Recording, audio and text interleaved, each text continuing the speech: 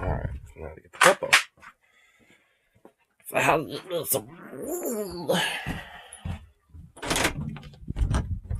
I is back. Like, I is back. See, I is back. I is back. Hello.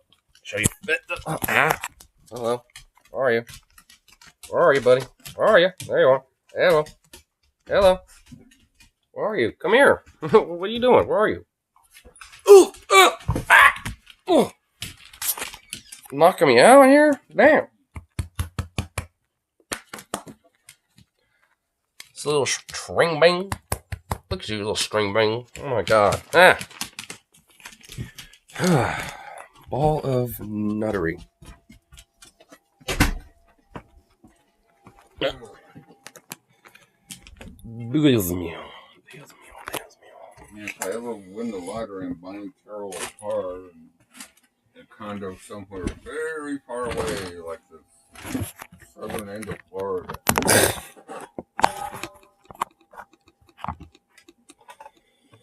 Okay. At least a car.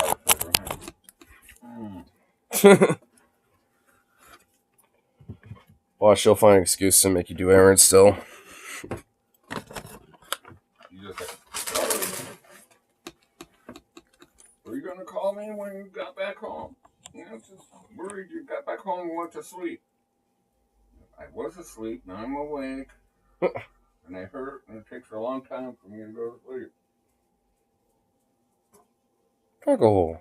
Hello, doggo. Hello, doggo. However long we were gone to go up to the dispensary and back.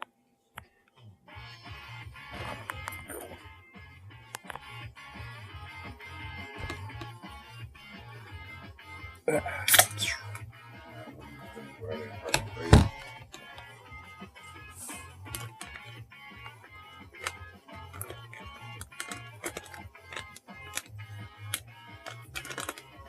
been watching too many crime shows. I've been too many ideas about drugs. Okay, what's the answer? Body. No one knows. Oh, the Chanel never work. Never ends up well. Yeah, that's always something.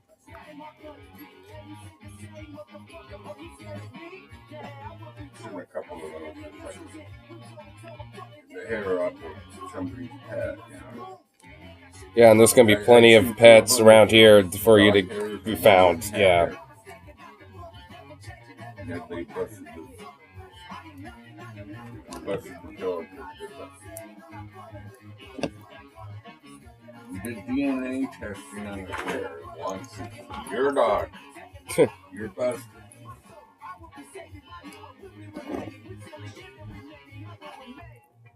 There's all kinds of crazy weird shit that they bust people on.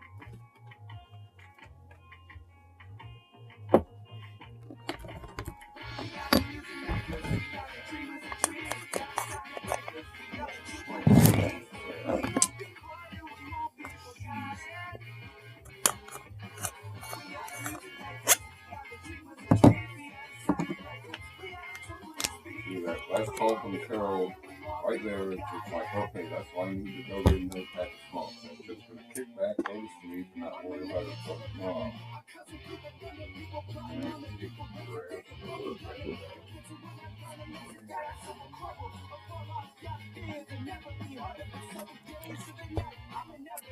My best friend, she bitched you. Hung her with a new rope.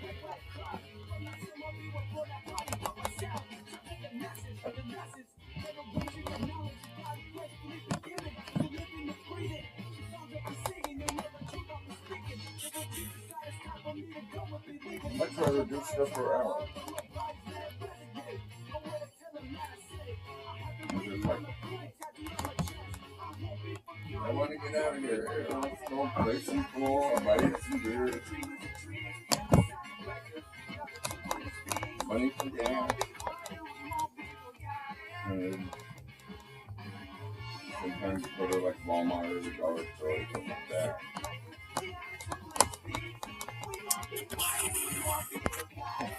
Come on. And always real happy. Carol and try to get her car started. How are you not using that flashlight the right way? Oh, you know, the flashlights with the magnetic and the hanger on it. What are you talking about now? Flashlight the right way. I haven't really been paying attention anymore at this point. I'm like doing my own thing here. Mess. You figured something, whatever it was. On Fucking the God, he's not even. I don't even think he's listening or paying attention. You know, to get the light, you know, so what I Just fucking. like the screw or whatever I'm looking at is in the dark. Yeah.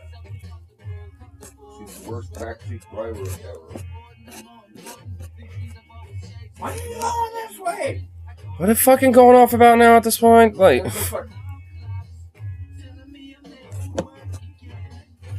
Hey. You know, 24 seconds off the driving time, it's not going to make a whole lot of difference. Hey. Good lord.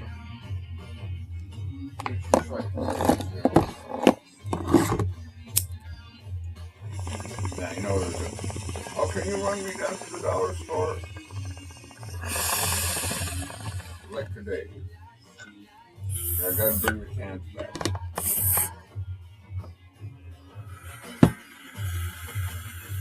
Like, oh, drop me off at the office. And play poker. Okay, stop by 7-Eleven. Go to the office. Come back. Bring the cans in. Come back. Pick her up.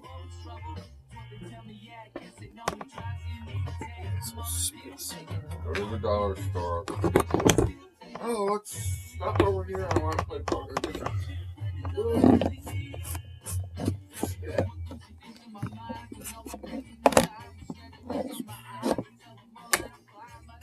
Yesterday I had 4 wins poker to us.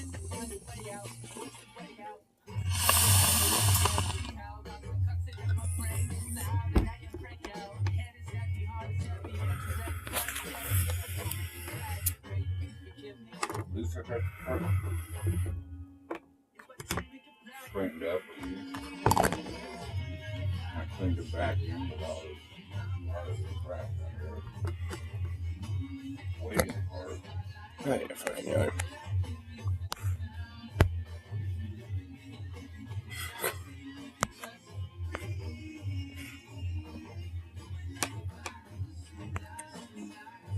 I think it might finally be time. Yeah, it heals me up.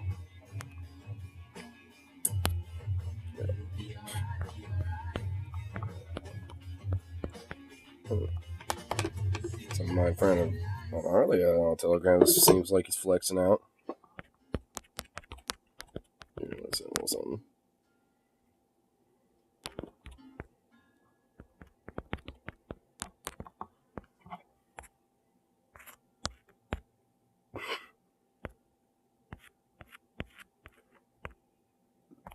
Fucking saying he feels like a rich boy smoking a cigar.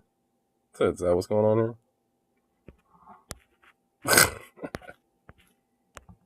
Oh, he's got a Switch? Check this out. I just bought this with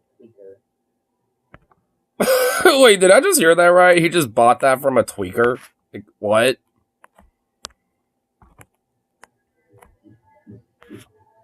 Hold on. I got it. Like... I just bought this from tweaker.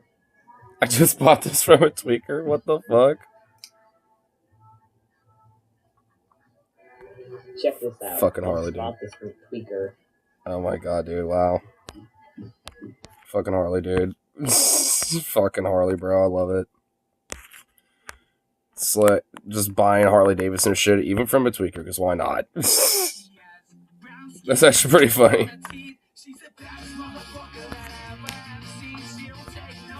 I had to admit, that is actually kind of funny.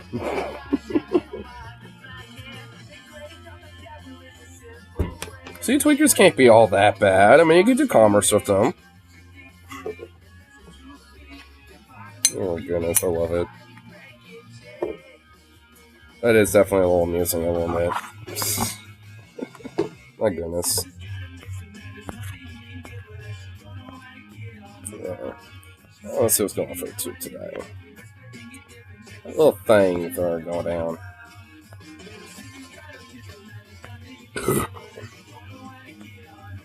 That's a good burp.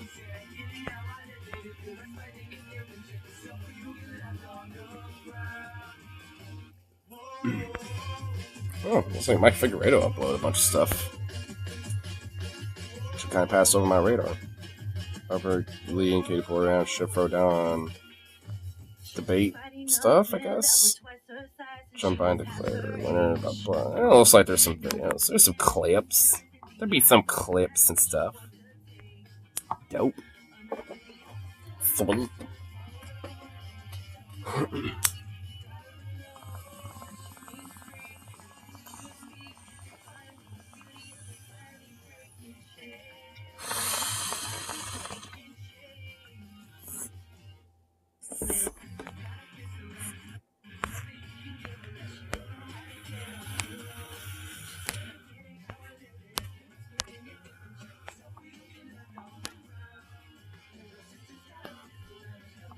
Oops, there we go.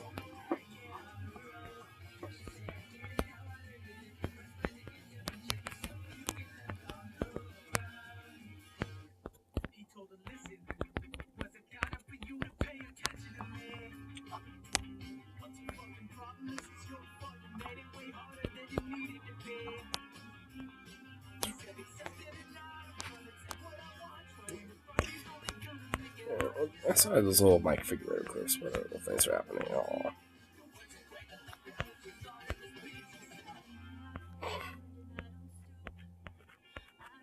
TikTok hot conspiracies are a hinge. Oh boy.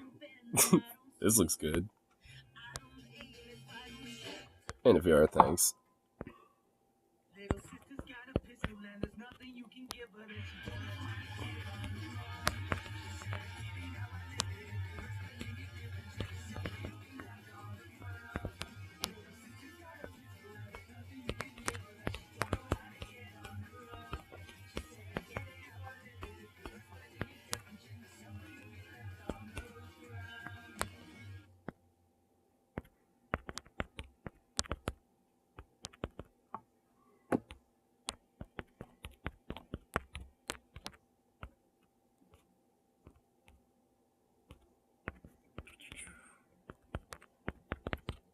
Hey, Kurt's sending messages while I'm doing this. Boop.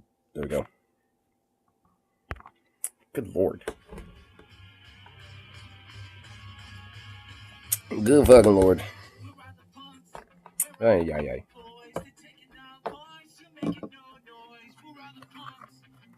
Ay, ay, ay. Blah, blah, blah.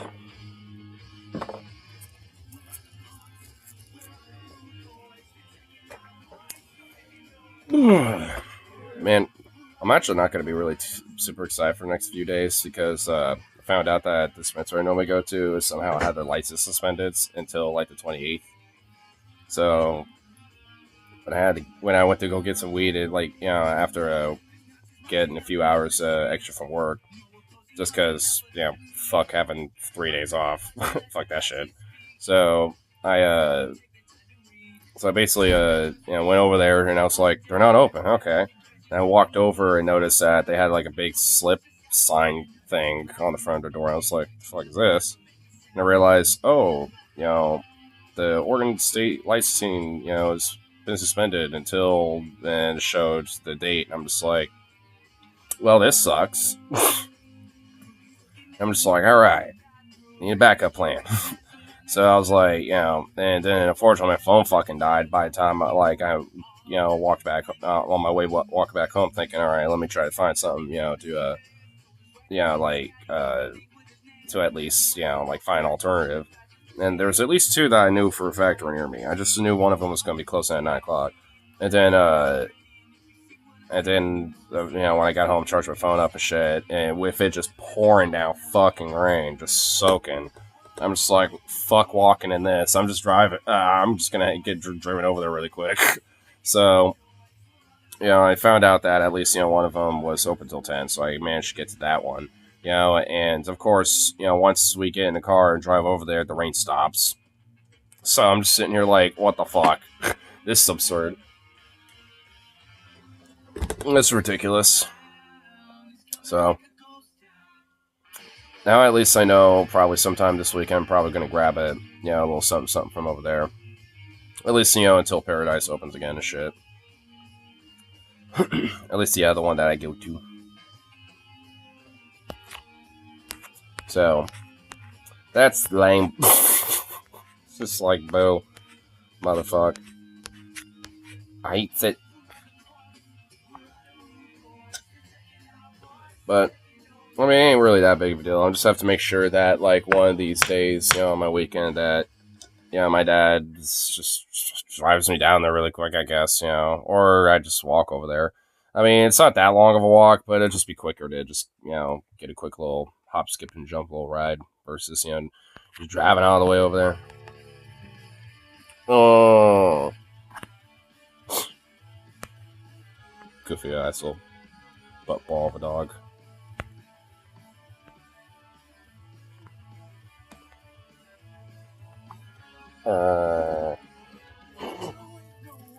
Silly little thing.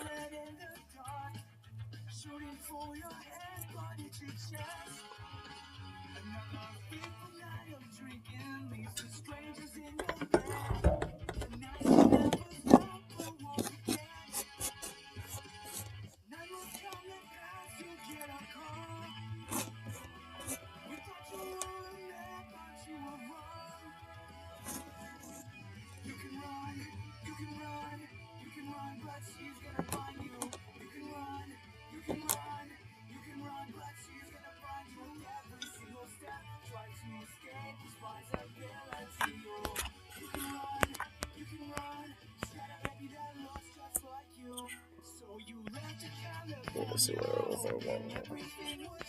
Actually, let me find that other thing I was looking off. There it is. I'll pull that up. Warm up with a little something lighthearted, a little fun.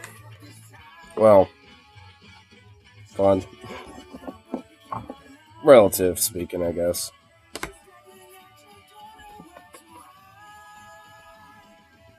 See about these, like, TikTok conservative conspiracy dorks and shit. I mean, I could barely hang with, like, the little bit that was, fucking shown the last time, but that was kind of like the last little end of everything, so, but, I think, I haven't had, like, a major dose of that shit in a minute, so I think it might be okay. Might be okay.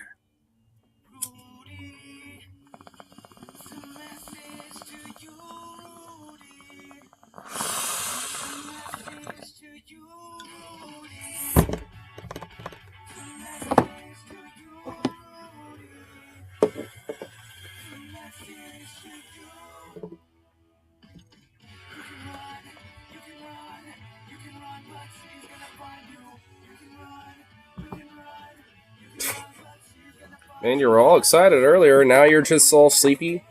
Is that what it is? Oh, I guess it is.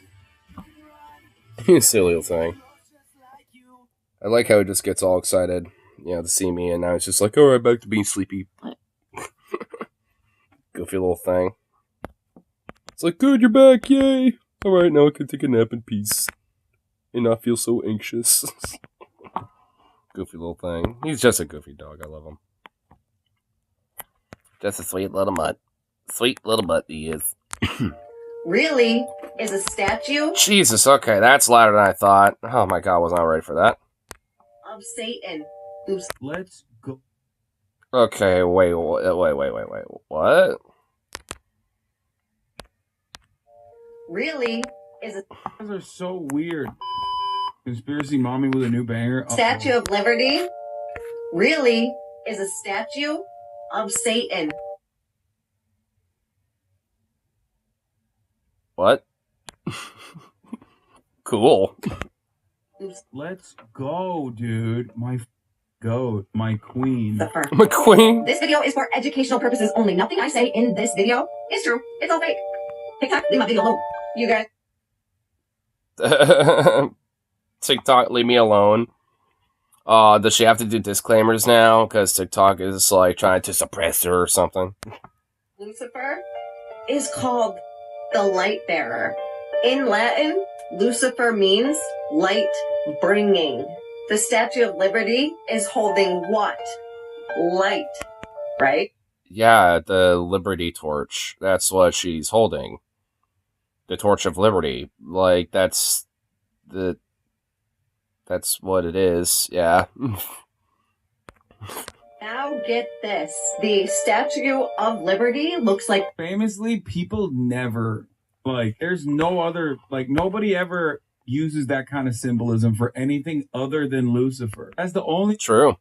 Yep, whenever you have a torch and you just hold it up high, you're worshiping Satan. Yep, I like it. Let's go. I'm digging this so far. thing of that single. That signals. like the Colossus of Rhodes, which I think it took inspiration from it.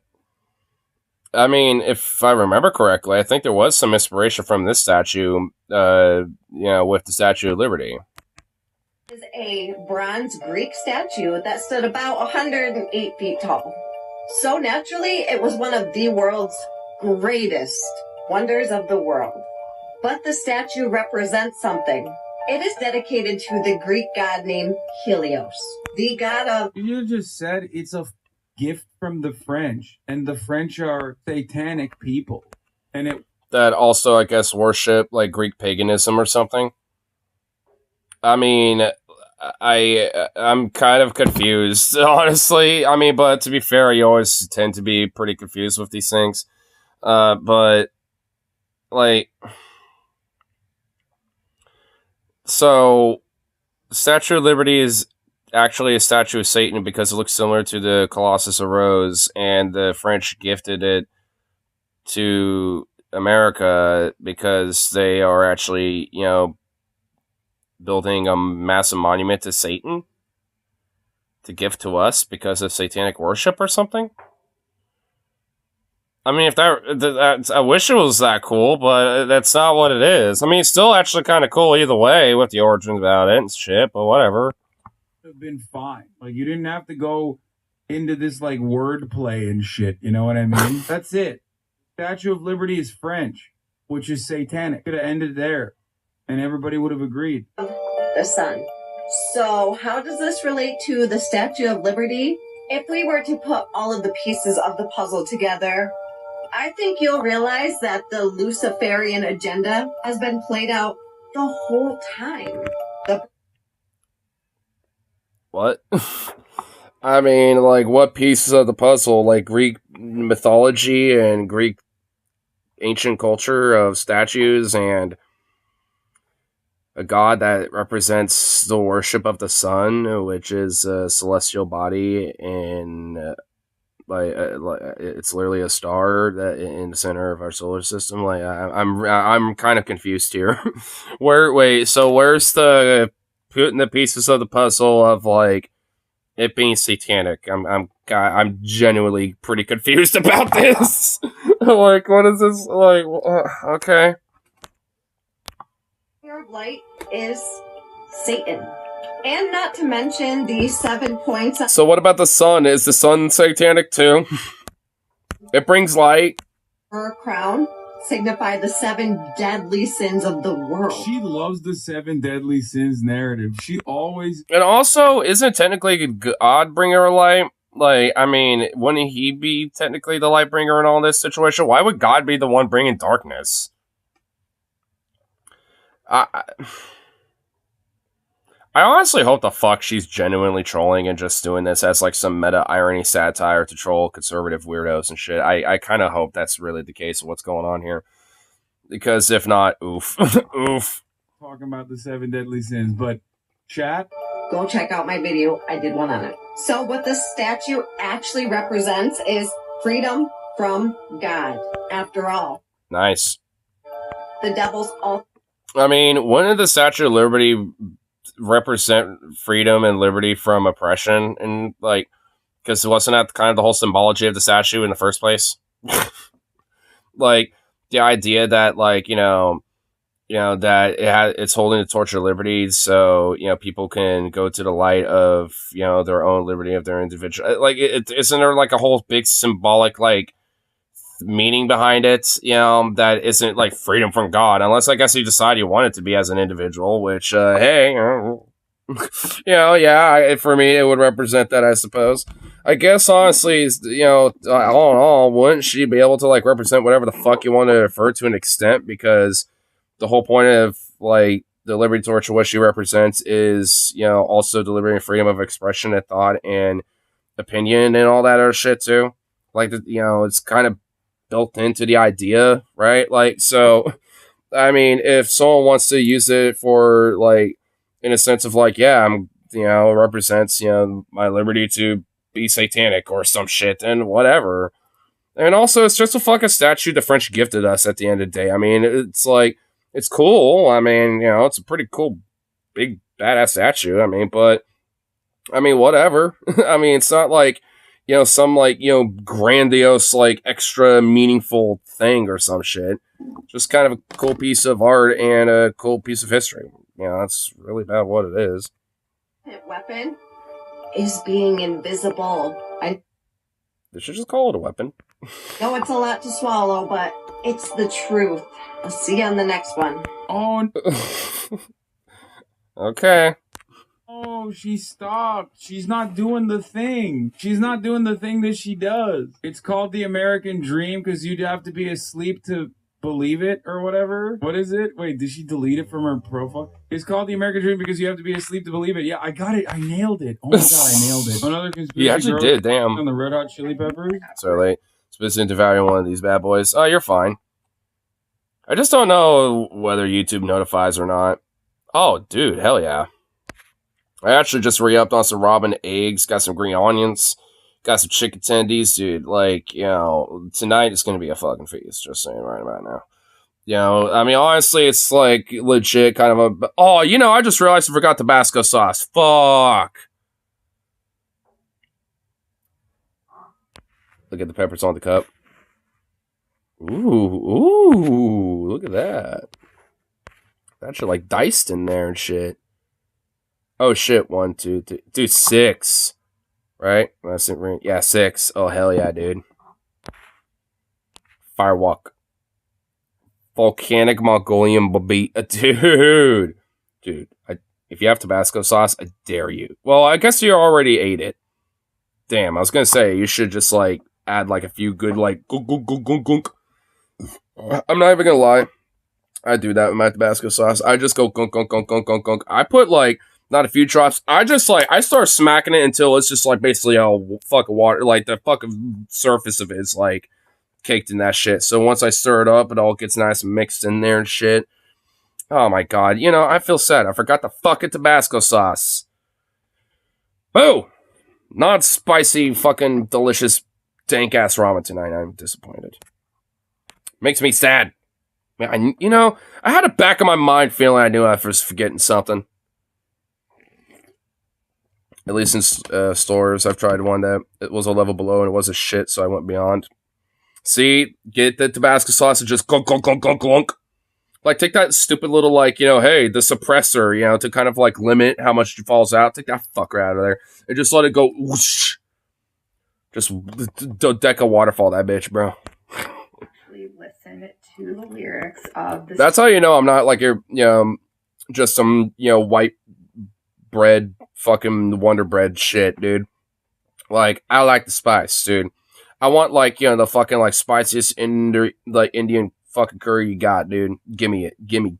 I challenge thee, that's, it's like you give me something that's spicy, I say, double it, and, don't give it to the next person, give it to me. By the Red Hot Chili Peppers, Californication, which was, keep in mind, written almost 25 years Californication. That's a good song. ago. I'm keeping that in mind. The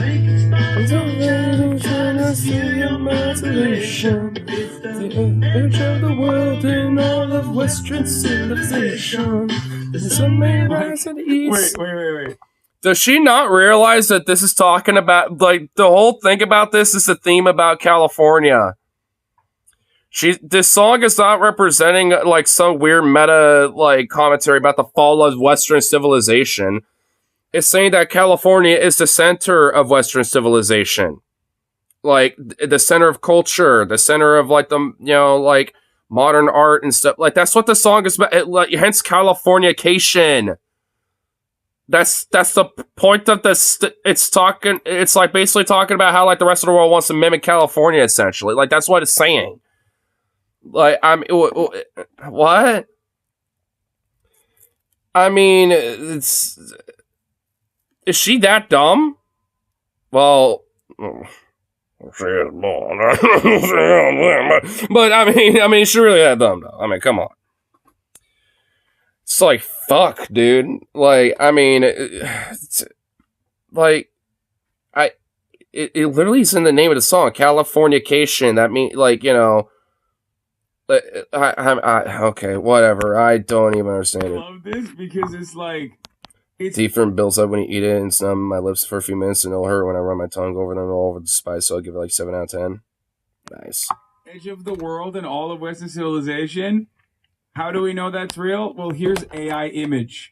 Here's an AI image of meteors. And also, when it says it's the edge of the world, it means the West Coast. Like, the edge of the world, so to speak, on, like, you know, the edge of, you know, the coast of America, because then on the other side is Asia, then the rest of, like, the mainland world, you know, from, like, Asia and Europe, right?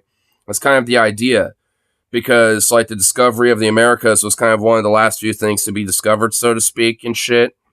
So, like, at least you know, when you, like, look at the historical timeline or whatever the fuck, right? Like, at least that's the idea, right? So, you know, like, it's taking theme from that, you know, when it comes to being, like, you know, the edge of, like, you know, the known world, at least, you know, the last bits that were discovered of the known world, essentially, right?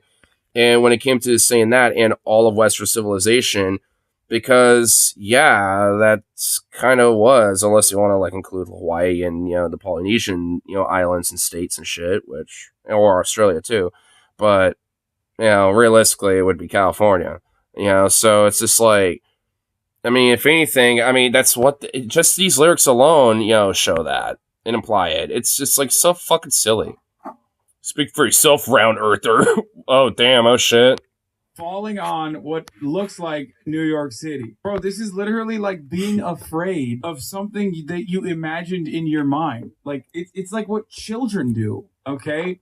Or someone who hallucinates. Or the entirety of the conservative movement across the world, by the way, not just in America. And it's like, guys, I just thought of something that's really scary, and I realized, you know, what if it's true?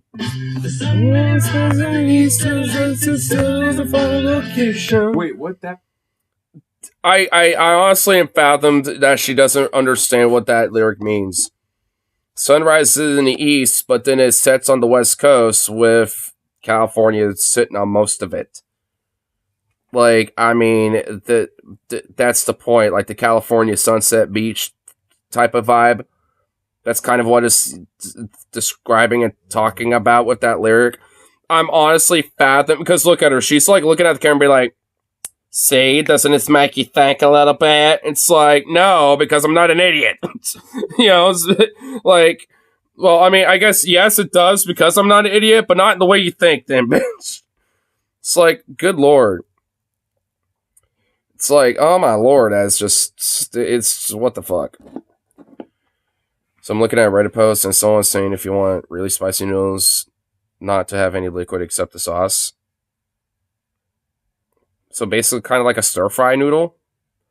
Well, wait, I actually think I know what they mean. Like, draining the water out of the noodles, you know, and then whatever sauces, you know, and shit are in there is what, you know, keeps it liquefied and stuff. Because I've done that before, right? I kind of don't really do that as much. I'm kind of like a little bit mixture of a broth where, like, at the end of it, it's kind of like this thick broth at the end.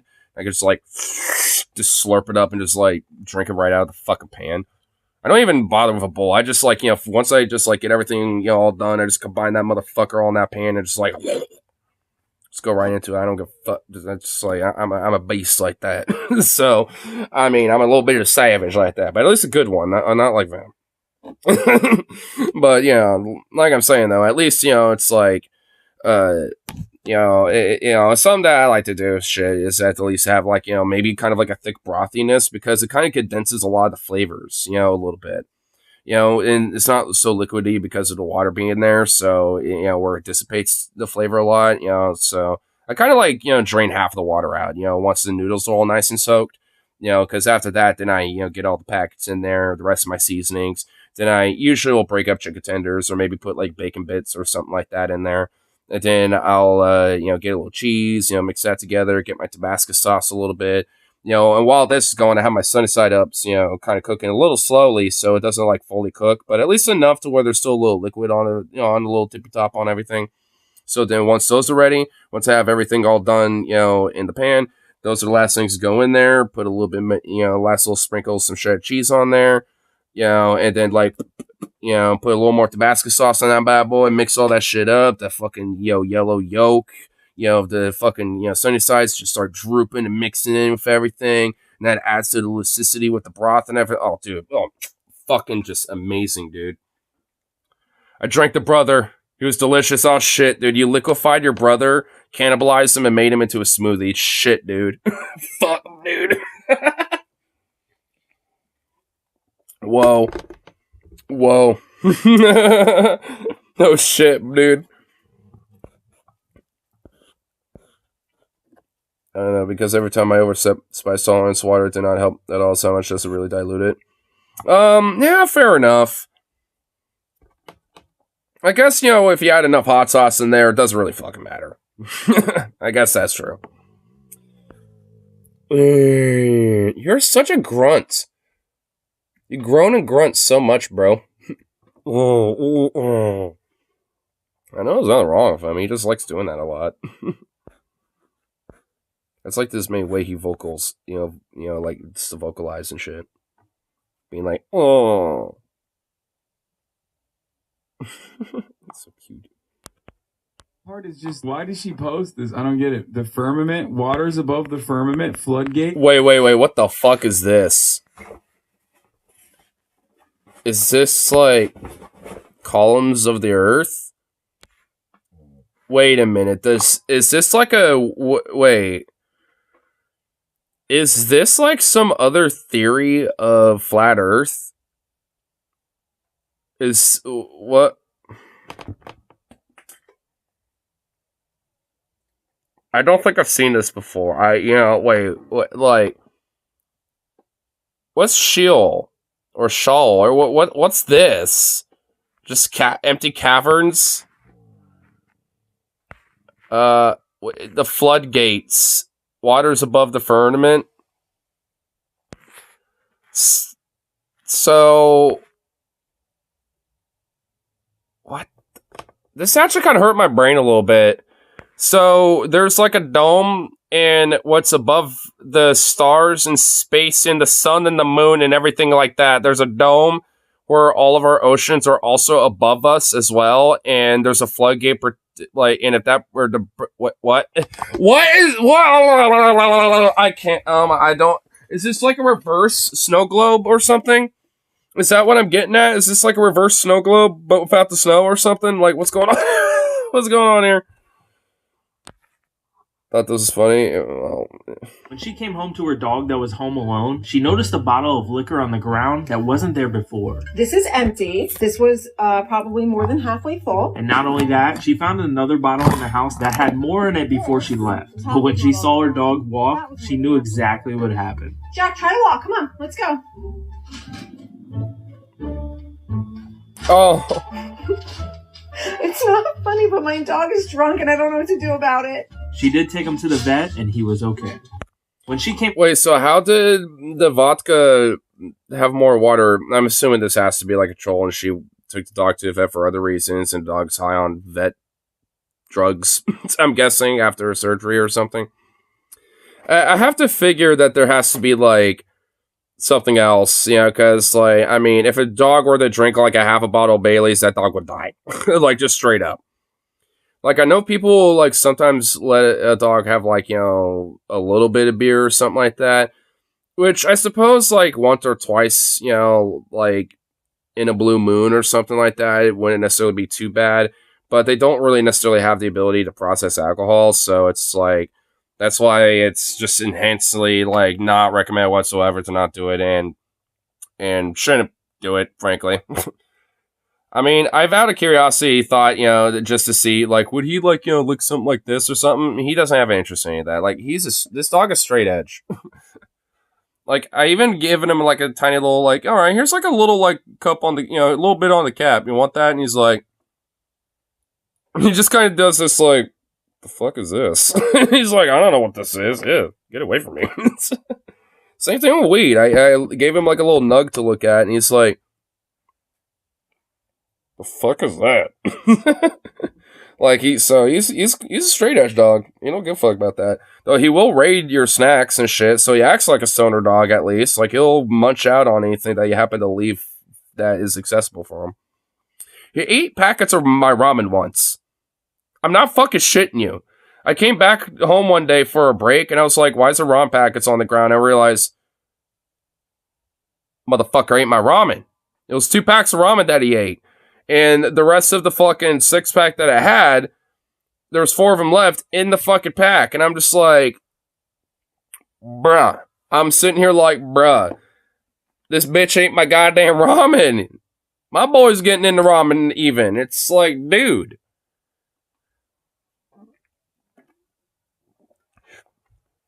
So doesn't that mean spicy ramen they used water would be even hotter?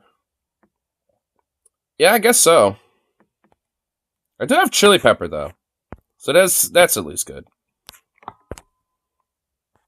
That at least gives a little spice. What is Not this? enough to do anything for me, but I'll just have to put a little extra chili pepper in there. Is this hollow earth theory or something? What is that? No, it's not flat earth, chat. It's hollow earth. Get with the program. I think it's hollow, right? Wait, that's not like a unique concept. Yeah, pay your surgeon very well to break the spell of aging. Let's talk about like plastic surgeries and like the thing about Hollywood, which it like, you know, when it comes to like, you know, retaining your youth and beauty and stuff like if anything, it's kind of a critique on that culture. Like, I mean, if anything, these pictures kind of prove it a little bit. I mean, because honestly, I mean, I'd say both pictures are attractive for, you know, this lady, but it's like, I mean, you know, it kind of shows the black and white, so to speak, when it comes to like, you know, the before and after. Same with this. You know, it's like, so that is critique. If anything, it's kind of for critique, you know, about that. You know, like, which is why, you know, saying the spell of aging, because, you know, it's something that people think it could be cured. You know, you have to use some magic spell like plastic surgery or other shit like that, you know, to try to help with the aging process and not look so old, you know, even though you're like 33 or some shit. None of these lyrics are unique at all. Now you're They're not referencing the things that the song is. I mean, if anything, it's just like, you know, what was it? When did the song come out? Like early 2000s, late 90s or something like that? It was basically like, you know, the 2000s version of Hotel California, if you think about it. It's like, you can always check in, but you can never leave, you know, or whatever. You know, it's like, honestly, it's kind of the same premise there. Like, both of those songs, you know, are kind of both like, you know, compliments and critiques of California in a way. And like, you know, and at least, you know, with the Red Hot Chili Peppers, you know, kind of amplifies the Californication of like, you know, modern culture, especially Western modern culture. That's kind of what the whole lyric earlier was meaning when it came to like, you know, being, you know, the age of Western civilization, whatever it was. It's like, I mean, it's a good song. I mean, it's why I kind of find it annoying that she's misinterpreting it so much. Is mentioning what the is going on? Like, I mean, it doesn't really get me riled up like Ben Shapiro saying that John Lennon's Imagine is the worst song ever or some shit, you know, but it does kind of rile me up a little bit. Plastic surgery was very much around back then. She's like watching Nip Tuck, shocked at how revolutionary the show Nip Tuck was, that they invented plastic surgery many, many years before it existed, okay? Wow.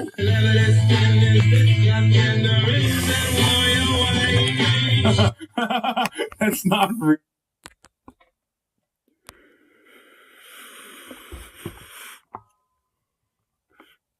Celebrity skin. Is your chin, or is that warrior raging? I kind of feel like this could be multi-meaningful. I mean, because this could also be kind of like, you know, partially political, but also still kind of partially about like the, you know, element of plastic surgery, which is what she's mentioning or showing here, which honestly makes me kind of feel maybe it's otherwise, or at least multi-meaningful for sure. Because, like, I mean, you know, there's also a lot of celebs that, you know, make political statements. I mean, that's nothing new under the sun. So, I mean, you know, especially considering when this song was out, like, when was this song released? Had to be like what, like fucking 2000. It had to be like the early 2000s, right? Here, I kind of want to look it up really quick. Hold on. I want to take a gamble Streamlabs, even though I don't like that, but whatever.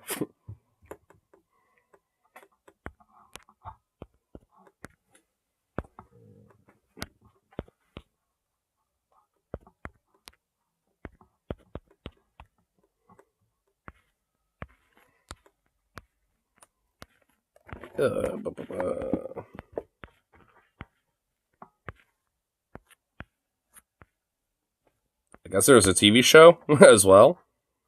Oh, it's in 1999. Okay, so 1999.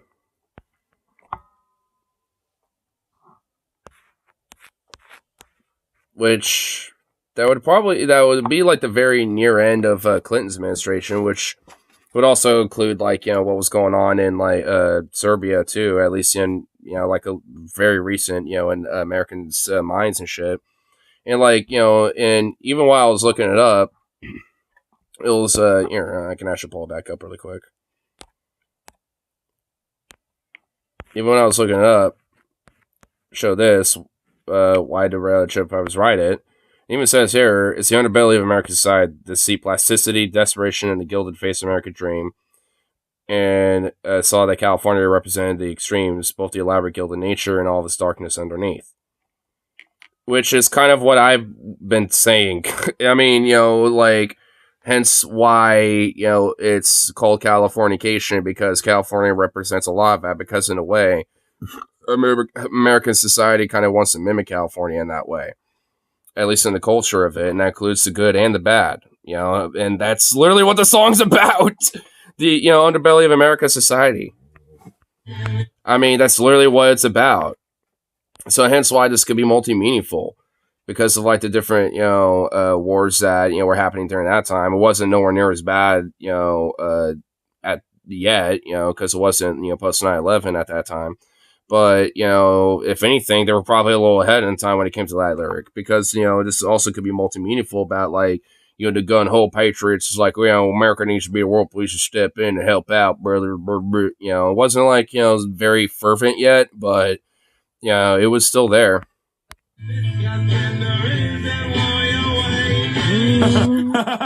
That's not real, dude. What the?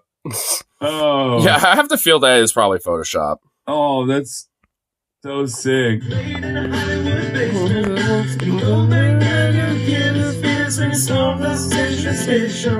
I'm losing my mind. Honestly, I'm just like kind of more tuning into the song and shit more than actually trying to read it, because it's like, I mean, it's a good fucking song. Dude. But then again, Red Hot Chili Peppers are pretty fucking good and pretty awesome. Do you think that he's like, you're pointing to things that he's referencing and then going, that's real, that's like they figured it out? I mean, in a sense, but not for the ways that she thinks. I mean, it's because of, you know, again, the themes of the underbelly of America's society, which honestly, she's a part of that. The song is also, weirdly enough, talking about the bitch being like, so there's like some deeper extra meta meaning about how, it's like, no, not really. If anything, it's talking about you too.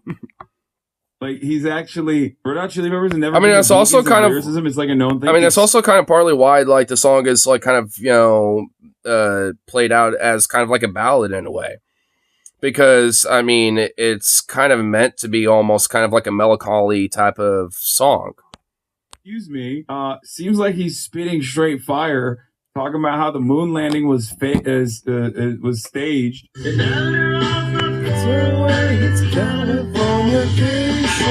Finally, someone found the hidden messages in Red Hot Chili Pepper songs, which, of course, you can understand at face value. Now, let me tell you something, okay? This always strikes me as something that's like something I grew up with in Turkey, and I think they have it in America as well. Someone in the chat referenced it as well, like the hadiths, or, you know, there's like always guys out there that will look at the Quran and be like, well, this surah, if you look at the number here, like the Quran actually predicted this historical event. Did you know group affairs is called business or fencing? Pronounced fencing. Well, good thing I pronounced it right the first time. And yeah, actually, because there is like because some fuckers mean it. Yeah. Well, funny enough, there's actually a animated like shorts YouTube channel that I watch that actually made a YouTube short kind of referencing that. Or whatever. Hundreds here, maybe I can see if I could find it. Animated ferret short. I'm sure if I just do the... can I not press the H, apparently? Okay, there we go. Oh, right here. Group of... yeah, right here. All right, let's see here. This is a hard day for all of us. You're Natural Habitat shorts. a rock star. We're a family. I'm sorry. This is really long. We're going to let you go. You're fired. Little baby. This is our final decision. We're prepared to offer you 4 weeks severance. You can have a hard bargain. 6 weeks plus applesauce. You can collect your things on your way out. Wow, those were his first steps. Janice, could you send in Grammy next? Had one as a pet. Damn, dude. But yeah, dude, I don't know if you ever seen these guys before, Natural Habitat shorts, but dude, they're fucking awesome. I love these guys. Let's see. I know they have stuff that they have for sale. Oh, right here.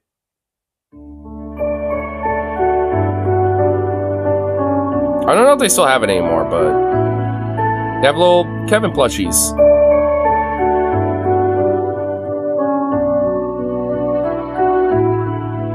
Oh, so cute.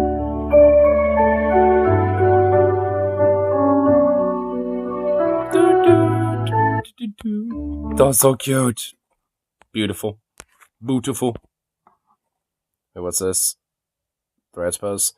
Hey, what kiwi birds sound like? Like piss off velociraptors? Oh, that would... wait, what? Yeah, piss off velociraptors. Oh, look at that little guy.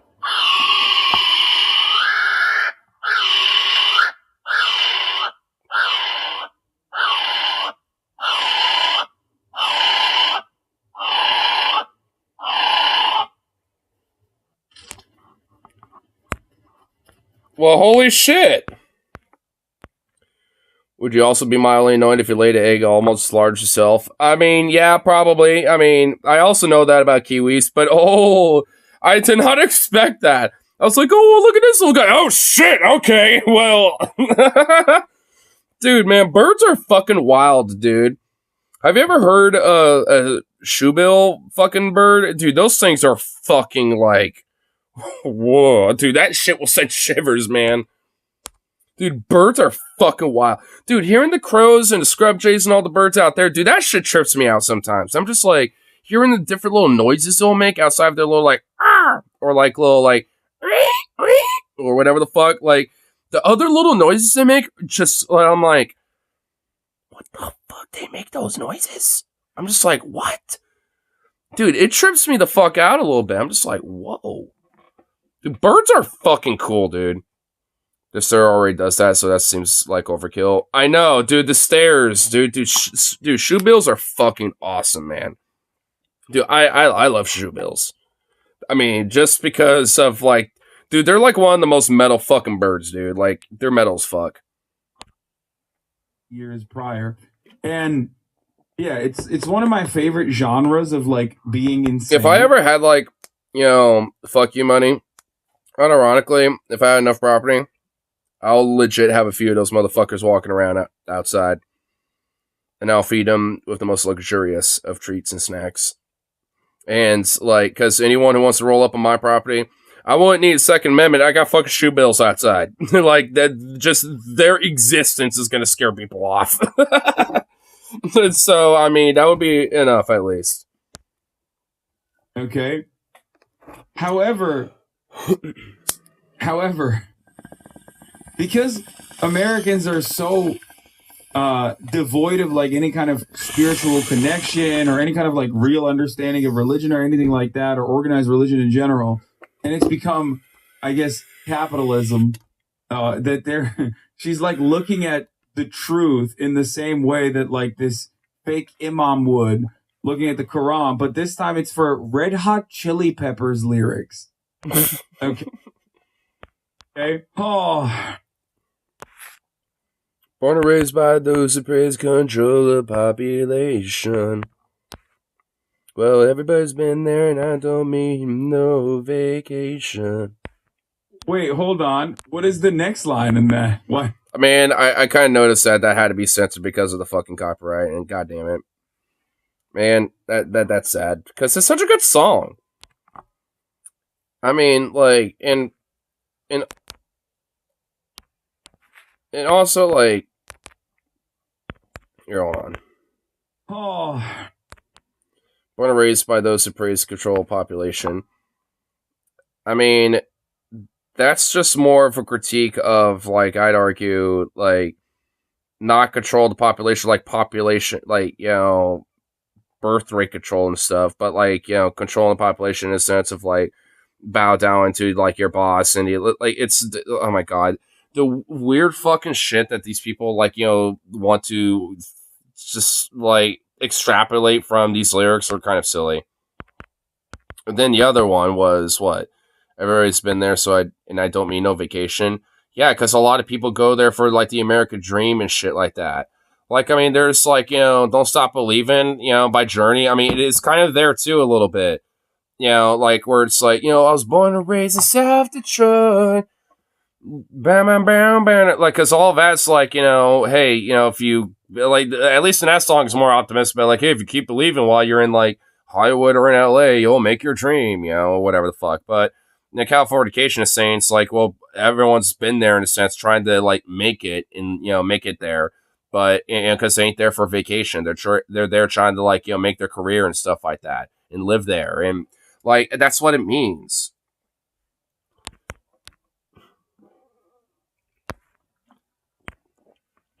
It is a bummer that we can't at least play all the song even in like partial clips. I guess you can on TikTok. Wait, hold on. What is the next line in that? Why didn't she identify the other part? Firstborn unicorn, hardcore soft porn. What does that mean? You know what I mean? Why does she not? I'm so confused. If he's popping off about everything, okay, makes you think, what does firstborn unicorn, hardcore soft porn mean? Damn, Anthony Kiedis predicted pornography, brother. I mean, if anything, it just kind of shows that, people like to, lust for a lot of their sexual desires, including when it comes to, like, softcore stuff or hardcore shit and whatever. You're supposed to let the noodles suck up most of the liquid, but that would require, like, an overnight soak. Not necessarily. Crazy. Oh, my God. Let's go. Unmitigated mental illness. Truth is coming in 2024. Oh, my God. Oh, yeah, we're about to get something that's going to be a banger here.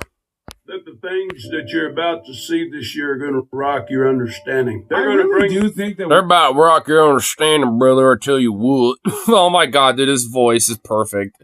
It almost sounds like my fucking, like, I tell you what, boy, type of voice. Dude, oh, my God, he almost sounds like, dude. See, I don't do that as, like, a mimic voice like that. Well, I do, but, like, it is a real thing that people actually have as a voice. Like, there's a reason why I use that as, like, my southern voice, boy. You know, because, like, dude, so many of these motherfuckers sound like that. I'm not kidding. Like, they do. Like, that guy just straight up sounded like my little, like, you know, me trying to do a little southern thing. If I don't even need to try it, because I can do it, it's not that hard. You know, it's like, I mean, because I got a little bit of southern blood in me anyway. So it's like, we're how you doing? Yeehaw, yeet, yeet. So it ain't that hard. I mean, at least for me. So it's just, oh my God, Jesus Christ. Wow. Oh my lord. Getting, as a society, progressively more mentally ill, though. Like, I mean, I don't know. Maybe it's like social media and these guys are fascinating, so we pay attention to it. Yeah, And also, it's just due to a failing education system. Like, I mean, that could be a major factor as well. This guy looked like the forgotten Wahlberg brother. I feel like this is the Wahlberg brother that actually, in an alternative universe, stopped the 9/11 attacks. Your faith to the edge, and you're going to realize that Became a hardcore patriot ever the since. spiritual battle that's been at hand, the things that were uncovered in 2016, 17, 18, 19, and 20 shall be brought to light. I think this guy always existed. What? What? I mean, what is he even talking about? Like, I mean, with the Trump administration, it already kind of has, and also was pretty fucking brazen anyway. Like, it was right there for everyone to see at that time. So, I mean, what is he talking about? Dude, I love, like, the vagueness that these conspiracy theorists have, or they at least start with.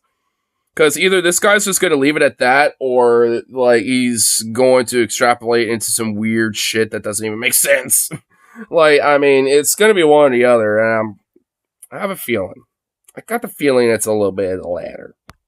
There's like 360 million of them now. I mean, we're pretty mentally ill back in the 50 AC, but this is another level. I mean, were we pretty mentally ill back in the 50 AC, or were we just not aware of a lot of stuff? I think it was just because we have mental asylums, and for, like, it. Oh my God, I honestly don't need that anymore, because that's not even when trash day is any whatever. I need to find a way to get rid of that. But anyway, but like, I mean, like we had like mental asylums back in the day, and for like, for every like, person that might have genuinely probably have been like, mentally unfit or unwell and shit, there was like at least 10 people that were pretty normal. Maybe just like a little neuro atypical, like maybe like me, for example, that were in there and shit. So obviously they're, like, if anything, like the community treatment and the asylums are pretty fucked, but in a lot of ways that kind of also, not in a good sense, but like kind of kept, some of the crazy, so to speak, from just being loose. But again, it wasn't in a good way at all.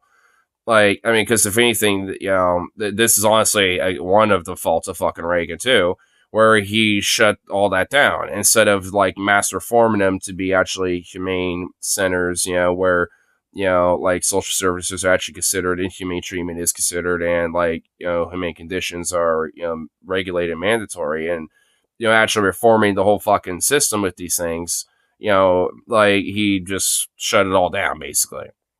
And because of that, they're, kind of, I think, in a way, led to some of this shit to an extent. Because, well, of course, a lot of these, cuckoo for Cocoa Puff motherfuckers that, are out there and shit, tend to be like, who are generally cuckoo for Cocoa Puffs, now don't really, don't really got anywhere to go. And, when it comes to at least, having a place where they can have at least independent Overwatch and shit. Or for two, were let go and, well, had other crazy people themselves, so it's like, it's not a good thing. And I think, reinstating, like, at least, dependent, like, healthcare facilities and places like that, wouldn't be a bad thing. I think it would be honestly a good thing, but they have to be heavily fucking regulated and actually be, considered in a very strong, humane, level. Because, I mean, they're still people, but I mean, if but obviously there are just a lot of people out there, that aren't really necessarily fit for society and, need to, have a place where they could still be, at least to a degree, a part of it. But, at least, have dependency and care and, people watching over them because, they might, unintentionally, obviously, hurt themselves or other people or, whether just unintentionally or because, the voices told them to or whatever the fuck, right? So it's just one of those things where it's just like, there needs to be at least, more proper humane alternatives when addressing these problems. Instead of either just like locking them up or having asylums that give them lobotomies and do weird fucked up experiments or whatever the fuck, it's like, yeah, no, it's just like, I mean, there needs to be like a humane way with this shit, and obviously there is. I mean, there's a lot of, countries, at least in Western Europe, that, obviously can handle it pretty well. So it's like, we can't? I feel like we were just simply not aware of a lot of things that we are now aware of. And it is kind of wild that in order to justify somebody behaving like this in 2024, you have to go back 2,050 years, by the way. Okay? I'm sorry, but if you have to go back 2,050 years to describe a guy and how fucking psychotic he is in 2024, then yeah, shit's kind of fucked up. Okay? What the hell? Actually, more like 1,950 years given the age of the NT. This is you believe in the dead internet theory relies on the idea that the internet as we knew it died back in 2016, and since then everything we see online is artificially generated content created to gaslight the entire world. Now, when you first hear that, wait, what? Wouldn't that include you? So I am artificially generated, guys. I'm gaslighting you. I'm actually AI generated, and I'm gaslighting all of you. Jigs up. Sorry, guys. He said the magic, KGB words. He said the KGB code word, dude. The code phrase. I think it's just another conspiracy, which it is, but it is one that has some truth to it. Which it is. You might just think it's another conspiracy, which it is. The line between human creation and machine creation gets a little bit more blurred. Timothy Shoup from the Copenhagen Institute for Future Studies predicts that... This is so stupid. No, that's not the dead internet theory at all. No, I thought the dead internet theory was something different. That, the internet is basically dying and that, yeah, I honestly don't even know what the dead internet theory is. This is the first time I'm hearing about it. So wait, is it, the internet died already or is it dying? I mean, because that's actually the first time I've heard about it, so I don't know anything about this. The overwhelming majority of content will be AI-generated nonsense. Isn't that... Maybe I misunderstood it. Is that by 2026, 99% of the internet will be generated by artificial intelligence. And to give you an idea of this, take a look at ChatGPT. You can create a week's worth of blog or Twitter content in just 5 minutes. Now, imagine what that might look like in 5 years with just how fast things are upgrading. So no, the internet isn't dead yet, but there are some things we need to work out to prevent it from dying. Yeah, no, he's not... What? No, it didn't, what is he saying? The theory is that currently most of the audience in sites like YouTube and Twitter are bots. I think that there are a lot of bots, and it's just bots talking to one another. Holy shit. Okay, so I think alright, so I think I'm getting this whole dead internet theory thing. So it's the idea, so it's actually kind of more about, AI-based, type of theory, it sounds like. So it sounds like basically because of AI and AI-generated content, because at a certain point, there'll be, such an advancement on the abilities of AI to generate content that, it will be so indistinguishable from regular people, essentially, that, most of the internet will be essentially saturated with nothing but that. Or about as close as you can to that, essentially. And, I mean, I don't really think that... I mean, it's I don't know. I think it's certainly, not the craziest conspiracy I've ever heard. I think there's at least some merit, maybe. But, I just don't think the internet is really gonna, die unless, every server just, exploded or something. You know what I mean? So I just don't know if that would be possible, necessarily, even with AI in mind. But I do know there has been like this growing sentiment of like going retro and shit like that. Like when it comes to like old ass like retro games or like and like or VHSs or like older consoles like the N64 things like that. Like I mean I've noticed there is kind of like a growing trend. It's still pretty niche, but it's been kind of like a growing thing lately of people wanting to kind of like go back to kind of more like physical shit basically, especially considering like how everything is so digitalized and so like to the point where even Ubisoft is like, oh well, you don't need to own shit, peasant.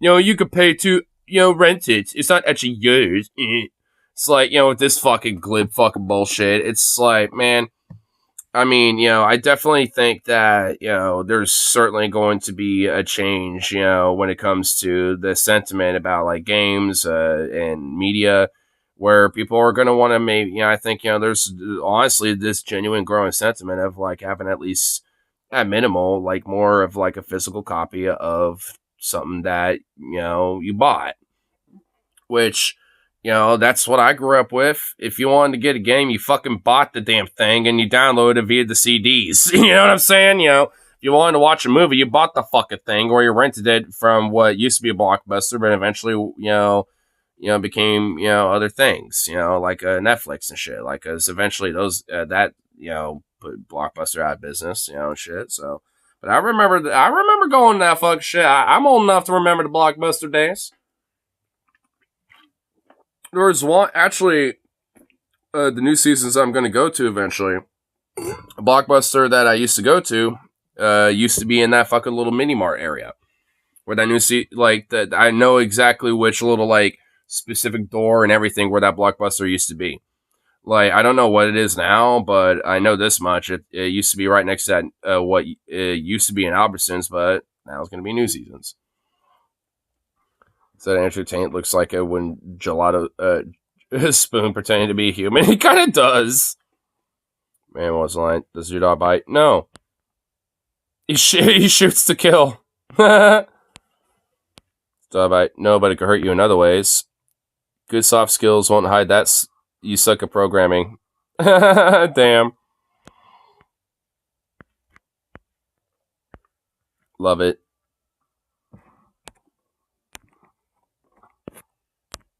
Look at Twitter. It's like a perfect example. That's called model collapse. We're already there. Over 50% of the internet is already AI. Yeah, I think that a shit ton of the stuff, especially on like a place that is less mitigated, like less controlled, like X, is exactly what happens when you're just surrounded by bots. Okay? Bro pulled that number out of his ass. No, I think Twitter is a great example of what happens, like what the internet will look like inevitably, okay? And because it accelerates when you don't have any moderation to try and deal with the problem of like non-human generated content or automated content. Bots, if you will, okay? The AI bots get on Twitter, Reddit, etc. and get user feedback to improve their algorithm. The point is, I think, especially with Google, okay? Especially with Google. When you nowadays, when you look at Google, which used to be a pretty valuable search engine, AI made content dominates. It's really awful. Like, it is virtually impossible to use Google outside of just like going directly to Wikipedia. Okay? I mean, unfortunately, it kind of ain't wrong. Like, there'll be, like, things I'll be trying to look up, and it will just, like, it's really isn't the way it used to be. Like, it always will just, like, push up, like, either, like, Amazon or all this other bullshit and all this, and basically just, like, what's sponsored or, an ad, like, right off the bat. Instead of, like, other websites, from, like, smaller businesses that you might want to order from, or check out when it comes to like information and all sort of stuff. Like, I mean, it's honestly at this point, basically, it's gotten pretty fucking ridiculous with it, to be honest. Which once again is still human moderation there, but even then, that's going to be very difficult to combat with bots as well. With artificial intelligence getting better and better, The thing is, even 1% of the internet is a lot of shit to look at. This isn't a problem. Still lots of humans to watch. Yes. I do think that overall, when you search something, so much of what you are looking at is just nonsense. How Google search really has gotten worse, research is fine. The majority of high-ranking product reviews and result pages of commercial search engines use affiliate marketing, and significant amounts are outright SEO product review spam.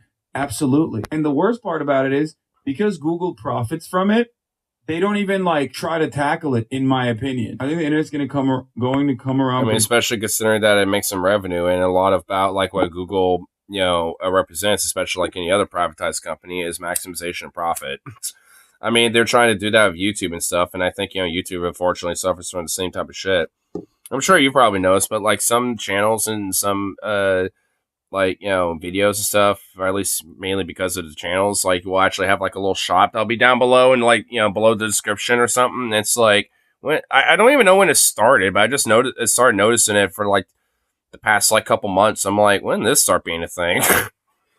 But it's like, one of those things to try to help, make YouTube profitable and all sort of shit. And it's like, and I feel like, they can honestly, make that possible, like without necessarily having to fuck over everybody when it comes to their stupid sensorial bullshit. Please buy our merch. I'll suck your dick. I know, right? So fucking absurd. Like the degradation, because YouTube gets a cut out of it. A pretty extreme rate if you compare it to the time it took to actually build the internet. Like shit is breaking so fast that you would not have imagined Google becoming more useless 10 years ago. Yeah, 10 years ago, you had no idea that at the top of the hour, someone was going to automate serving you an ad, okay? At the top of the hour, every hour. Yeah, I am actually AI-generated, chat. It's the truth. There you go. Here's the 3-minute ad break now. Oh, shit. The world is a dead thing with nothing inside it. May the coffee be with you. Help me, coffee. You're my only hope. AI-generated. You can buy it here. Here's the link. Oh, my God. Lord, wow. I need a cup that says that. Looks so good. Lamau, the coffee is strong with this one. Always. How much you want to bet these are just a bunch of like Starbucks moms? Oh my God, I guarantee, dude. I bet it is, dude. I guarantee you, it's a bunch of like Starbucks mommies and shit, dude. Like, bruh, dude. Laura, you got, I guess a Virgil, so I guess that isn't like, dude. Oh my Lord. I did yelled at him. Oh, I need another cup. So these shirts are like $30. Silence, you traitorous scum. Every part of this is fake. Every interaction here is false. Not a single human being has touched any of this product. Now, what's really interesting about this probably is hopefully not. It is perfectly exemplified by those like historic videos. I mean, we'll get the gullible Starbucks mommies, I guess. Account, you know what I mean? The historic vids accounts and stuff. Like sometimes there'll be like a historic vids account, which is a false upload. It'll be like a upload that scraped the audio, and it's just like straight up a movie scene, right? With no audio in it, and it's got like 100,000 likes. Yeah, humans OOC.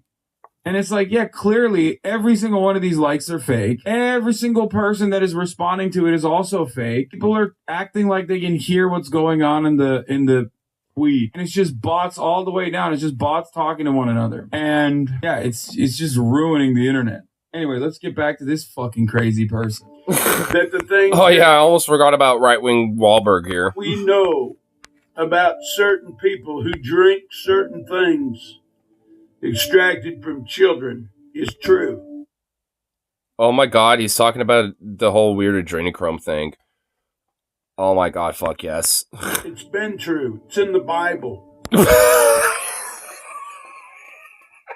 in the Bible, oh my God. Of course they always use it as a cop-out. There is a spiritual battle of wickedness, sorcery, evil, destruction on a level that... And satanic witchcraft devilry, I say. It's like, oh my God. Dude, man, the vagueness of like the truth's coming, the wickedness, the darkness, the witchcraft of satanic Satan vice upon the world. It's like, oh my Lord, man. It's like, can you name any specifics? You're just like, well, certain people drink certain things that are extracted for children. It's like, that's pretty vague there, buddy, but I kind of know what he means, though, but still, it's... Can't understand because you see it in horror movies, but you don't believe it. Does this guy really think movies are real? Did he just say that? Did he just say that horror movies are real? You just don't believe it because you see it in horror movies, but it's true. It's like, what? Are you saying that you believe the shit you see in the movies? And it's going on all around you by people in high places, and it has been since the beginning of time. Who do you think gave Nimrod the idea to build a tower to heaven so that they could break into heaven and take control? Is he talking about the Tower of Babel? Because if anything, that kind of shows that God's kind of shitty, because the whole point of the Tower of Babel is that, like, humanity was, like one, basically, at that point. They were, like, one big tribe, and they all got together, like, hey, let's go check out heaven. I mean, or whatever the fuck. They want to make the tower so tall that they can basically go, to the gate of heaven, essentially. And God was like, no! And, like, cast that shit down. And then, cast all the tribe of Babel, or that, basically, that tribe into, like, various different parts of the world. And basically changed all their, tongues so they all spoke different languages and shit.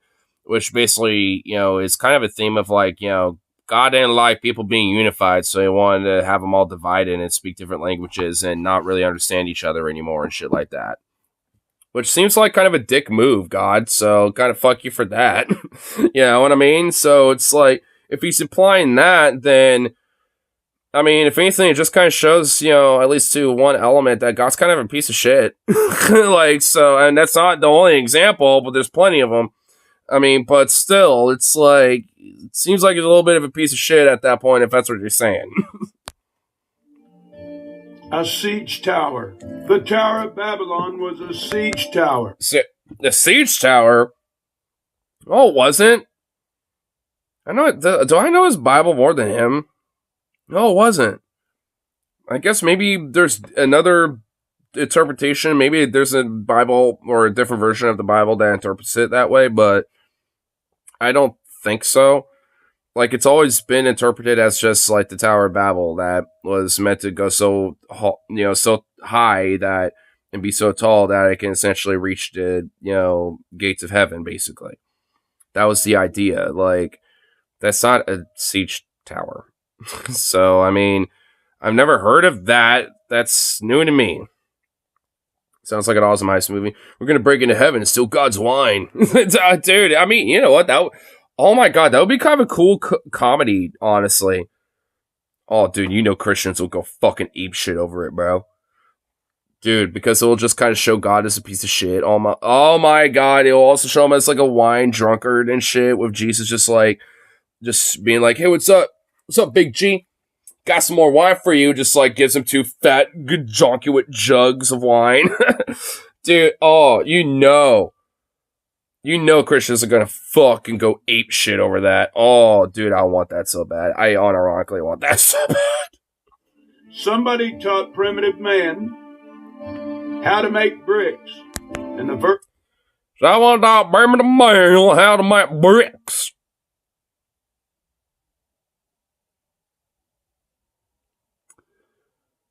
You fucking homunculus. Like, ancient humans and primitive humans were not, like, fucking retarded. Like, they were very intelligent.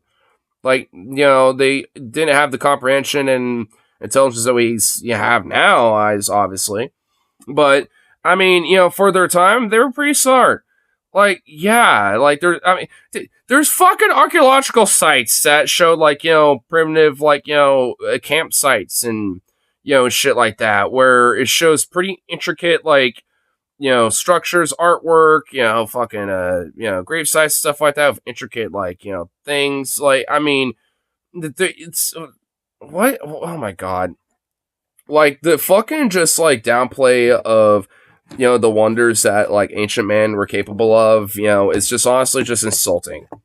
And honestly, arguably kind of racist too a little bit, because it's like, you know, ancient peoples all over the world were very intricate and, you know, had complex, you know, abilities to adapt and create civilizations and shit.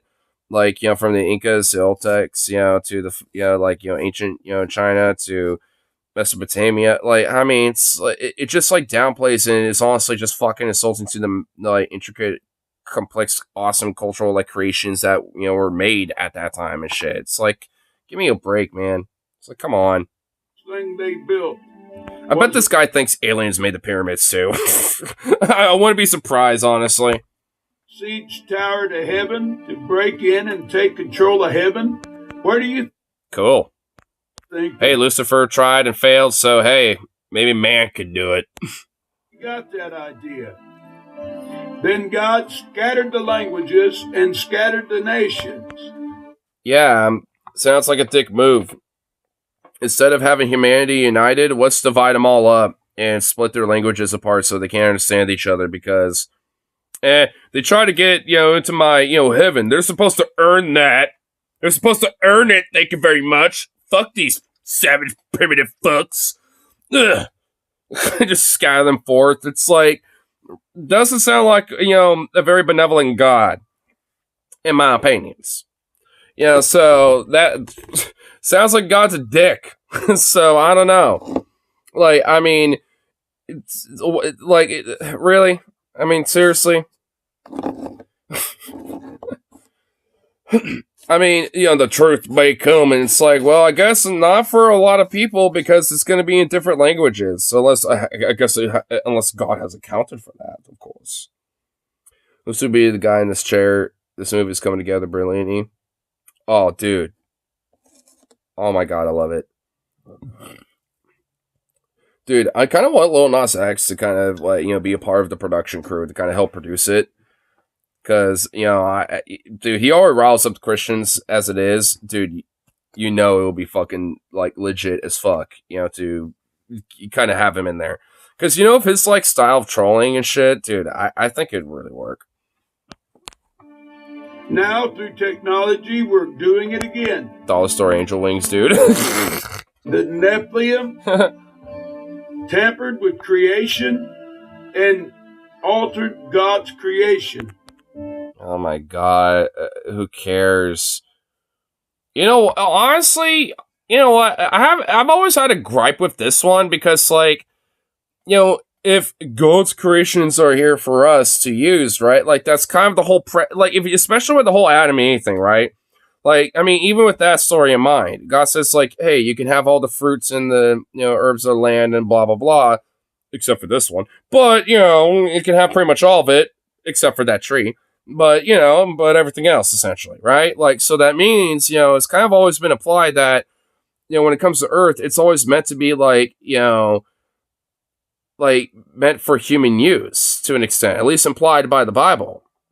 So that would mean that, like, we can alter God's creations because he gave us the planet, so to speak, to, you know,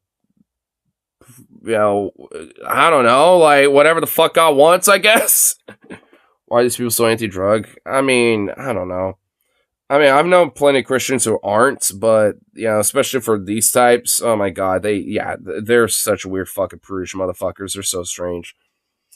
I mean, and, like, because, especially with this fucking weird logic, because, I mean, you know, because, like, the whole idea is that, like, you know, the whole plan is for us, and for us to use, and that it could include to, you know, manipulate and alter, you know, for our favor, you know, because, you know, we're a part of, said, God's creation and shit, right? Like, that's kind of the whole idea.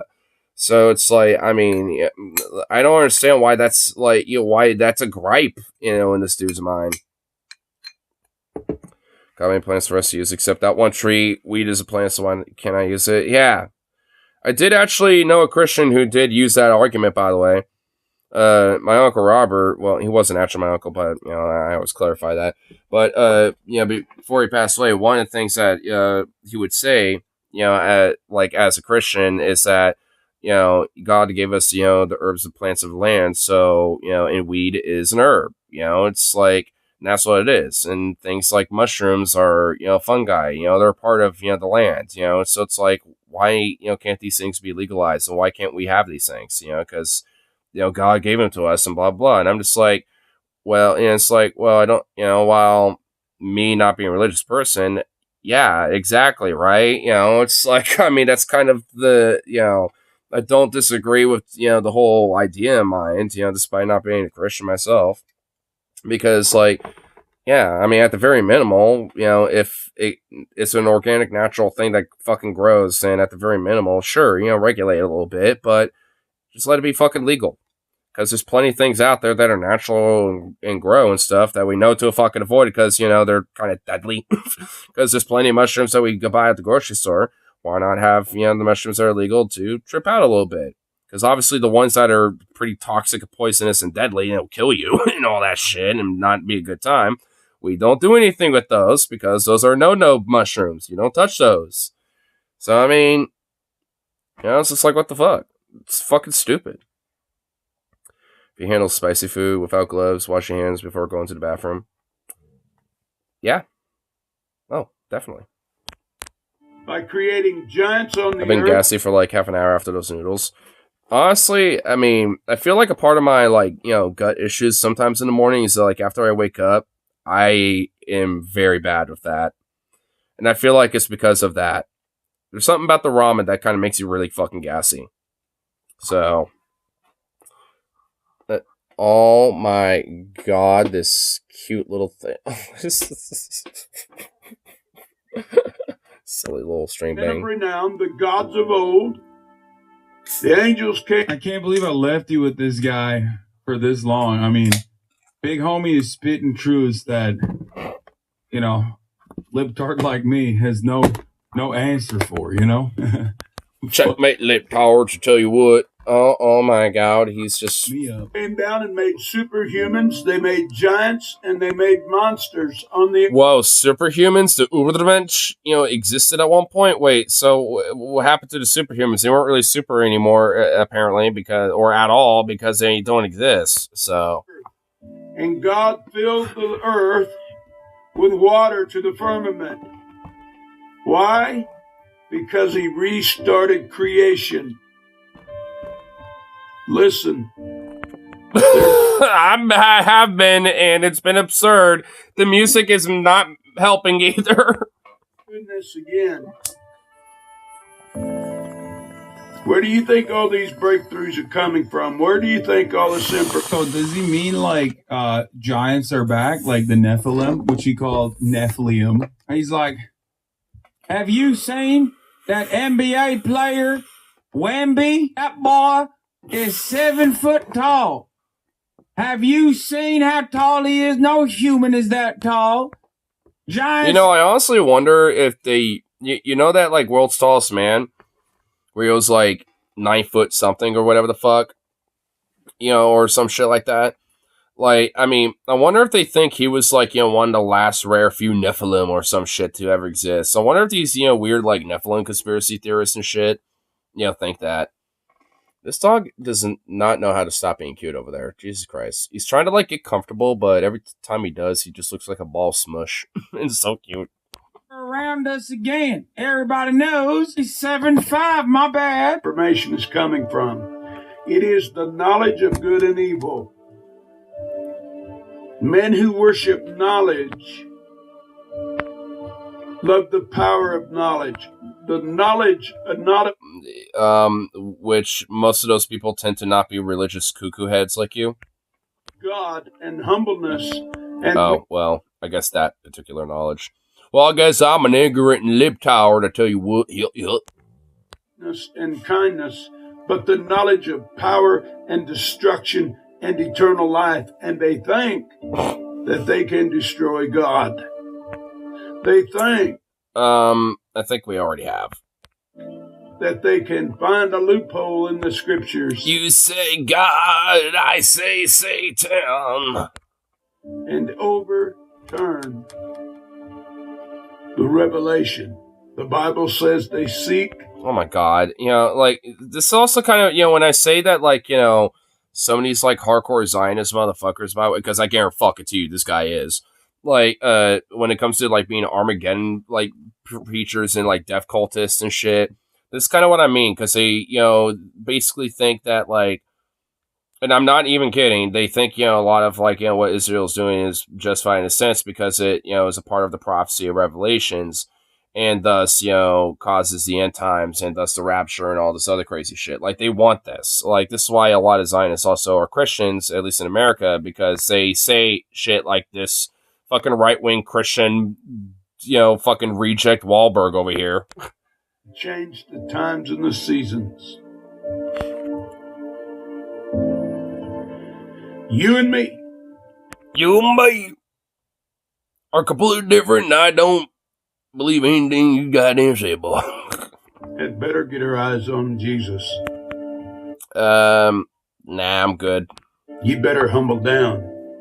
You better get real faith, or you're humble down. Wait, what? You want? Oh shit! Does he want me? Does he want? You know, does he want to get his dick sucked? Whoa! It will be shaken, and you may be deceived. Jesus in Matthew 24 and 25. All right, okay, I heard that. 24, 25. Matthews. All right, you know, I always like to do this.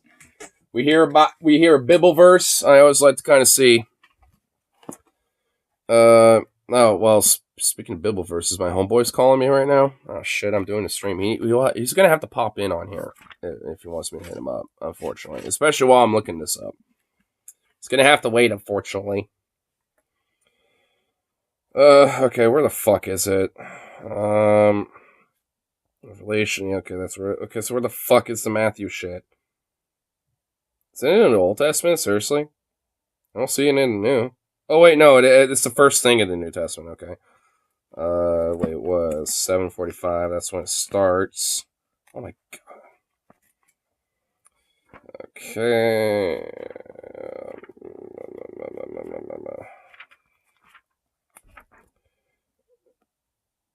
24:35, right? I'll double check. And you may be deceived. Jesus in Matthew 24 and 25. 24. Wait, did he even name the fucking verses? Wait, you just said 24, 20. You didn't name me in chapters. You just said 24 or 25.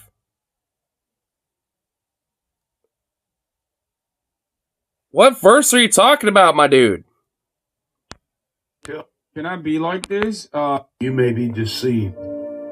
Jesus in Matthew 24 and 25.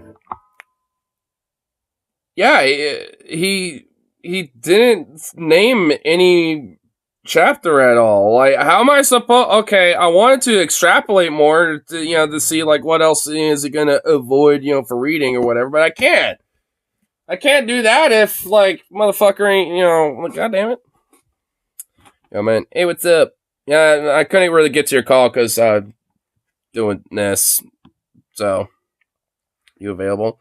Well, I'm, doing my stream right now. I'm just hanging out here. So. Shit's hard. Well, if you want to come by and say what's up or some shit. If you want to swing on by, that's really cool. Bro, this being difficult. I mean, at least in my opinion, I would really not like be dealing with any of his bullshit right now, especially considering that you got your other shit that's happening. Especially with your girlfriend and everything.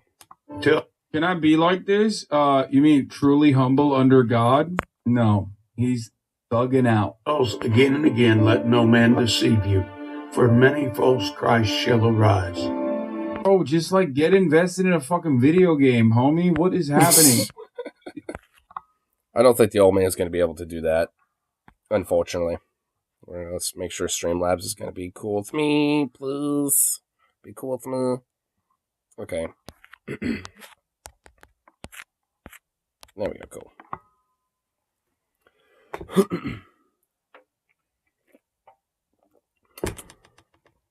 I can't fix her.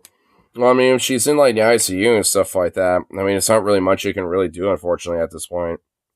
I mean, outside of just like, try to like, stay communicative and shit. But obviously, her family is, from my understanding, has never like liked you in the first place and shit like that. And which I don't know all the deets of that, but it's like, so they also seem like they're kind of being pieces of shit, about the whole situation. I mean, this, and like, kind of throwing a lot of their emotional, trauma onto you. They're being nice now, which is awesome. Oh, okay. Yeah, it seemed like, that's kind of what I figured. There was like, due to the emotional trauma of things going on, they, kind of like blew up a little bit. And obviously, you're emotionally compromised, so I kind of figured that's what was going on. So, yeah. I mean, obviously I don't know them at all. Like, I've only met your girlfriend once, like that one time for like 1 minute, so I don't really know much details beyond, like whatever you might say in the group chat. So, gotta go work tomorrow somehow, Cope. Yeah, I mean, I gotta go to work tomorrow again tomorrow as well. And also, like, figure out where to get more bud, because the dispenser I usually go to is closed until the 28th. I guess their marijuana license was suspended. Luckily, not for long, but I mean, it's still kind of shitty. Boo. Makes me sad. Makes me sad.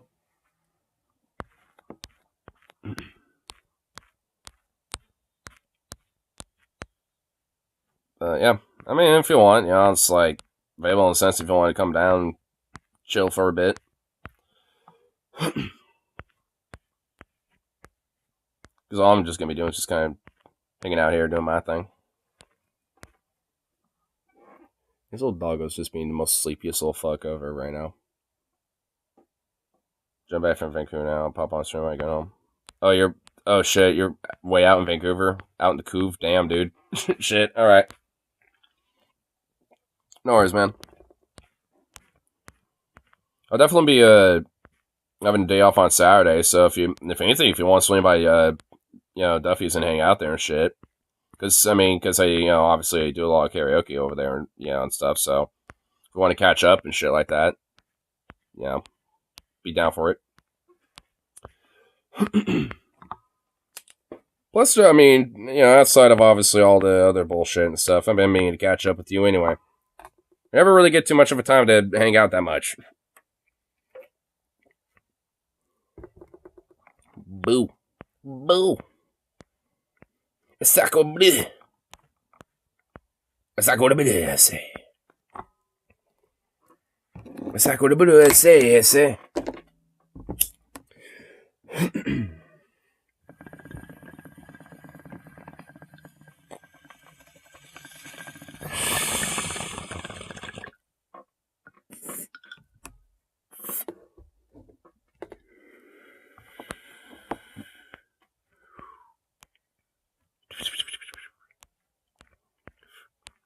Nice. Ooh. Decreased. What's the percentage on this shit? I didn't even look at that. 21.87%? No fucking wonder. God damn. Woo. Fucking Liddy on this bitch. God damn. God damn. Anyway, let's look at more right wingers. Because why not? Why not? Why not? Bada bing, bada boom, bada shabang bang. What Maine is saying is, okay, if you're thinking about changing your gender and you don't want to tell your parents and you want to get it done, come to Maine. We'll take care of you. Am I missing anything? Probably the fact that I feel like a good chunk of that is likely bullshit. No, Maine is going to open the doors to this and open a door to kids who meet someone on TikTok, they get the idea that they need this surgery or hormone replacement therapy, and they're going to grab. Why do they always think that, like, kids are just going to get, like, a bunch of, like, surgeries? Like, that never happens. That hasn't, like, I think that's only happened literally, like, once or twice due to very exceptional circumstances. And that was also with parent consent as well. So, and I think with both of those cases, they were 17.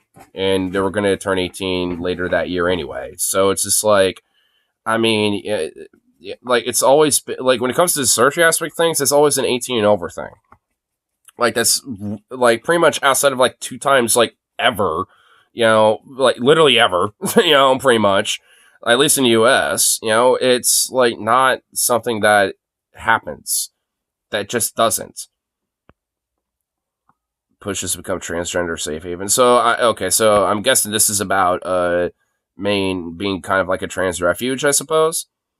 And, which, cool, based.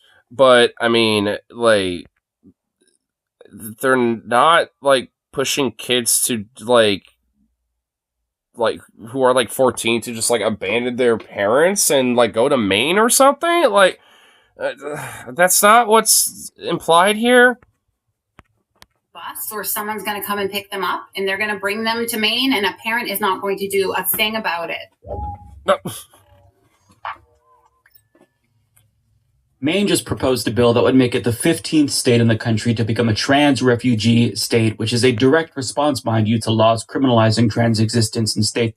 And also, a little fun fact. I know this coming election, statewide, there's a ballot initiative that passed that is going to, you know, kind of enforce, like, you know, trans rights and, you know, queer and also, like, you know, racial rights and stuff like that when it comes to, like, you know, hate crimes and discrimination and shit like that. And also, at least, you know, a part of that is, at least in some part, being kind of like a trans refuge state as well. You know, like, at least, you know, broadly was, you know, being kind of implied here, too.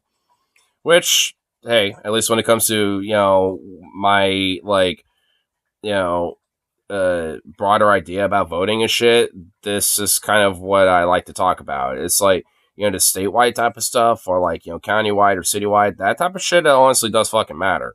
It's a national political bullshit, like, you know, from pretty much from the U.S., you know, president to, you know, Senate and Congress, you know, those three don't, you know, mean as much. Congress a little more, but I mean, between Senate and the president, that doesn't mean that much, unfortunately. It should, but unfortunately it doesn't. But at least everything else down ballot, yeah, it does, actually. Like, honestly, that type of stuff, it, you know, at least in my opinion, if, like, a lot of these, like, you know, you gotta go vote, you know, type motherfuckers who just prioritize that, be like, hey, at least vote down ballot, vote in, you know, in the county, you know, elections, vote in your state elections, stuff like that. If you just emphasize that, I feel like they, you know, for a lot of, like, even apathetic voter types and shit who are like, flow vote, I feel like they might at least sway a few of them too, even. You know what I mean? So it's like, if they just, like, couch it in a different way, like, I feel like it would be a little better, because then they can abstain from the national vote if they want, because whatever. You know, it doesn't unfortunately mean anything, like I said. But when it comes to at least that state and local type of stuff, at least, you know, there would be some people that would be swayed, and that means just a few more votes that can help, you know, sway, you know, the favor for things that are actually good, that have more of a genuine impact, you know, in your area versus, you know, who's president or not. Controlled by Republicans. Now, the clip that you just watched was Fox News' reaction to what they think the bill will do if it becomes law. But as you've probably already suspected, they are lying, or at a minimum, purposefully misrepresenting the law in order to push an anti-trans agenda. But they're not the only ones, because conservative influencers on the internet have already sounded the alarm about this bill before Fox News. For example, stochastic terrorist Chaya Raichik of Lives of TikTok claims new proposed bill in Maine says the state can take custody of a kid if the parents oppose sex change surgery and the chemical castration of their kids. Now, in response, transphobic conservatives boosted that post and encouraged their followers to take action, including conservatives boosted that. Wait, hold on. I actually kind of want to read what's highlighted here. Bill authorizes a court to take temporary jurisdiction because of a child has been unable to obtain gender-affirming health care or gender-affirming mental health care. That means, like, puberty blockers and maybe to a certain point, potentially HRT and just like mental health care, like, with having a therapist or things like that. Like, I mean, like, that's what is implied. Like, it doesn't mean fucking like castrate. Oh my god, I love how none of that is mentioned in there, but yet, like, right, Kyle Reitchick of, lives at TikTok, this fucking cretinous bitch, like, she's just like, no, that's what exactly it means. It's like, no, it doesn't. It literally doesn't fucking mean that you, whatever. Of their kids. They fucking know, response, though. I mean, they know that's not what it means. Conservative. They're just like hateful pieces of fucking garbage shit, that have like, disdain for humanity. So like, they just have to fucking, lie and spew it for their agenda.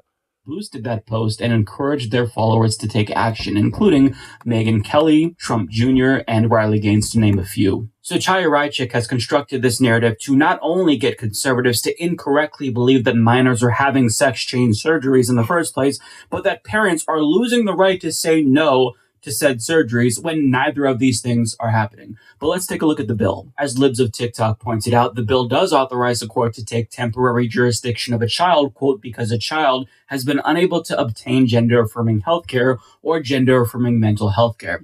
Which, honestly, I don't even disagree with that, by the way. I think that's a good thing because, like, a child's mental health and, like, their development, matters. And it's a responsibility of the parent, to, ensure that, it's not just like some right to treat your kid like they're your fucking property and shit.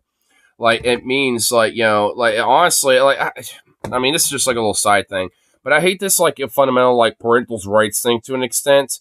I mean, not like inherently as a concept, but how much it gets overused as a way to just kind of be manipulative, for parents to treat their kids like fucking property.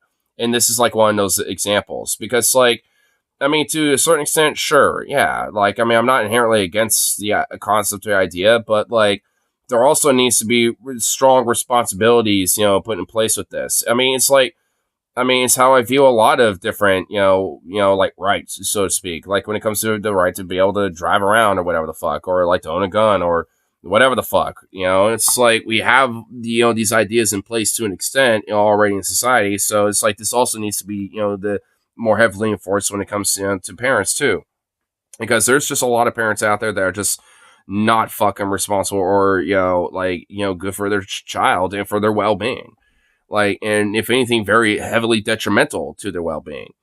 I mean, it's like I mean, luckily I live in an area where it's not so bad, but I've definitely heard some pretty fucking crazy horror stories of just like parents who are so neglectful of kids, like they'll just kind of wander around the store, and then some employee will be like, well, where's your mom or some shit, and have to like, have the kid just sit somewhere for a second while they go look around for their fucking parent or something. It's just like, I mean, like there are some pretty ridiculous fucking stories of parents just not giving a fuck.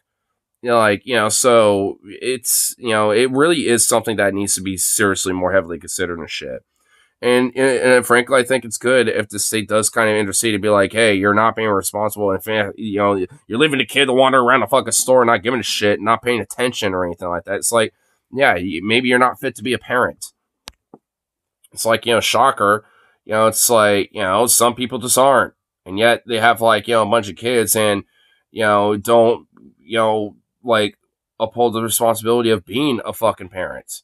Because, sure, there's like, some rights to it and extent. I don't talk on that inherently, but like the idea of just being like, oh, well, it's just strictly my right to just see how I see fit, my kid, blah, blah, and you fuck up. It's like, no, like there's a fucking balance to this shit. And frankly, it's more balanced on the regulatory aspect more and the responsibility aspect more so than it's my right bullshit.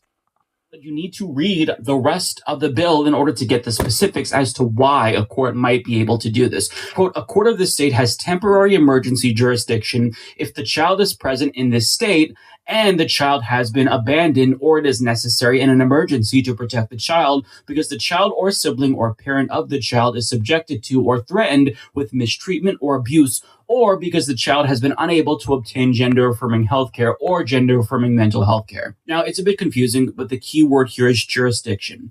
They are not saying that a court can remove a child from a non-affirming household simply because parents don't consent to gender-affirming healthcare. That's not what they're saying here. The child would still need parental consent for gender-affirming care. However, In instances where there is physical or mental abuse or abandonment, Maine can then remove the child, or they can intervene on behalf of another state rather than simply just saying, look, this child who's being abused, it's not our problem. They're the problem of the state they came from. So they're the ones who should handle it. They're saying we'll take responsibility here. Furthermore, if a child has not been able to receive gender affirming care because it is banned in the state that they're from, this bill allows Maine's courts to give them jurisdiction over that particular case and basically ignore the laws in their home state where they came from. So, for example, if parents from Texas take their kids to Maine for gender affirming healthcare, Texas cannot then intervene and block them from receiving said care because it's banned in Texas. This doesn't mean that Maine is overriding the will of non-affirming parents. That's not what this says. It is a line intended to address cross-state disputes so Republican-controlled states can't prosecute the residents of their state who travel across state lines for services that they've banned. And it's not just an issue when it comes to trans rights. Republicans are increasingly trying to prosecute residents who defy abortion bans by traveling out of state. So this, I mean, Texas also, wow, shocker, is, a couple other states too have literally like offered this idea of like, hey, if you know someone who might be going across state lines, to go, get an abortion or something, then, if you rat them out to the police in the state, then you might get a cash prize. Like, I mean, they've literally have like done shit like that as like, part of, this restriction ban bullshit. Maine basically proactively addressing that, and they're pretty explicit about it in this bill. For example, Section 2 reads, quote, "It is the public policy of this state that an out-of-state arrest warrant for an individual based on violating another state's law against providing, receiving, or allowing a child to receive gender-affirming health care or gender-affirming mental health care is the lowest law enforcement priority." Now, Aaron, nor should it be a priority at all. Reed explains why this matters. Quote, "Importantly, this provision does not imply, as some conservative accounts have proclaimed, that the state will, quote, take away trans kids from non-affirming parents, as I've already said. Rather, this provision merely gives judges temporary jurisdiction over a kid present in the state. The state would still have to prove to a judge that a transgender teen is at risk of abuse or neglect. If returned to their family in the exact same way, the state would have to prove similar things about a cisgender kid. This provision is particularly relevant given the effort of some Republican-led states to extend their jurisdiction over minors no longer residing within their borders. For instance, Texas Attorney General Ken Paxton issued a subpoena for medical records from Seattle Children's Hospital. In the subpoena, the state demands data on all trans youth that have either... I kind of remember this a little bit. And this is just like the most Gestapian fucking shit. Where it's just like, oh, well, it's like, hey, I want, like, a database of all those damn trans kids, stuff like that. Tell you what, there, brother. It's like, I mean, look at this fucking weird mafioso fucking disturbed motherfucker, dude. Oh my god, wait, what the hell? Are his eyes in literally two different directions? He looks perpetually drunk! Oh my god!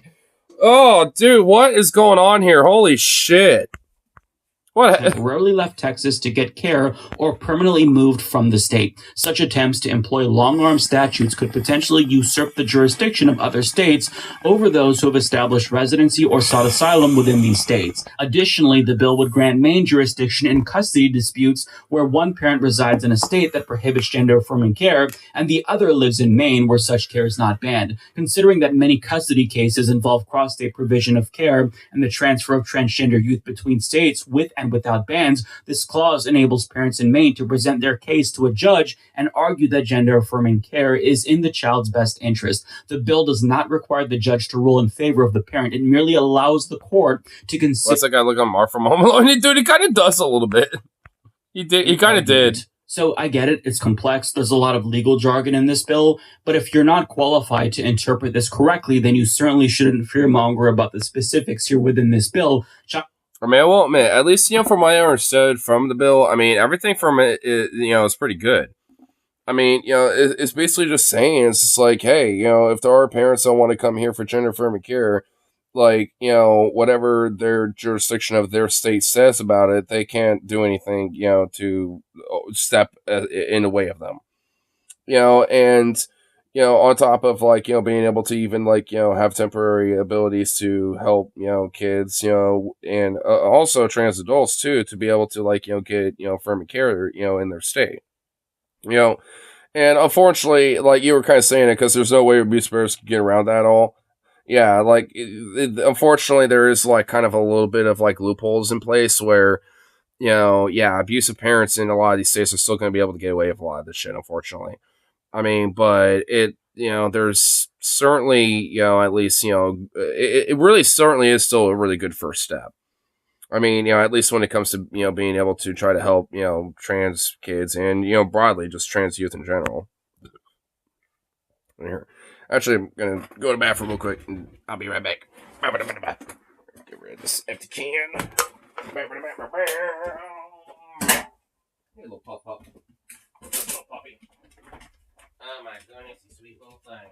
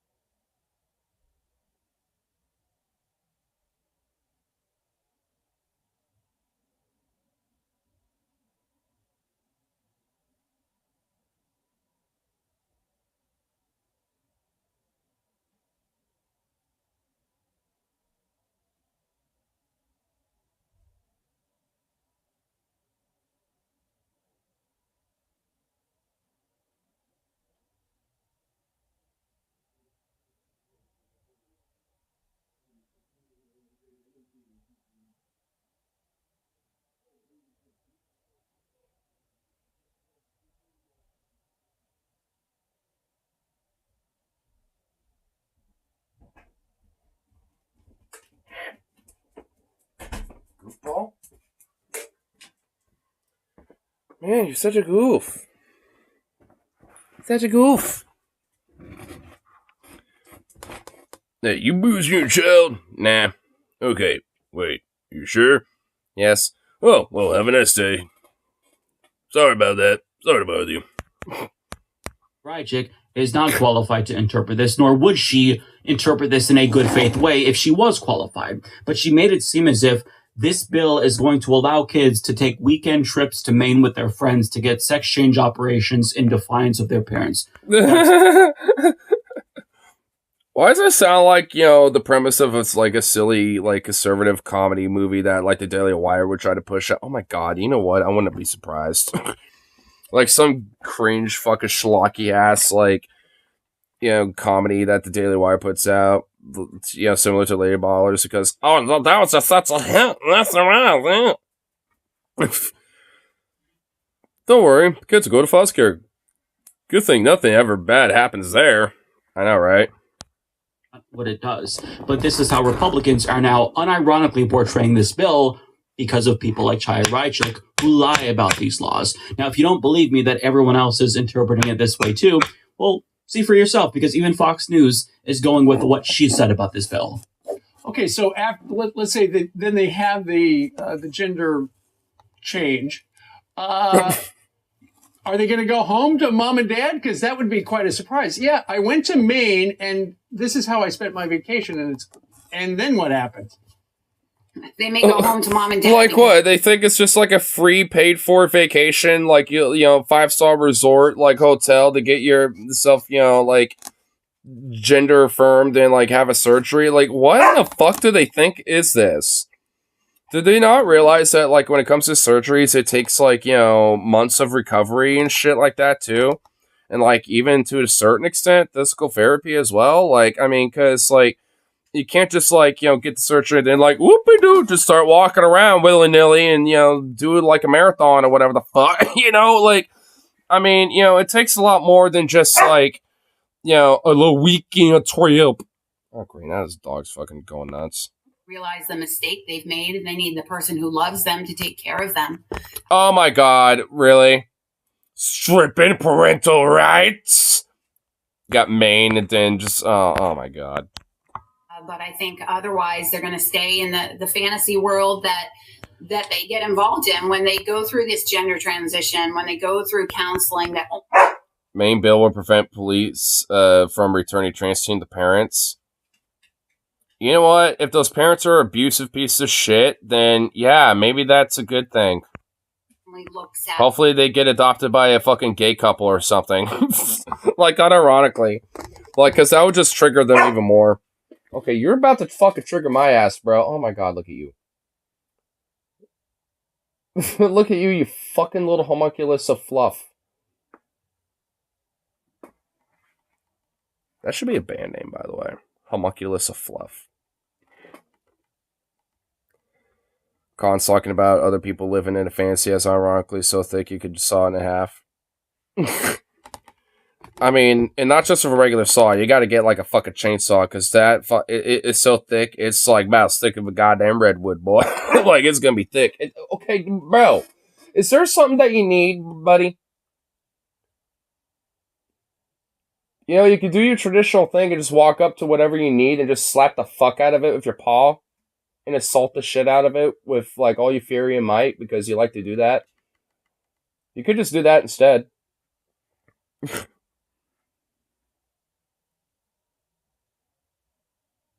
What do you want? Oh my god. one option for their dysphoria or their fears or whatever they're searching for. The state of Maine has said, come to us, we'll take care of you. Yeah. I don't know how long that's going to last or how they'll go to school or anything. Well, sorry. Well, they'll probably go to school in Maine. They'll probably have, like, you know, teachers that are able to go to them, even, maybe. I'm sure there's ways that they can, yeah. I'm sure there's ways so that where they have things in place to deal with that. Dad, I know that you said no to the sex change, but it's done now, so what are you going to do? Thanks, Maine. I mean, this is such a cartoonishly idiotic portrayal of this bill. That it's honestly so cartoonish, I unironically want to see a movie of this.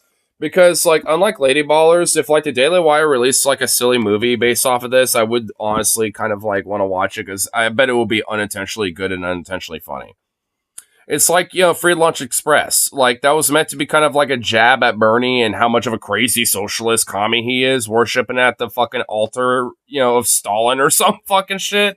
Like, I mean, you know, it's gonna be like that, you know, where it's like, it's so bad it's good, you know what I mean? Like, yeah, so, I don't know. Like, I kind of honestly want to see a movie, you know, that, you know, from a right-wing, you know, company just trying to, you know, make a jab at the libs, but if anything, the libs and the lefties actually end up, you know, enjoying it because it's unintentionally funny. In a good way, at least. Not in the way that they want.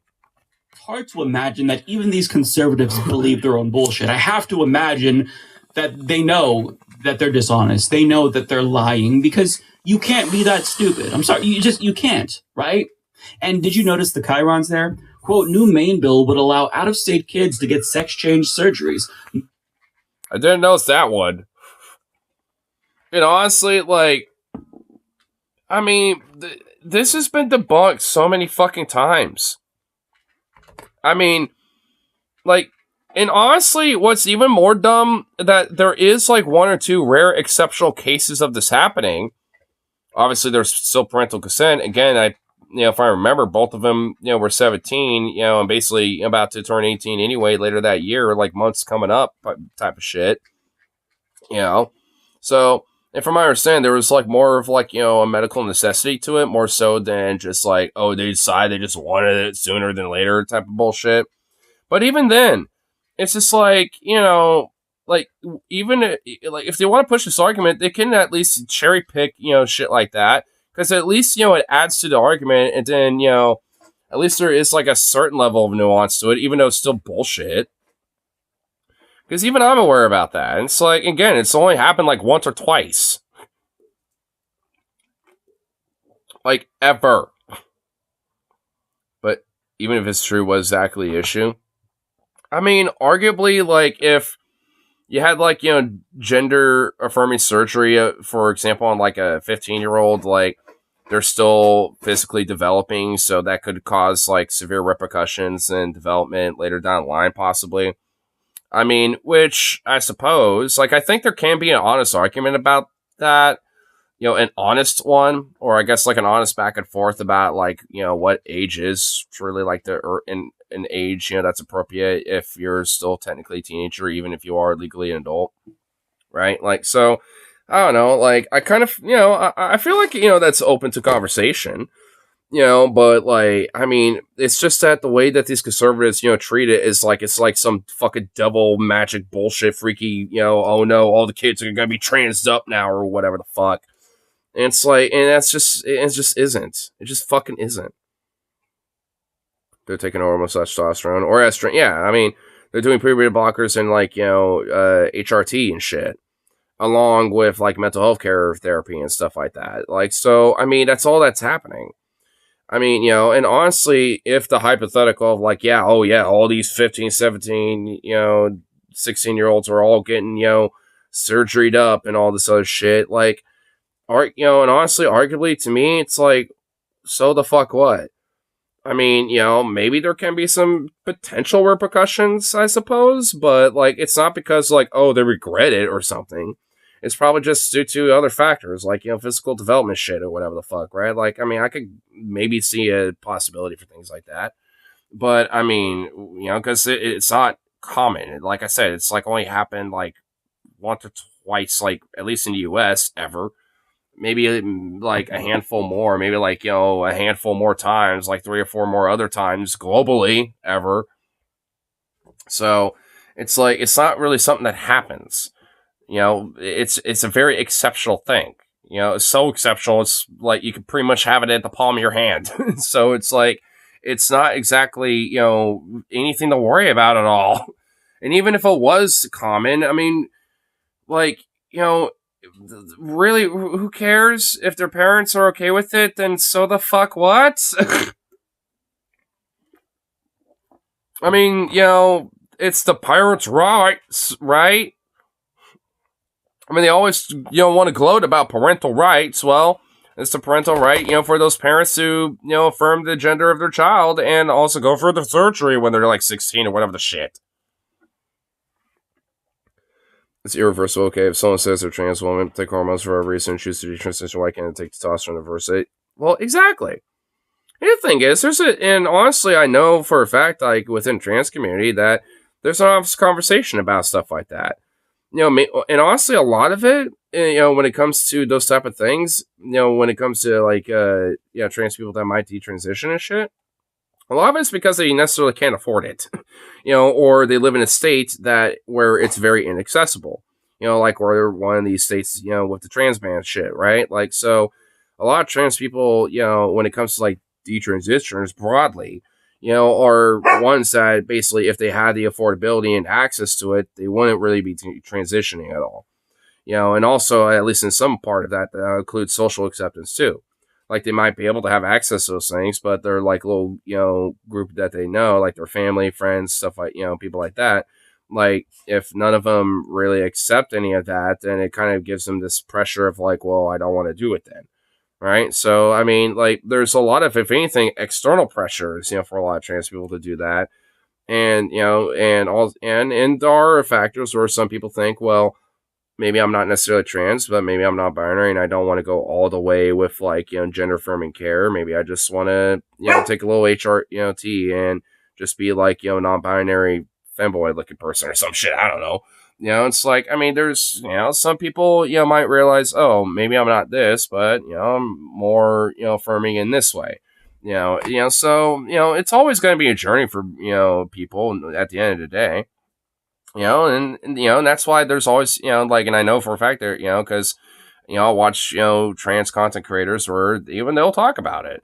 And, you know, because there's, you know, like plenty of, you know, because, you know, of merit of the understanding that people go through their own little journey, so to speak.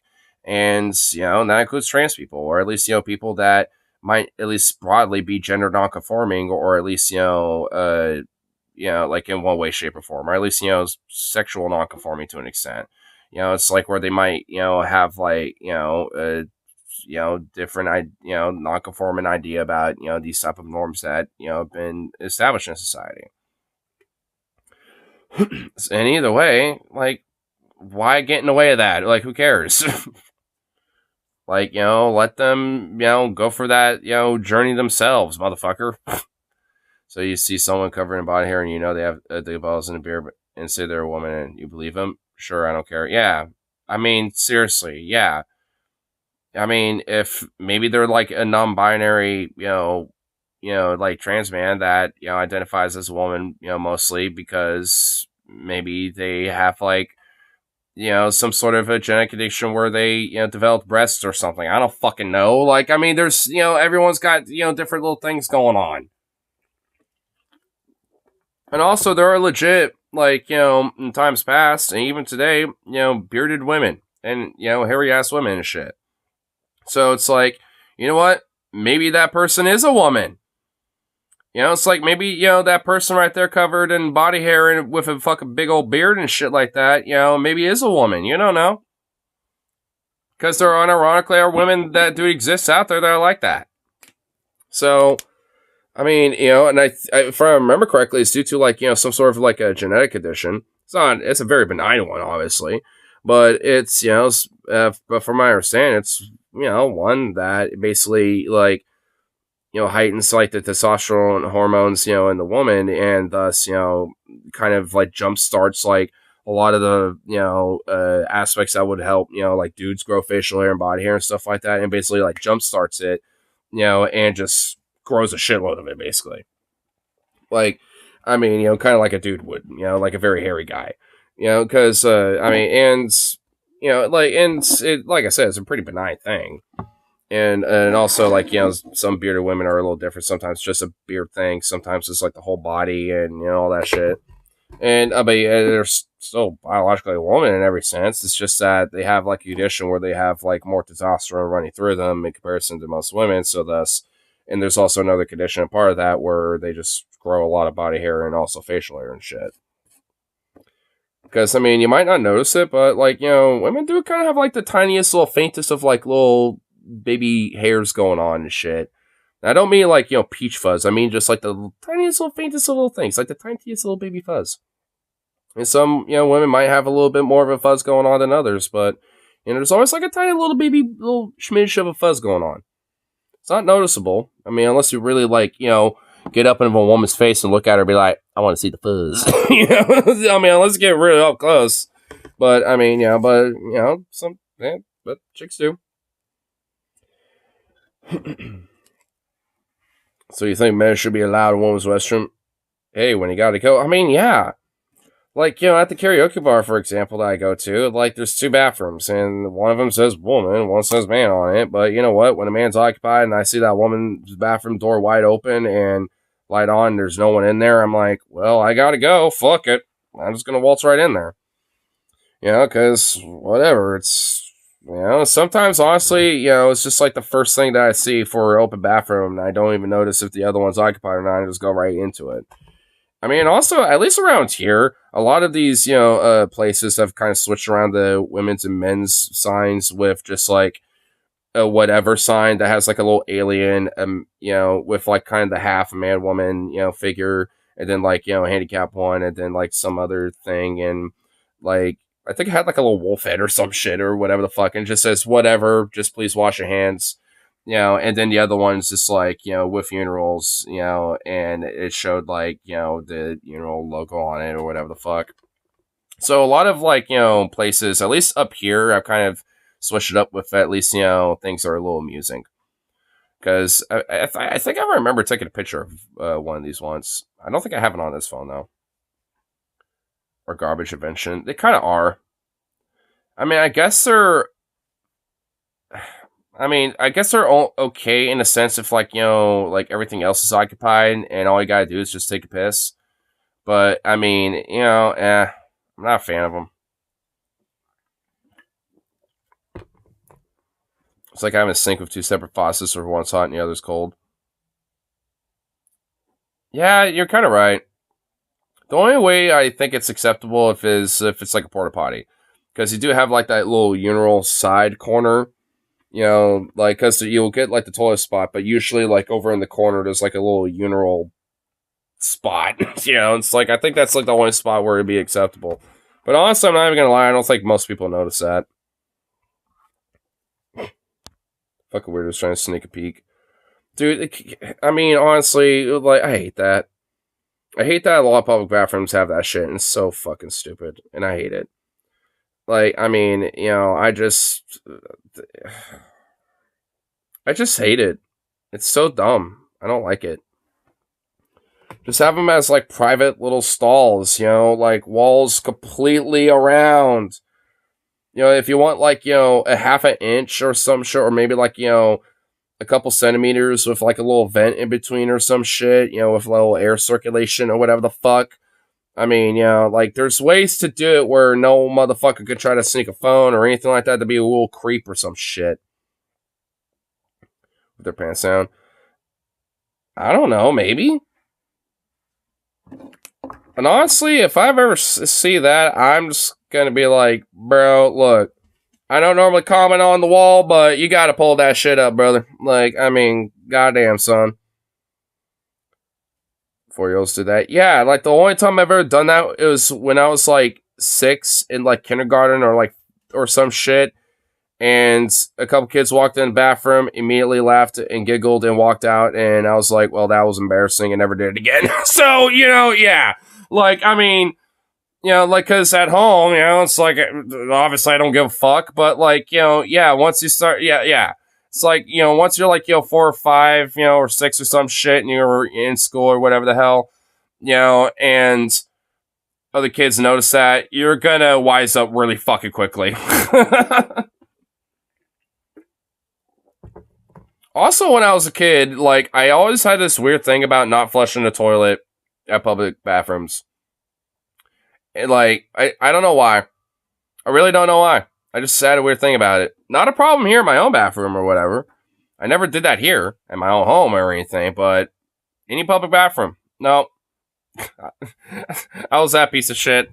Shame. I know. It's shame. I know. Look, I'm taking notice on it.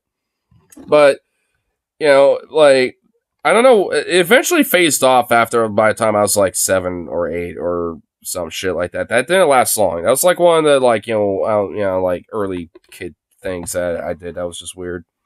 Weird little quirk, I guess. And again, I don't even know why.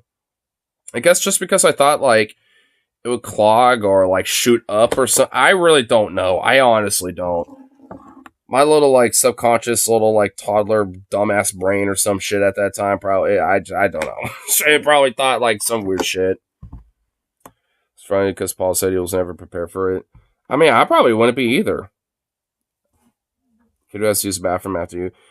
May whoever left this to clean toilets tenfold.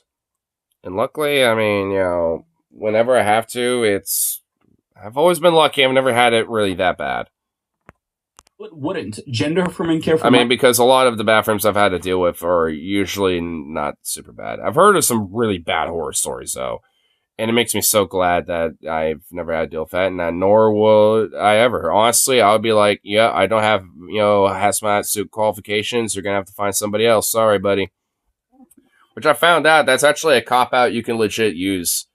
Like, if you don't have like hazmat qualifications when it comes to dealing with things like blood or other biofluids that people might leave, like, you can actually use that as a cop-out. I found out earlier today by one of my coworkers, because he used to use that as a way, because he used to work at a Chevron, and you would use that as a cop-out to not deal with the bathroom sometimes, it would make, one of his managers, that he didn't like or somebody else do it. I'm just like, hey, well, good to know. Because, if I ever have a workplace where I have to deal with something like that, and I find out it's a fucking nightmare of a scatological hellscape, yeah, I'm just going to literally use that as a cop-out. I'll be like, no, I don't got hazmat suit qualifications. I don't got, biohazard qualifications. You're going to have to find someone else to do it. Sorry. I'm not, nope. I remember this time I had to run so bad when I went to Taco Bell. Don't worry. I made sure to clean up. Oh, dude, oh, God, I don't think I've ever... Dude, the 24-hour gauntlet where TJ shat his britches? I'm not even gonna lie. Look, I'm gonna be honest. This happened once. Was at Applebee's. Or, no, not Applebee's. It was Red Robin. It wasn't anything I ate there. This happened while I was actually waiting for the food. And I was like, alright, I was gonna be waiting for the food here a little bit. Just chilling. And I kind of felt like, alright, feel a little something gaseous popping up. Well, let me just tell you, it was not gaseous. And I'm thinking, all right, I'll just kind of do the little kind of a little side, little side cheek thing, kind of sneak it. And also, there's I got my mom, my pops, I got my brother there, got a lot. When was this? Actually, not even that long ago, like a couple of years ago, or about a year and a half ago, give or take. Not even that long ago.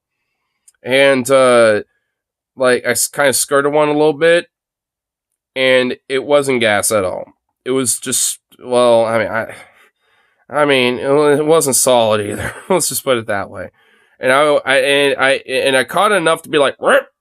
I caught enough to not make it a disaster. I kind of immediately realized, I could tell immediately it was not good. So I was like, yep, nope. But it was enough to kind of leave a little bit of a smirk, you know what I'm saying? I'm just like, So I'm sitting here okay, I need a game plan. And I'm thinking, all right, what's my jackets like? Do they kind of fall below the ass a little bit? And luckily I did have a jacket that did.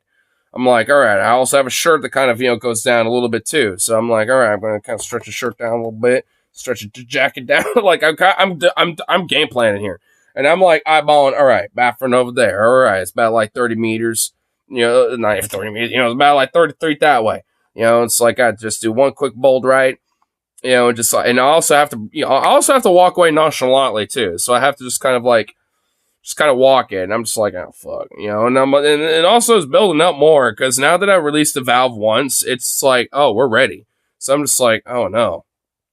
So I'm thinking in 30-second metric here about what's happening in the situation.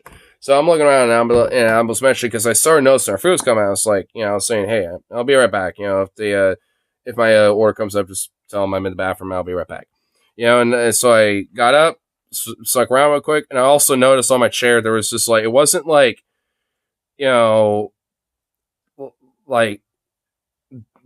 but there was this noticeable extra kind of crease indent, and I'm just uh-oh, that was me with the clench. I was oh no, I clenched it so hard that the fucking seat literally boop, indented. I'm oh fuck, dude, I literally went hardcore DEFCON clench mode. I didn't realize how hard I was clenching with that shit.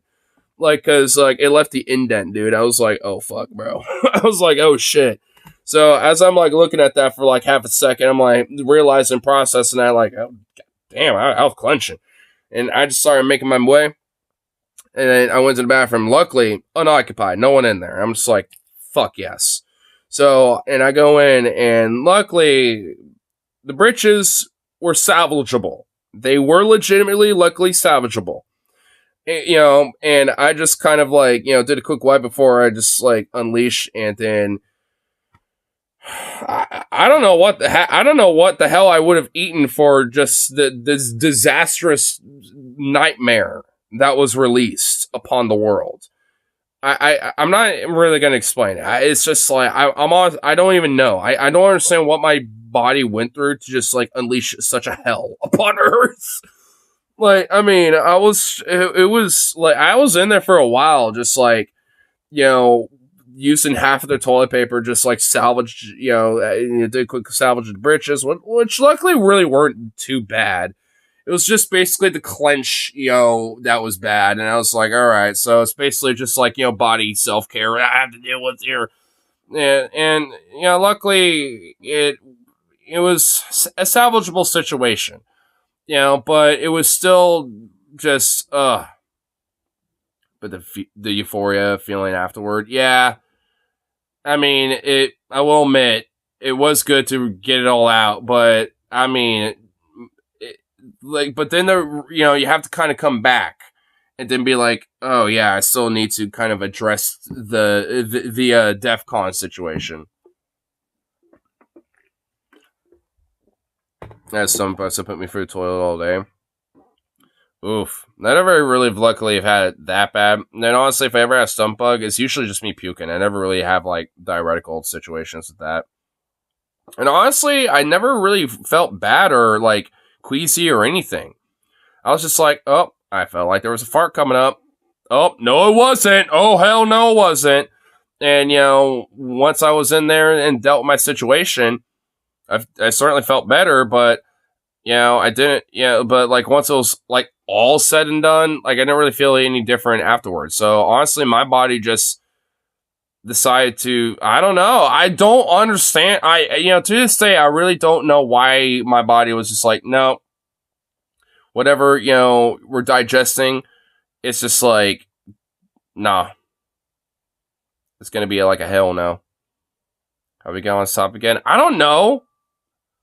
I think it was you this time. Like, I think you were the one who died. Like, let's see. Let's find out.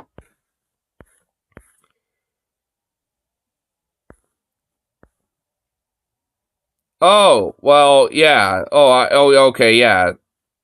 Yeah, it was you a little bit. While we're at it, the garbage. See, that right there is the catalyst. That, I will say, is the catalyst right there. It kind of domino affected its way into this topic. Message to con thing about men and women's bathrooms. Yeah, I mean, it was broadly like a domino effect, and shit. So, yeah. Well, in shit. God damn it, no pun intended. But whatever. Anyway, well, back to conservatives being fucking retarded on this issue.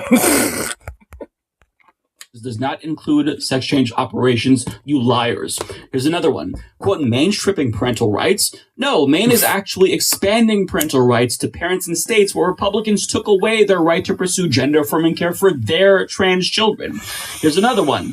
Maine trans bill slammed as, quote, state-sanctioned kidnapping. It's just so dishonest. I didn't even see that. State-sanctioned kidnapping? What? State sanctions kidnapping, dude. Bruh. What? Like, that's, okay. When states like Texas... wait, okay, I was about to say something, but never mind. Mike's gonna take the floor. Label trans-affirming parents as child abusers, and then... Well, okay, maybe it wasn't going into what I was thinking about. Like, when you guys say, like, Texas, literally, like, fucking taking away, like, the children of, migrants, crossing the border and shit like that, and also just letting them drown and die in the fucking Rio Grande River because of their fucking, like, razor wire buoy fucking wall setup that they have, their wall of death on the fucking, river and shit. I mean, it's like, considering all of that, like, I don't know. I don't think they have really that much room to bitch about, like, state-sanctioned kidnapping. Especially considering that these same fucking states will, like, kidnap migrants and, like, human traffic them into other fucking, like, sanctuary states and shit like that, like California and New York and shit. So these motherfuckers don't got no room to bitch about, like, state, sanctioned, trafficking of any form. Trans children from these affirming homes, that right there is not state-sanctioned kidnapping. State-sanctioned kidnapping is when Maine says, hey, we'll accept trans refugees who've been targeted by their state. And that's not even kidnapping either. And at this point, they are so far detached from reality, they might as well just say that Maine is trying to turn kids trans so they can force them to work in HRT factories to produce hormones for big trans. I mean, that's the level of I mean, I wouldn't be surprised if there's a few of them that do believe that. that we're reaching here. And honestly, their rhetoric is close to that, even though I'm trying to be hyperbolic. But I mean, if you ever wonder why Republicans lie so much about trans people and trans youth, it is because the truth would hurt their cause. If they actually made their argument based on facts and big trans dude, the big trans industrial complex, bro, science and statistics and data, they would never win over anyone. The viability of their hateful agenda hinges on people being misinformed about this topic. But so long as Republicans continue to criminalize trans existence, these types of laws are going to be much more needed and hopefully more common. But as these types of trans refugee laws... And I know Oregon is going to be one of those states. By the way, I kind of pre-watched it a little bit because I was in the comments. Because I know there's like one comment in here that was mentioning something. Look. Oh, right here. Oregon, St. Mike lives in. Not far from me, actually. Well, neither for me. In fact, I live in the same city as Mike. Well, Greater Portland Metro area. But either way, what's the difference? Is working on an amendment or constitution protecting abortion, same-sex marriage, trans rights. It is, if it wants to read more, I guess it doesn't, is for state right vote in November 2024. And I'm definitely going to be voting on that. Make sure it, happens, because based. Applied to exist as a big sis as a competitor. Which, weirdly enough, is probably, arguably, kind of a thing due to the, hyper, mass, conservative, push of, trying to enforce a normativity of, cisgender traditional nuclear family mentality and all this other bullshit. So, I mean, arguably that actually could be a fucking thing, that you could kind of use as, at least as kind of like a meme, phrase, for what the conservatives love to push of their traditional family bullshit. But big trans being a thing is just that's just fucking just comical. Become more common, you can expect more fear-mongering even as a lies meme. about them. Because, it is a threat to their anti-trans agenda. Big sis has had hold of gender norms for far too long, damn it. Side note, since we're talking about Chaya Raichik, one of the people leading the charge against the law, she's been appointed to Oklahoma's Library Review Committee, even though she lacks expertise on this issue, and she doesn't live in Oklahoma, nor does she... Oh my god, I hate how this fucking cunt is just, maximize her career in so many fucking ways. Dude, it pays so much to be a fucking right-wing conservative fucking grifty shitbag, dude. How much money is this fucking bitch making now, dude? Children. And look, maybe I'm crazy, but it seems like a bad idea to let hate-mongering transphobes like Chaya Raichik, who literally inspired bomb threats against children's hospitals, dictate what should be school policy. Her kids don't even go to that school. Her kids don't go in that district. She doesn't... Does she even live there? Have kids, as far as I know. But I mean, keep in mind, as they impose their will on everyone else with book bans and bans on gender-affirming care, they are doing this under the guise of parental choice, which is just truly Orwellian. And Joy Reid of MSNBC confronted the Moms for Liberty co-founder about this contradiction on her show. Well, she looks like a fucking, Fallout ghoul with a wig. I mean, Jesus. Oh my god, dude. Her fucking eyes look like a soulless viper that is looking to consume me like a praying mantis. Oh my god. God, she is so fucking creepy to look at. Jesus Christ. The more I look at her, the more disturbed I get. Fuck. That's why conservatives... Ugh. What a demon. Still sore as fuck. Damn. Feel as that. Books for everyone. The groggy ass sees. The groggy ass sees. Hey, Logan might pop on stream again, or he was on here earlier. AI, they're doing all they're doing is making kids more curious about stuff being banned. Yeah, I mean, honestly, I'm not even gonna lie. The more my mom tried to restrict me from certain things, about the internet or accessibility on certain things, or even learning about what the fuck furries were and shit like that. Honestly, I'm not even gonna lie. The more that made me more curious about these type of things. And honestly, I'm not even gonna lie. It's probably kind of made me the fucking furry, queer, degenerate motherfucker that I am today. Okay, I mean, honestly, is the more suppression and adding more of a taboo to something adds more of this sense of like, well, it's like, there might be something to this. This seems kind of interesting. Why do they want to hide this from me? Kind of adds more of that implication. Well, you aren't too far off. Oh my god, I mean, really, honestly. Holy fuck, dude, for real. Holy shit. When parents don't actually have to do that to still... Never even tried. They're probably more tech savvy than the average, but still not great. Well, also, they're probably more laissez-faire about it. Because they probably, if you were going to be curious about checking something out, they probably trusted enough to know that you're probably not going to, like, get into some weird, crazy hokey-pokey shit or whatever. Or some shit. And also, probably because it wasn't an issue in the first place.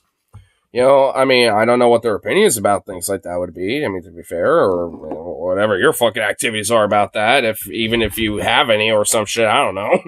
But still, it's just like, I mean, it's one of those things where it's just like, there are parents that are actually pretty chill about these things and, probably don't care, as long as, they're not like, jeopardizing their own privacy or their, health in the sense of like, being groomed or whatever the fuck, right? Or whatever. It's like, as long as, like, there's, they're just, kind of doing a casual exploration and being curious about something, and there's nothing really inherently wrong with that. Like kids, teenagers, I mean, they're, and really just people in general are very curious beings. We're curious people. Dude. Oh my god! Just change your hair a bit and make it darker. Dude. Oh my god, hold on. We gotta go back. Okay, comparison. Oh my god, dude, the eyes are fucking accurate as fuck. Oh my god. Oh my god, yo. Dude, holy shit. Oh my god. I didn't even mean to be accurate, but holy fuck. Oh, what's this? Oh shit. Oh my god. Generally don't get it. Oh look, there's Trump. I hate Trump.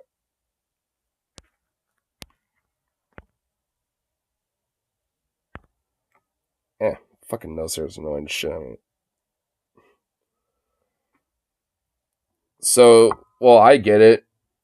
He's a misogynistic shitbag who dumps his wife and divorces her pretty much like right on the spot and just leaves her for Trump to, take the wheel. And wait, you know what? Hold on.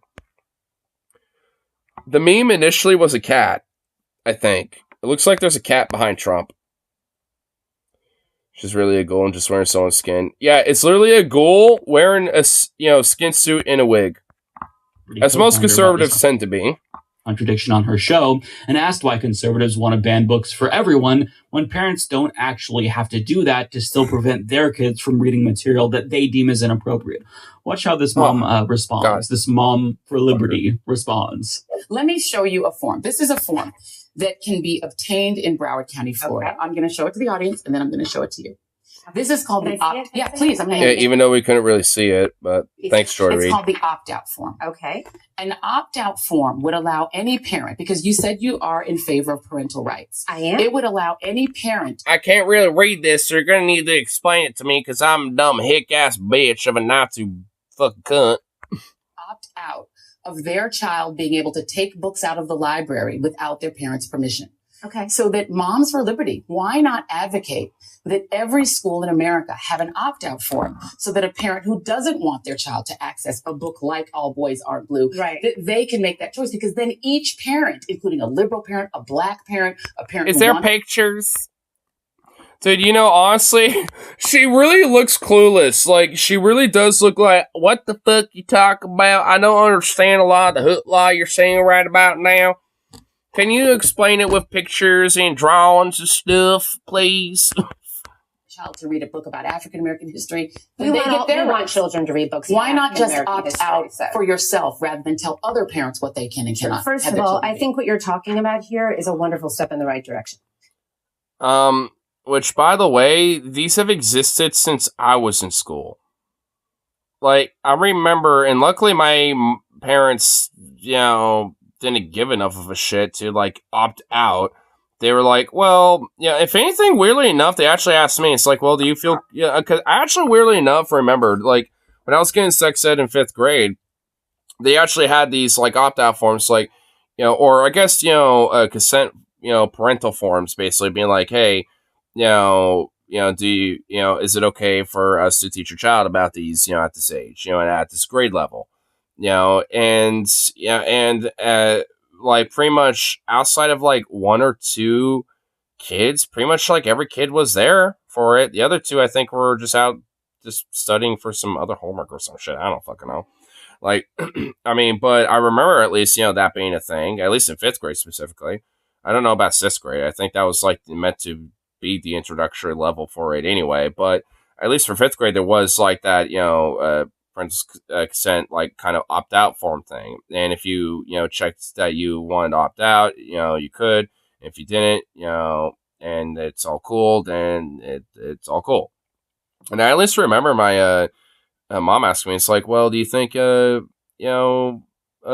comfortable with learning about these type of things, or whatever, and I'm just like, well, if it's something I need to be educated about, I mean, obviously it should be a good thing, right? So I think it's okay.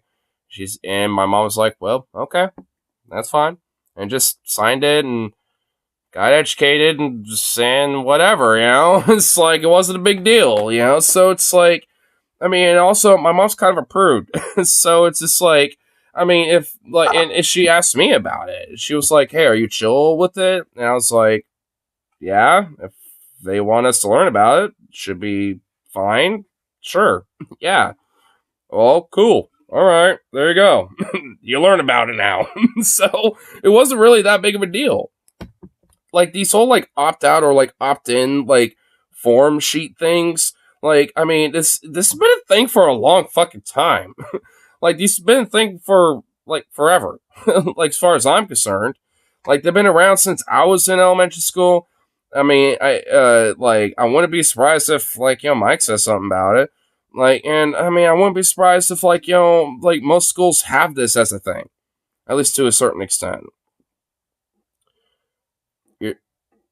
She looks like she's gonna beat her kids when she gets home. Either that or she's really emotionally abusive shit. She looks like she's an emotionally abusive type, and unless you, like, smoke weed in her house or something, that, she doesn't really, beat on you. If you smoke weed in her house, then, yeah, she'll get out the fucking paddle and, like, smack you in the ass, like, multiple times while you're bent over on the bed or some shit. Like, so... yeah, she'll do that for extraordinary thing. I feel like she's like 70% emotionally abusive, 30% physical. That's what I get out of her. Because she looks like she's also like, like jopped up on Xannies, to an extent. And probably is too much of a wino, to like, be that much of a physical fucking, bitch. But, I don't know. Something you want to share? No, I mean, I guess it was oddly descriptive, but, I mean, look, hey, I've gotten spankings and paddlings before a little bit growing up. I was one of them kids, okay? But it wasn't over a bed or some shit. I'll at least say that.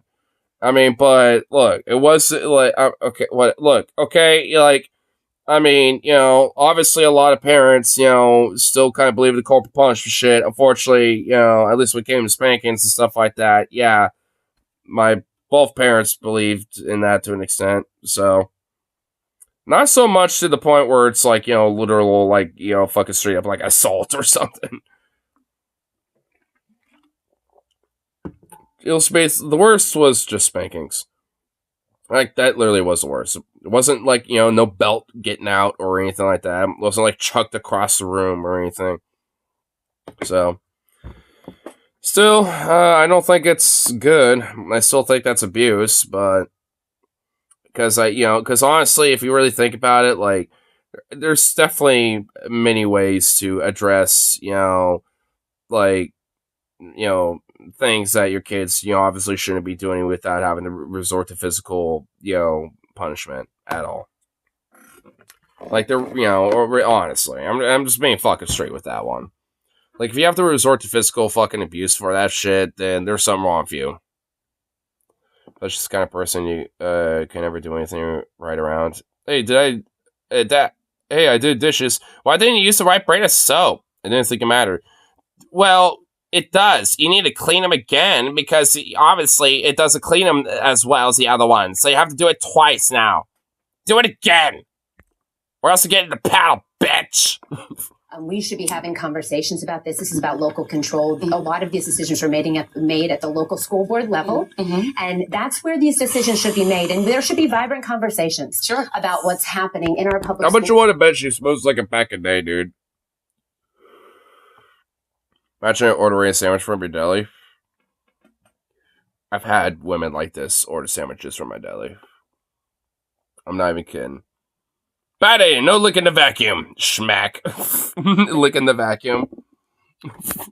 What kids have access to. Joy, however, maybe we could just... There's like some chicken tender crust left over on the side of the fucking vacuum hose. I'm sorry, all the I was hungry. books, You don't feed me enough, Mom. the graphic sexual content. The dildos, You're not the just- rape, the... I'm sorry. Let's do I'm a, so sorry. Let's do Excuse a me, back room. excuse me, Let's excuse put a me, curtain up excuse me. in the library First like of all, they used hold to on. do. One moment, in the video one moment. stores. Remember The when we were books little that Moms and you for would go to the Liberty, video the store books that Moms for and they Liberty, put those the books, books that Moms for videos Liberty, with the pornography. I know that you. I've seen. We could just do that in I the have public seen library. tapes. Oh my god. Holy shit. Who's gonna cave first? God damn.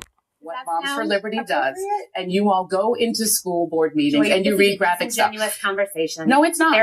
There's America used to understand that there's something Beloved, called age appropriate content. Right, and here's my We have question again. ratings on movies. Again. Ruby Bridges Oh my god, this fucking bitch really wants to make this like a debate bro situation. Oh my god, ugh. to School is on the list of books that Moms for Liberty has attempted to have removed. It Absolutely is. not. You know, honestly, look, I think the transvestigation conspiracy memes, are kind of absurd, dumb, and in a way kind of hilarious. But I'm not gonna lie. How much of a percentile chance do you think, it is that this person's secretly a trans woman? I'm not even gonna lie. There's just like, part of me that's just like, dude, why does she just look so like... Why, she almost looks like a dude in drag in a way. It's like, I mean, there's something about her, man. Like, I don't know. She really does look like a ghoul in a skin suit or some shit. Like, the fucking, like, her jawline and shit is just like, so just like... Just, I don't know. Like, there's something about her that just rubs me the wrong fucking way. Karen's turned on, so he keeps coming back from work. Oh, God. Dude, oh no. I don't want a Karen fetish to be a thing. Oh, Jesus. About the people who are making the decision for their parents, because you have not answered yet why a liberal parent or an African American parent. We have parents who are Democrats who are members of our organization. But you're still trying to make decisions for all the kids. Wow, I've never seen this before. It's called an opt-out form, you say? Wow, I think this is a step in the right direction. I've never seen this. It's never existed before. These were available when I was in elementary school. And Mike Figueredo is way older than me. He's in his 30s, like at least like 10 years on me. So, well, maybe not 10 years, at least like maybe 8 or 9. But,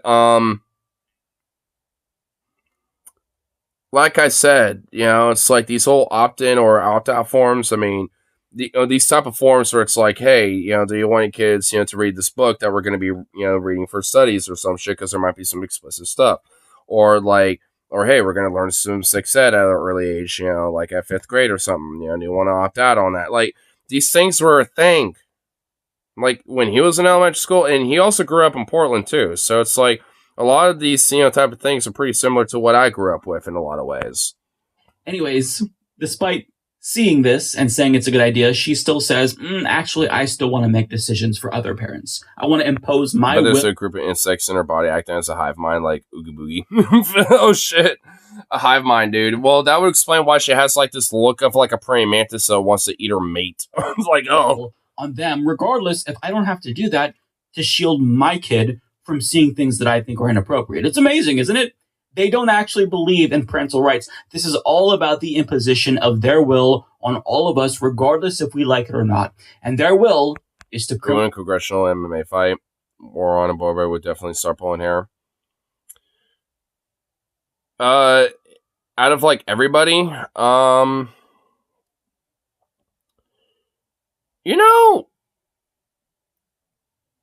Rashida Tlaib, I feel like, I mean, dude, she ain't just like, you know, like, she ain't just like thick. She's kind of like, you know, athletic thick.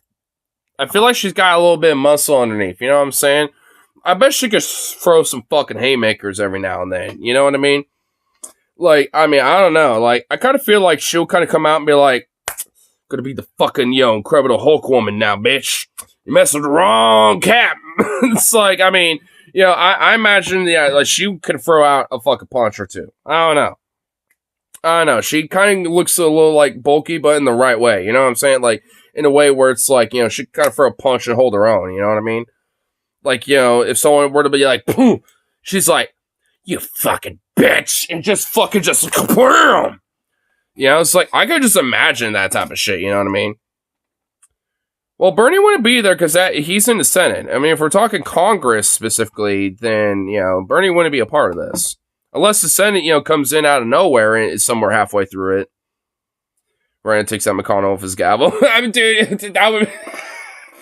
dude, that'd be great. Like, one of the roaches a minute, but like, oh shit. Missed the chat? Well, no, I read that. Unless YouTube fucking censored some of it, because YouTube's dumb.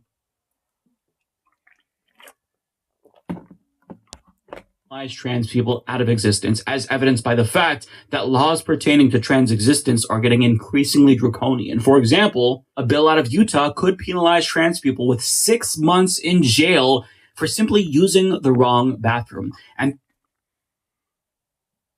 well, YouTube might not like the dead word. Yeah, that might be it. Yeah, that's the reason why I was a little confused with that. Because, yeah, YouTube doesn't like certain words. Which is also kind of hypocritical because there's plenty of times where that's been fine. Do you see the thumbnails of video sent to you? I mean, not if you link them here. Wait, what do you mean? Eh? America would win if the Senate had an MMA fight. So many would eat us. Oh, yeah. America definitely would win. Bill, by the way, is advancing quickly and could pass soon, according to journalists there. But yeah, and also if you talk, like, I mean, man, I would hate for them to, like, you know, see, like, what, you know, like, Portland has to offer with, like, some of these bathrooms. Because, like I said, I mean, there's, like, bathrooms that literally say, like, whatever, just please wash your hands. And it will show, like, a little alien head, you know, and, like, a few other things and shit. Because it doesn't matter. It's just like, as long as you just, like, you know, I mean, because people go to the bathroom to, wow, shocker, go to the bathroom. Because if you gotta go, you gotta go. Nature calls. Like, who gives a fuck?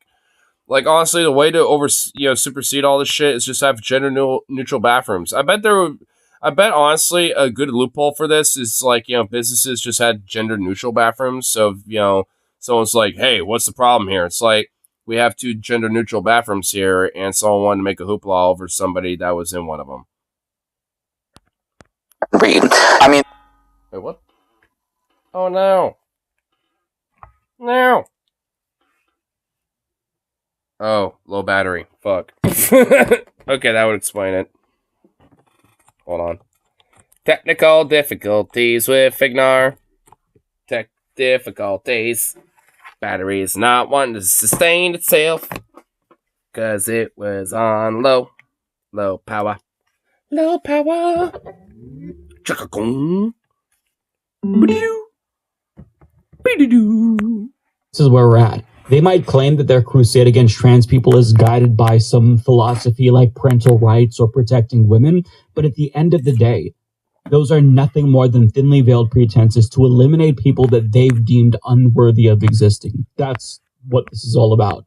But if these bigots got what they wanted, unfortunately for them, they would be prosecuted with all the LGBTQ plus people they're judging as well, right? If they got the Christian theocracy that they are longing for, they wouldn't hold up to scrutiny as well.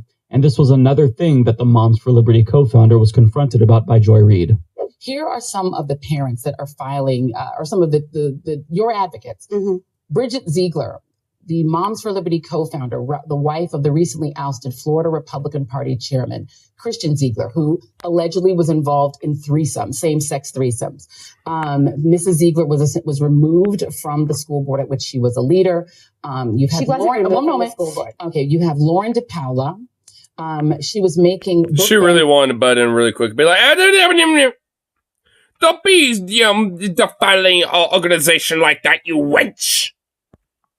In Alachua County, but then You woke a liberal wench. They'd sold their home in that county.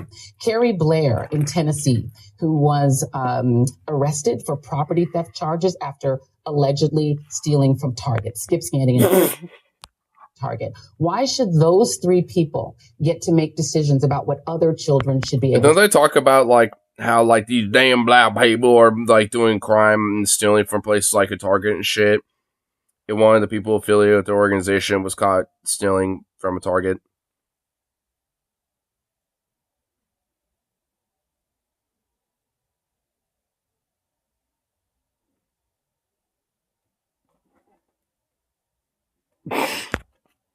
Other parents' children should be able to read. Do you know that I served as a school board member from 2016 to 2020? Are you going to answer my question? Yeah, I'm because going we don't to. have an endless time. Joy, I'm going to answer your question, but I need you to understand. But I'm not really going to answer it in a way that you're going to find satisfactory. In fact, I'm not actually really going to answer it at all. I'm just saying that because fuck you.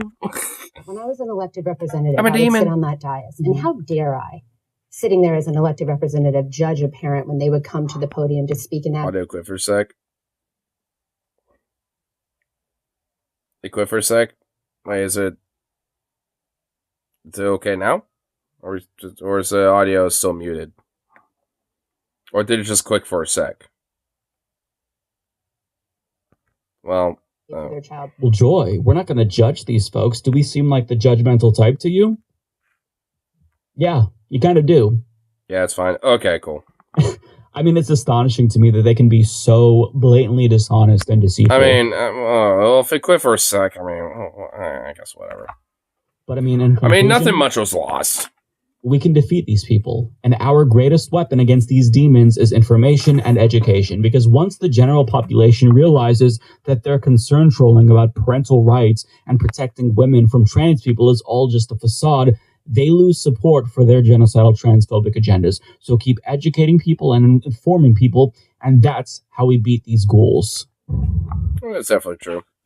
I mean, if anything, I mean, like, a lot of people are pretty privy to Moms for Liberty and a lot of these other groups and shit, and a lot of these, like, anti-trans fucking weird, psychopathic, dumb nut motherfuckers.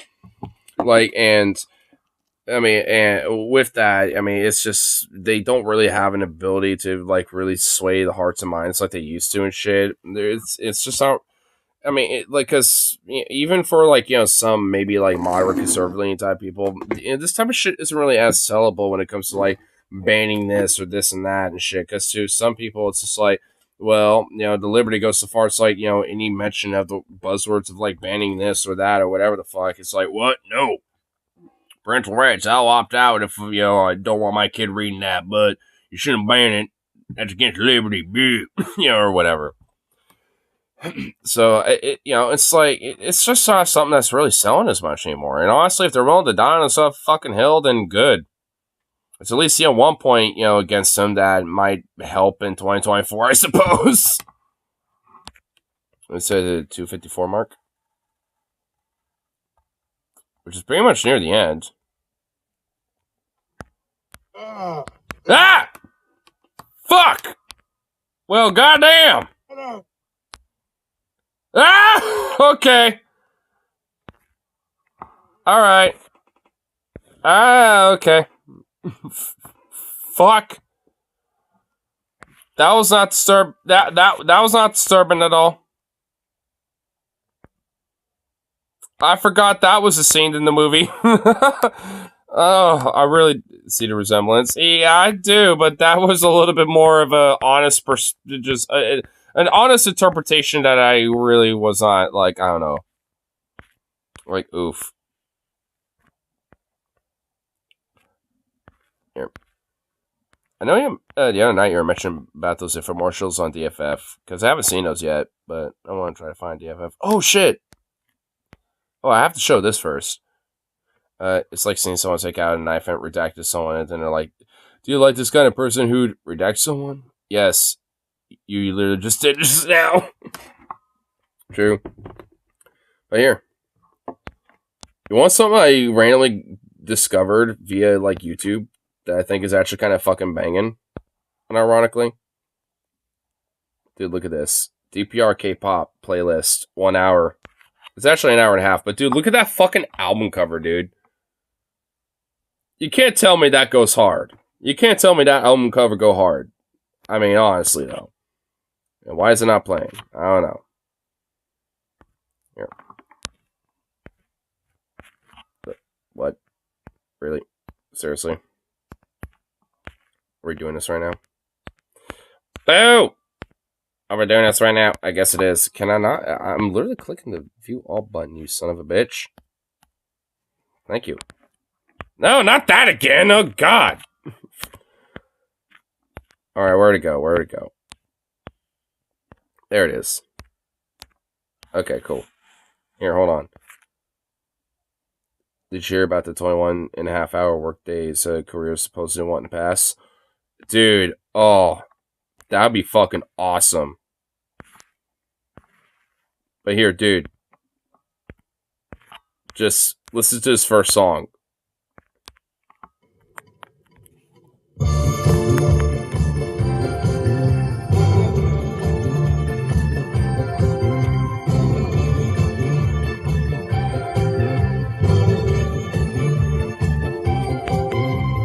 Oh, wait, no, days, not weeks. 21.5-hour work days? Oh, well, oh, God, no, fuck that. What the, what? That's almost all, never mind. Oh, God. DPRK, pop music intensifying. Communism intensifies. Dude, this right here, though. Dude, that goes hard, though, dude. Why does this slap? Why does this slap?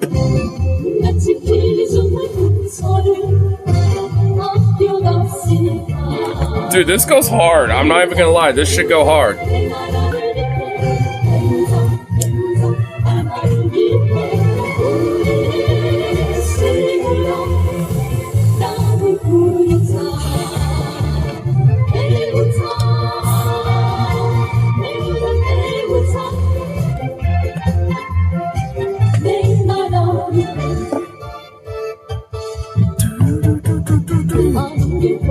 Dude, that little, like, bridge goes so hard. Dude,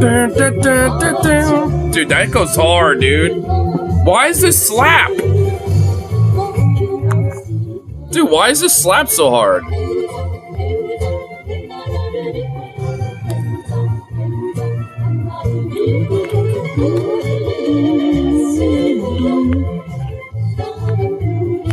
I mean, there's a whole bunch of songs in here, too.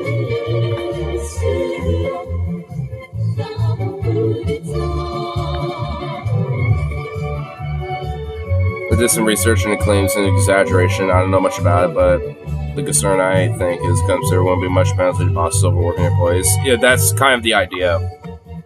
Pretty much.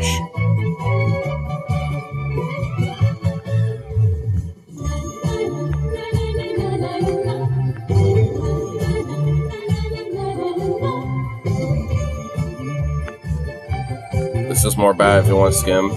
I'm just gonna keep letting this shit play while we're doing it then.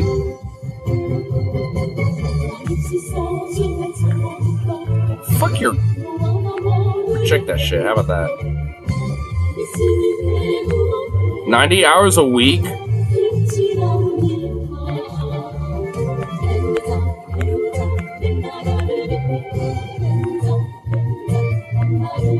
South Korean government is looking to update its laws, however, it's more flexible working hours. Labor sector and the nation is opposed to the government's proposals by using extreme examples and criticism. Maybe it's a cop-out. When people say, oh, that would never happen, it does. Oh yeah, definitely. Dude, that shit goes hard.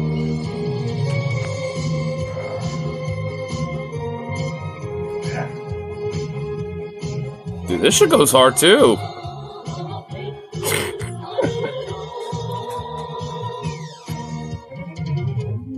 And weirdly enough, kind of fitting for what we're reading. Despite this, labor sector in Korea is consistently opposed to proposed changes. By presenting extreme and unrealistic examples to argue against the government, they claim the loopholes in the system could lead to. I know, I love this upbeat music we're reading this dystopian shit. Well, it's literally DPR K-pop. It's North Korean pop music. It's like 80s, like, North Korean pop music. I'm not kidding. So, I mean, I love it. It's strange, you know, that's why I say it's weirdly fitting. It's almost melancholy, ain't it?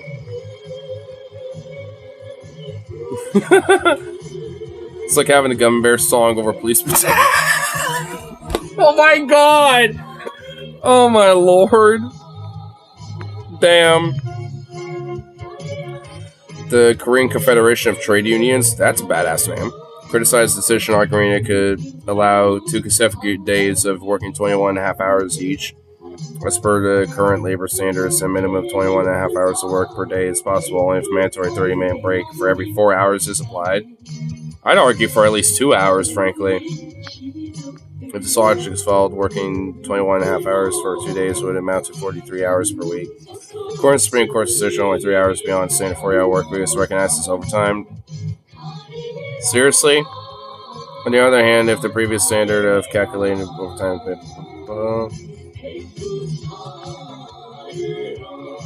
the logic of the KCTU is unrealistic. What the fuck? Really? Dude, there better be a national strike going on. Because holy fuck, that's absurd.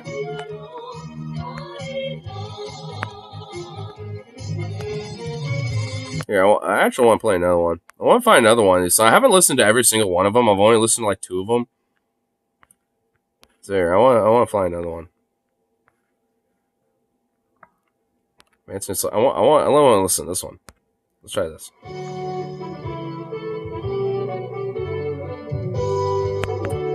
They're trying to implement 6 9-hour work weeks before this. People said fuck that. Well, they better say fuck that to this too. And then play this as the banger, dude. Dude, this is what the fuck? It's so like bombastically awesome.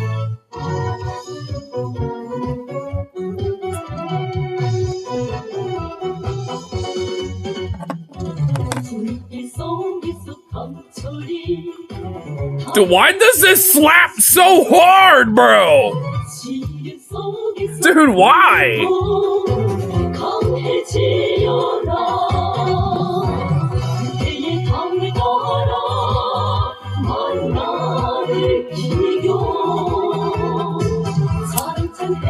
They could just get other jobs. If not, if all the other jobs just do the same draconian shit. I know I've heard this as a theme show or something. I know, dude, it does kind of sound like a theme show or, you know, song almost. But dude, it fucking goes hard though, I'm not even gonna lie.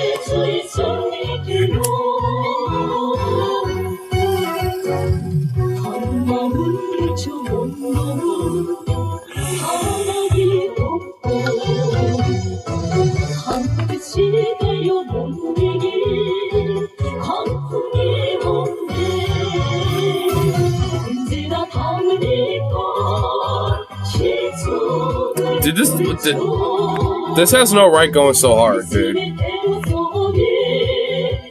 I mean, honestly, if there's, like, one thing you could say is that, like, a lot of these, like, you know, Soviet / like, kind of communistic, like, you know, states, I mean, dude, like, the music fucking goes hard, dude.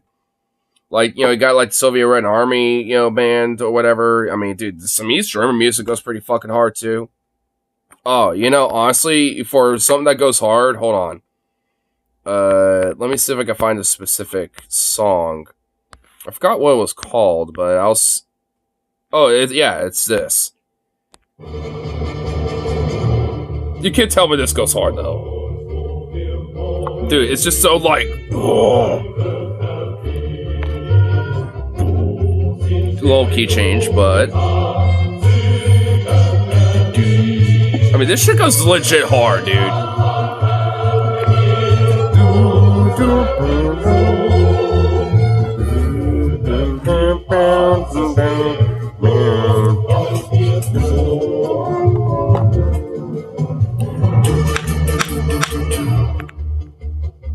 this shit goes so fucking hard. I mean, you can't tell me that song goes a little hard, though. I mean, like, honestly, there's something about, like, you know, like the Eastern Bloc, so to speak, that, like, the music went fucking hard, dude. Music goes hard. Like, it legit does. Like, it slaps, it goes hard, and it's, like, I know, right, being so awesome. I mean, the stereotypical one that we all know is the Soviet national anthem, right? I mean, that's the one where everyone just, like, stereotypically knows, but it's like, there's, like, unironically hidden gems out there. Like, legit. Some hidden gems that are just fucking amazing. Here. Let's see. Have they timestamped these yet? Yeah, the makes it easier to go to the infomercial section. Did the VDS segment happen that early? Jesus Christ. Where it has to be, where is... Alright, we already went for that. Alright, infomercials. No. Wait. Oh, god damn it. Alright. Wait, hold on. I should have played that first because then it would have put it in my history. Fuck. Alright, what was this? Lift every voice and sing. This is sung in for the... Just like the Bible is written for the Israelite. Wait, what? What? It's the Black National Anthem. Oh, okay. I was about to be like, wait a minute, hold up. But okay.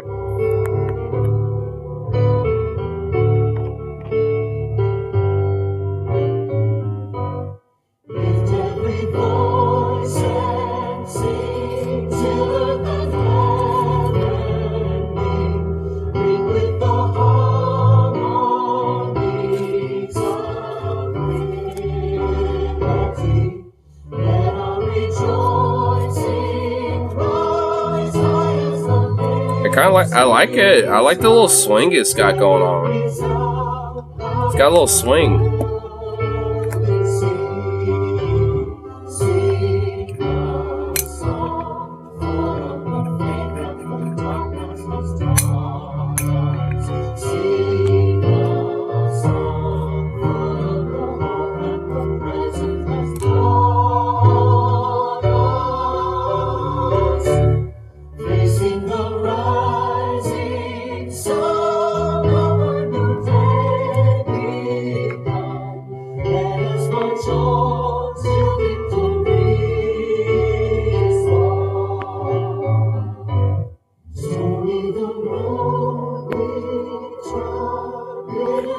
Yeah, I don't think I've heard this before, but I like it. There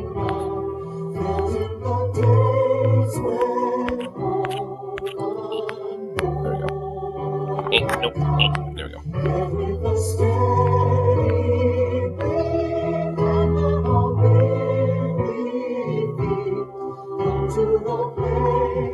I like how someone just copy-pasted lyrics in here, even though they're already in here. What the hell? It's like the lyrics are already there, my dude.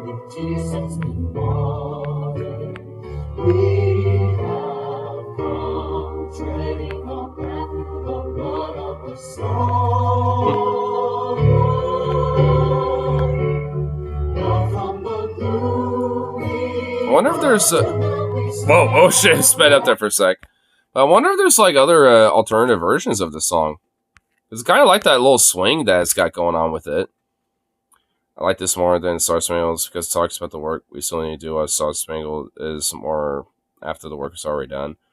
And also, it kind of is a little bit like, yeah, war's kind of cool because of like, you know, the bombs that blast in the air and shit like that. Like, it kind of, you know, it's honestly, it's just not even really that good of an anthem, in my opinion. Like, there's plenty of other anthems out there that I think are a lot better than this. Oh, I guess, yeah, it's right there. So, alright, but now I have to go find the goddamn stupid... It's still pretty gay. Yeah, yeah, pretty much. Yeah, a little bit. Informations. The logic, look, obviously we jumped from that segment to the next logical segment, which is infomercials. I don't even know how to fucking do that at this point. Put one on. I remember that little digression. I mean, which one do you guys want to see? Don't be a little bitch, TJ. The show must go on. It better be one with Billy Mays. Dude, Billy Mays was like the motherfucker to sell you something on infomercials, dude. He could sell me, like, you know, arsenic, and I would probably buy it. I'm Billy Mays here. Buy one and order now, and you can get some arsenic, you know, a whole ounce of it for free. You know, if you order now with your shipment. I don't know how to fucking do it. I mean, you know, then you're just not a very good performer. I'm sorry. I guess not. It's like going to movies after the car crash. Yeah. The Flavor Wave. That's Mr. T? Oh, yeah, Mr. T? Yeah. Oh, shit. Flavor Wave. Flavor Wave. Advertisement. Oh, shit. The fool doesn't get the flavor. What's up? Hey, just in time for checking out some infomercials. And I just want to say, silly ones. I was hoping for the salt explosion, and that might have been a jank Uger salt. I say to you. But you be up 6 a.m. going to work. 6 a.m.? Man, you got like pretty much like 5 hours to sleep then, you know, that you're going to be having. Shit, dude. I remember seeing this on TV when I was little. I don't know if I've seen the Flavor. Well, I think I remember the Flavor Wave, but I don't remember Mr. T being on it. Who knows? It went so much longer than the jank Uger one, though. I tried. I fought against it for as long as I could, but it was just a bad take after bad take after shitty lib take after shitty lib take. I couldn't fucking take it no more. I had to fucking. The line in the sand has been drawn, dude. Line in the sand is drawn. I don't want to hear anymore. Dude, you got fucking feedback for me. It better include an examination of what my actual position is and how it relates to Bosch's actual position. If it ain't that, it's gone. I am a purveyor of the finest salt. You come to me, TJ, and you say, Spotty, give me the finest salt. I say, I kind of forgot that they were still like heavily into this type of shit. Yeah, so like, you know, from the last segment from last night. So I forget they were probably going to be getting into that. Find the finest salt. Six. Here is Paul's ego losing his shit about Vosh. Use the salt carefully, TJ. It's quite delicious. Tasty, too. You could salt a whole meal with a single grain. Yes, but a single grain will salt you for a month, TJ. For the Flavor Wave Turbo Oven, brought to you by Thane Direct. Hi there, folks. I am Mr. T. And if you're like me, you love great tasting food. Fuck yeah, I do. In the kitchen, preparing and cooking and cleaning up. Now, fuck that shit. Let's scrub no pot or no pan. Mine. I just want to make the damn cooking food. Invention that would make it super easy for me to whip up a tasty meal quick enough to head off a big, fierce fight. And of course, it had to be low fat. Sounds too good. Well, that doesn't sound too appealing. To discover. They call it the Flavor Wave Turbo, and I can't wait to get started.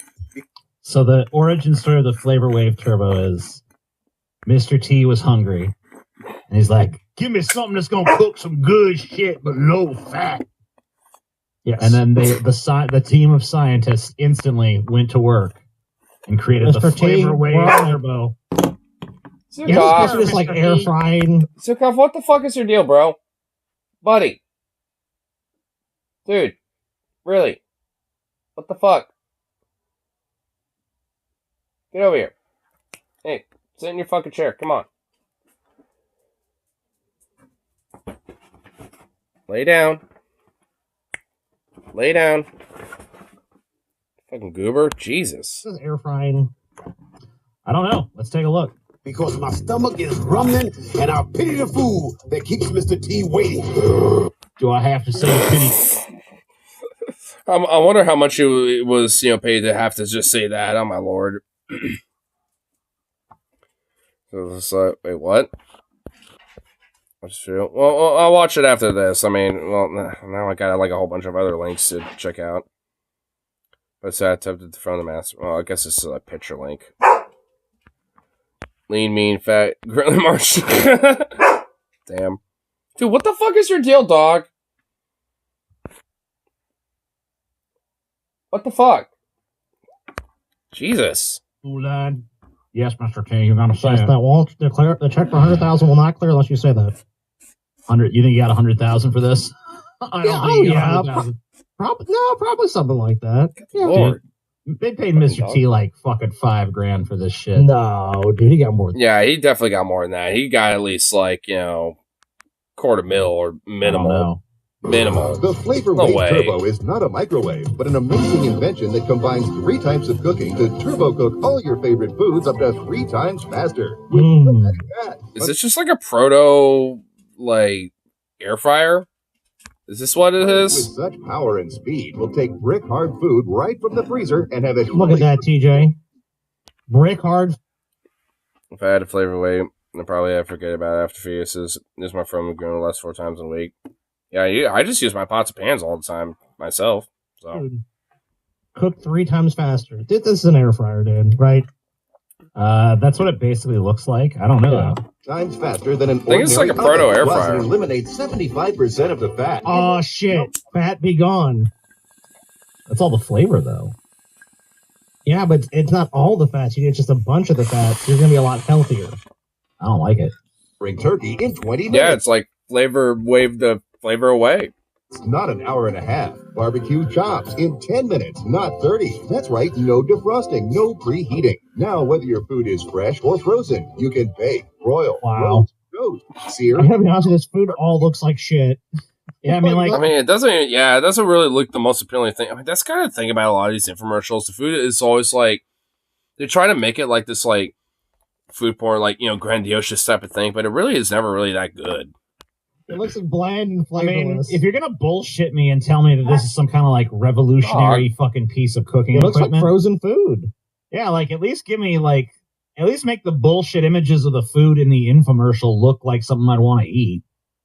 That looks gross. Reheat and more, faster than ever before. Best of all, when you're all done cooking, guess what? The Flavor Wave actually cleans up for you. The Flavor Wave. Self-cleaning. Ooh. I mean, I don't know. That sounds. I mean, pretty that's good. Hungry Man ass ribs. Yeah, that really does look like something that will be out of the Hungry Man. sounds pretty good to me too. I mean, you just gotta like pour like a couple gallons of water in and some With soap, some soap. and let it do its thing, and then dump it out, then wipe it out. I mean, it's not cleaning itself. Let's be honest. Yeah, wave goodbye to the flavor. Yeah. Wave goodbye to Flavor. Wait, Isn't Mr. T dead? No. no, he's not fucking dead. What Why the would he be? fuck? Wait, was there someone that really thought he was dead? Why would he be dead? We just saw him. He's selling you Flavor Wave. He is not asshole. fucking dead. Why? I mean, now I'm questioning it. Is he or not? What? He's not. so Mr. T is dead. You definitely would have heard something. I mean, he's 71 years old. He's old as fuck. Yeah, he is old, but He's not fucking dead, bro. He's making sure these white people have some bland ass fatless food to eat. What he's fucking doing. I mean, these traditional weird 90s white nuclear family types got to have something bland to eat. I mean, come on. Tell me what fucking Mr. T's doing. He's got a fucking important job. I can throw dinner together in a matter of minutes. Minutes. From the freezer right into the Flavor Wave tray. I don't think you should be cooking shit right from the freezer, even if this thing advertises that you can. I'm pretty sure that's not a good way to. I mean, like, that feels like the meat would end up being very tough. Dude, those kids would be throwing a fucking fit. At the very minimum, you should probably thaw it out.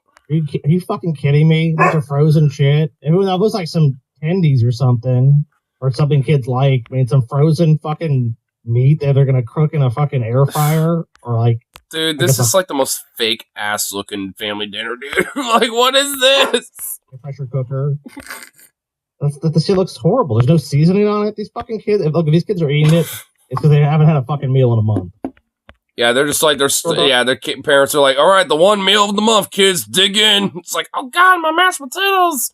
My baked potato I only have once a month. Ugh. I really like the fact that the Flavor Wave Turbo Oven defrosts frozen foods. I can Wow. when I get home immediately from the freezer into the Flavor Wave. And they're really leaning on that fucking idea that you could just cook shit right from the freezer. It's That's fucking- Yeah, they're really heavily, wanting to push that. Ugh. Just take the food out, like, just go to your freezer and put it in the fucking fridge. Parents are about to, yeah, they kind of do look like that. Oh my God. foresight to thaw shit out, you fucking mongoloid motherfucker. Turbo oven, and I can start cooking. I don't use any fats or oils in the Flavor Wave. Oh God, oh no, a botched Rush Limbaugh cone. Oh no. And that's quite Maybe you fucking should, dude. It just comes out wonderful. And now, Healthy and delicious. TV personality Darla Hahn and From what? Who the From fuck is who? What? What? Darla Where? Hahn? TV action hero, the American icon with a bigger-than-life personality, the one and only Mr. T. Stumbling up. On your home, I want too many at the bar because I pity some fools. Like, oh my god, what the fuck just happened? What? Oh, shit. Acting, dude. Wow, wow. Bust it on in, TJ. Wow, how's this not Oscar worthy, dude? Wow. Here's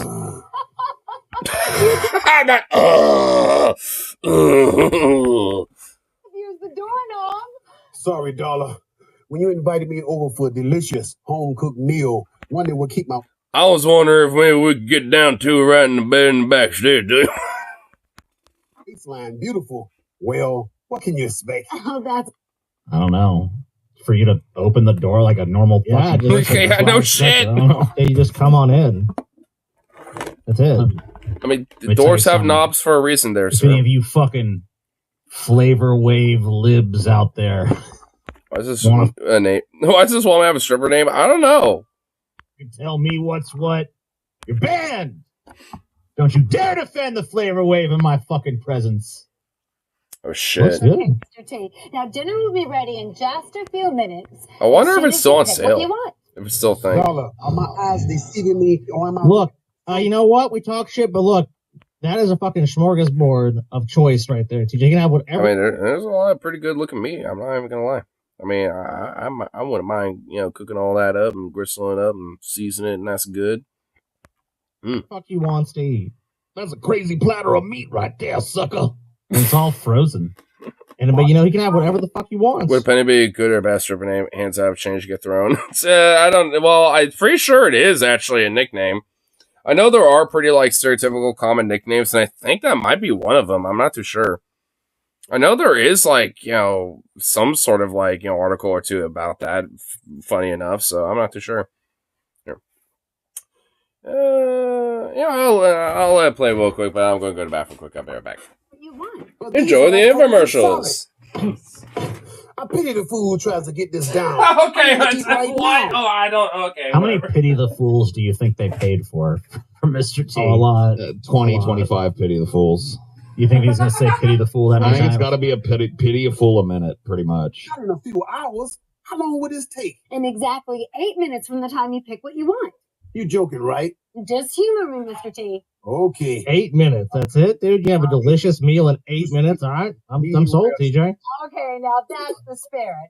How about a little potato and corn on the side? That's even better. Let me introduce you to our professional cook. This is No, you ain't gonna throw all that together in that fucking thing and get anything edible out of it, Oh, dude. yes, they will, Paul. No Oh, yes, seasoning they on will. that steak at all either. No sear. Gonna throw it in the steam Who bowl. needs, to watch who his needs a waistline fucking bowl. sear, Paul? You don't need that shit. And I need a sear, okay? everything you want. And it's so compact and convenient. You're going to keep it on your counter and use it every day.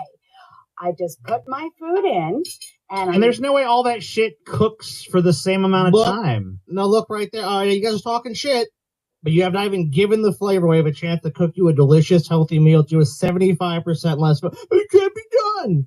It can't be done, but it's being done on a fucking infomercial in front of you. Fucking naysayer, I guess. Sorry. You're a fucking... Oh, no seasoning. Oh, there you go. Paul's lies. Lies of Paul. What the fuck was that she put on there? That didn't look Perfectly like salt. seasoned, That Paul. shit looked like fish food. Yeah, That's what? what it was. Fish food Fresh on it. herb. Those are fresh Okay, herbs. what? Why this bitch putting fucking fish? Wait, fish food? Wait, what? Hold on, what? It can't be done, but it's being done on a fucking infomercial in front of you. Fucking naysayer, I guess. Sorry. You're a fucking... Oh, no seasoning. Oh, there you go. Paul's lies. Lies of Paul. What the fuck was that? Yeah, what did she put in there? What the fuck was that?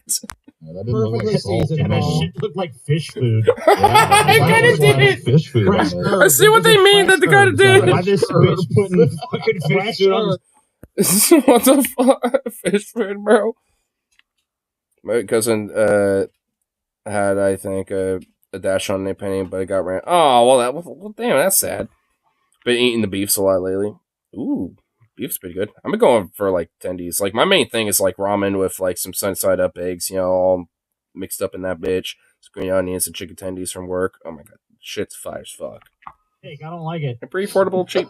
You guys must have been smoking too much herb if you can't fucking see this is a wonderful product. Dude, you guys I'm sorry, but in no cooking device does a fucking steak and a fucking russet potato and a fucking ear of corn. Then you don't fucking know how to fucking cook, TJ, because I can tell you I've done that. Yeah, I've Those done it. all have different cook times. Not in the They flavor wave. really do, honestly. Yeah, I mean, This is the strangest dinner invite ever. You want me to cook? Are you sure? Yes, because it's so easy. You just set it. I painted a food and eat Mr. T's cooking. You had to stick it on that handle and you're cooking. let's go black Wait a bean, minute. never go back Don't you have bean. to defrost this True. first? Want to be raw on the inside and burnt on the outside? No defrosting. And you'll notice no Dude, even Mr. T is like having logic in this. What the hell? heating either. With the Flavor Wave oven, you can take brick hard frozen food and put it right into your Flavor Wave and have it Gross. Just Look at that fish, beautifully cooked. Three times faster. That shit would be so fucking chewy and gross. Yeah, that'd be good. Dude, can we skip to when the Flavor Wave gets cooking, TJ, so we can see this delicious meal? What the fuck is your deal, bro? Man, my dog is going nuts. raw foods, leftovers, TV dinners, You want me you to, name you want me to skip ahead? Yeah, let's skip out. I want to see what the Flavor Wave in action. She's a TV night. Can you imagine the sad motherfucker that bought one of these flavor waves and uses it to cook his TV dinner? Oh my god, bro. I think that person's saving lots of time, Paul. I am Mr. T, and I've been learning about the maze. Takes a lot to shock a cool guy like me. Well, what would you say if I told you that we took Oh, the no, she's Flavor back. Wave and Oh, put no. it to the test in a restaurant? A restaurant? That's cool. Wait a minute, what happened to that fucking steak and There's no way restaurants are using this. a potato? It died. But what? But It vanished. You know what, dude? I got it. It turned out so well they ate it all, dude. They didn't have time. They Like, ate it oh all shit! during one of the fucking demo reels and shit. All right, well, fair enough. I mean, it must have It been that vanished as quickly as Vosh's anarchism. good. is gone. Zuccarello's restaurant. What the hell? Yeah, wait, yeah, Chef Christian over here. Zuccarello? Dude, wait, dude, this guy already kind of looks like Zuckerberg, and oh my god. Zuccarello's, dude. Zuccarello's, dude. It was the better quality meal in one small, self-contained, easy to I've use. seen videos of someone comparing thawed steak to a frozen steak, and there wasn't much difference, so really, even if you say that chicken's frozen, it all really comes down to cook it. Yeah, fair enough. Unit. Then with 3 or 4 You're industrial. not a fucking chef, bro. Get out of here. No way is there a fucking restaurant that's got a bank of flavor waves, bro. No way, bro. I was that guy as a chef for this commercial. I'm like, so it's technically like I do own a restaurant, technically. Well, I'm gonna get an improv from this guy, probably because it might be. Some restaurant that was about to go out of business. It's like, just fucking say you're going to do this. Flavor Wave works 3 different ways. First, we have halogen lighting, and that's going to give you your color and your crust. I love how he's in a Dude, I love how like a heat light is gonna give the color and the heat. What the fuck, bro? What? fit to fucking microwave a bunch of meat. It also has convection cooking. It means it forces the air around. Hey, you know, it could probably still make a better grilled cheese sandwich than Gordon Ramsay, though. Damn. So you do not have to rotate. Wait, the need food. water? The air will circulate around and give Okay, you maybe I think I finally find out what he's bitching about. He wants some aqua. Now he's decided to slap the bowl. Circle rate. Finally, it uses infrared, which actually cooks the food from the inside out, and that's what makes your food so moist. Wow, look at that. You guys talking shit. That was perfectly cooked. If that roast beef that he just carved was cooked in a flavor wave oven, I'll eat my fucking shoe right now, dude. There ain't no fucking way. Let the juices escape. And it's Look, not Paul, it gonna seals it in. I was surprised what the Flavor Wave oven was actually capable of doing, because I was able to fry in no oil. I was able to broil. Dude, it's an air fryer. Yep. That's all it is, dude. It's a fucking air fryer. Flavor Wave as a microwave oven, but only better. Wow. Wait, what was that? Was that like magma? What was going on there? Was that meant to be a lasagna? It would turn me into a gourmet. What kind of oven was that, Mr. T? I mean, when I was working at Harvest, we have heat lamps to keep beef warm, but at most it would just dry out the beef. Oh yeah, I mean, in our hot cases, we have heat lamps and shit, and yeah, they do the same thing. They dry the fuck out of everything. I mean, also, if you have the temperatures too high on the fucking hot cases themselves, like the bottom of them will get burnt and like ingrained and like fused with the like with the actual pans themselves that you use. It's it can be a pain in the ass.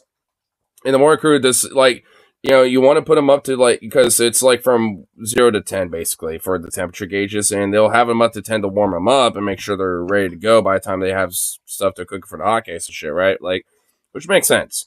But it's like, after, you know, they're warmed up and everything, turn them down to like 6 or 5 or some shit, so they're still hot, but not so hot that it burns everything. It's like, because holy shit. Dude, I can't tell you how many times, like, the mac and cheese, mashed potatoes, or, like, fried chicken or tenders will, like, get stuck to the fucking pans and just get burnt. And it's just like, bruh, why do they have the temperature so fucking high? They should only have it, like, that, you know, high for, like, a couple hours, you know, if that even. Really, at just an hour, give or take, just to warm them up. It's like, what the fuck? It's just absurd. Poor Mr. T's probably think, I used to be part of the A-team. Where'd I go wrong? Now I'm part of the fucking celebrity infomercial team. Can we do another? I guess they didn't pay him enough for take 2 on that one, huh? Hey, Mr. T is busy. He botched the name of the product and they left it in. Wait, did he? Away.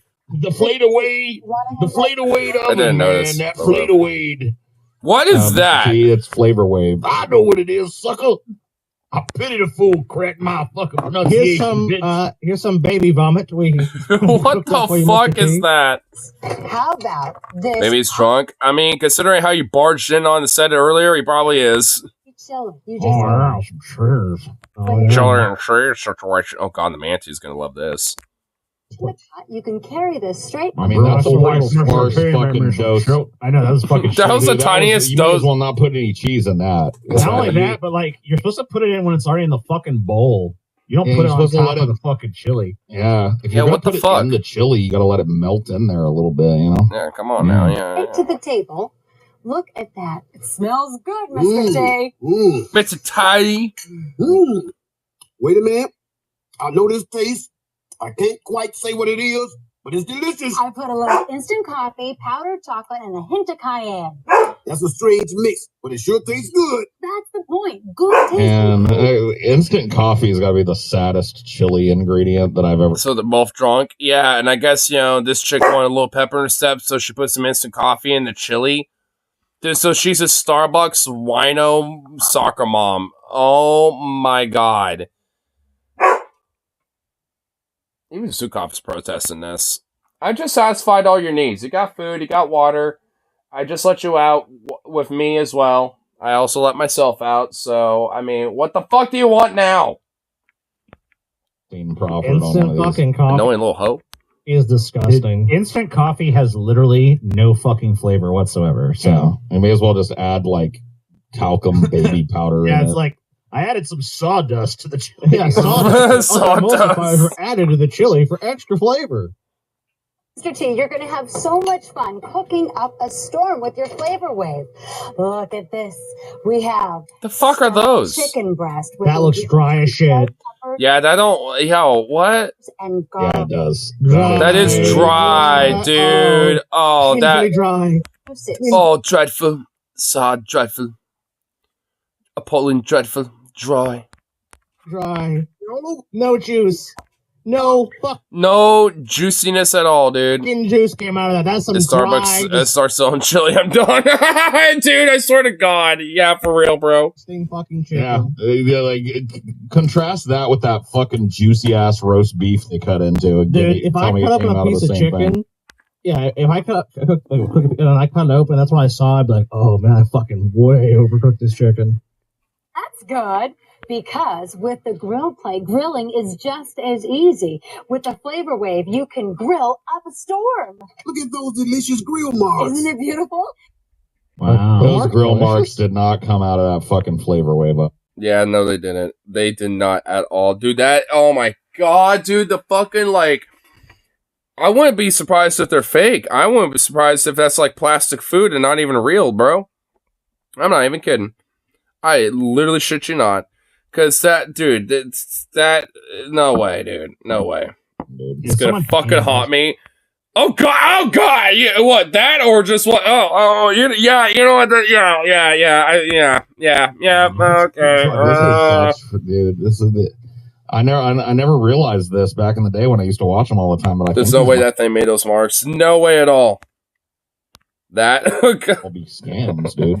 Yeah, I don't know. It's almost like they're trying to feast upon her eyes, for she will consume her flesh of her mate. After the mating rituals are done, she will consume thee with thy maw. Oh God! Piece of shit product to old people that doesn't really work. They look painted on. They definitely do. Just think about it. You can barbecue or grill without smoking up the place. Plus, Mr. T, you can take your flavor wave outside. All you have Delicious grill marks. I know people act like the grill marks are a seasoning. They're not, dude. Yeah, they're literally not. Look at those. Those look like rubber. Are you fuck? What's scary, the lady or that ghoul from earlier, just in a vacuum? The ghoul from earlier, to be honest. I mean, they're both pretty freaky and scary, but honestly, like, I mean, the other one isn't really as sinister. She's just like, you know, she was in her cash grab moment, but she's not a right-wing fucking psychopath. I mean, as far as we're aware, I guess. But at least, you know, for the other one, yeah, worse. You kidding me? Looks closer to humans. Yeah, that was makes her scarier. Yeah, I guess good point. Yeah, I don't know. Those look appealing. Those look fake. If those hamburgers were shaped just slightly differently, they would be indistinguishable from fucking turds. Not only that, if they actually cooked this meal that we're seeing on that fucking thing and pulled the top off of it, that tray would be filled with grease. It would. Too. And I just hate cleaning Filled the with grill. it. It's an awful mess. Well, it eliminates fat. It practically cleans itself. Normally, I cook a pork chop on a gas grill, and you sear one side. Oh my god, this dude right here. This is the Flavor Wave target audience right here, dude. Yep, it is. This guy right here. Sad, divorced dad, just retired, getting bored of playing golf, wants a way to make his steak, but also is probably taking up a hobby playing video poker with a lot of his retirement funds. A little quicker so he doesn't have to spend all day cooking.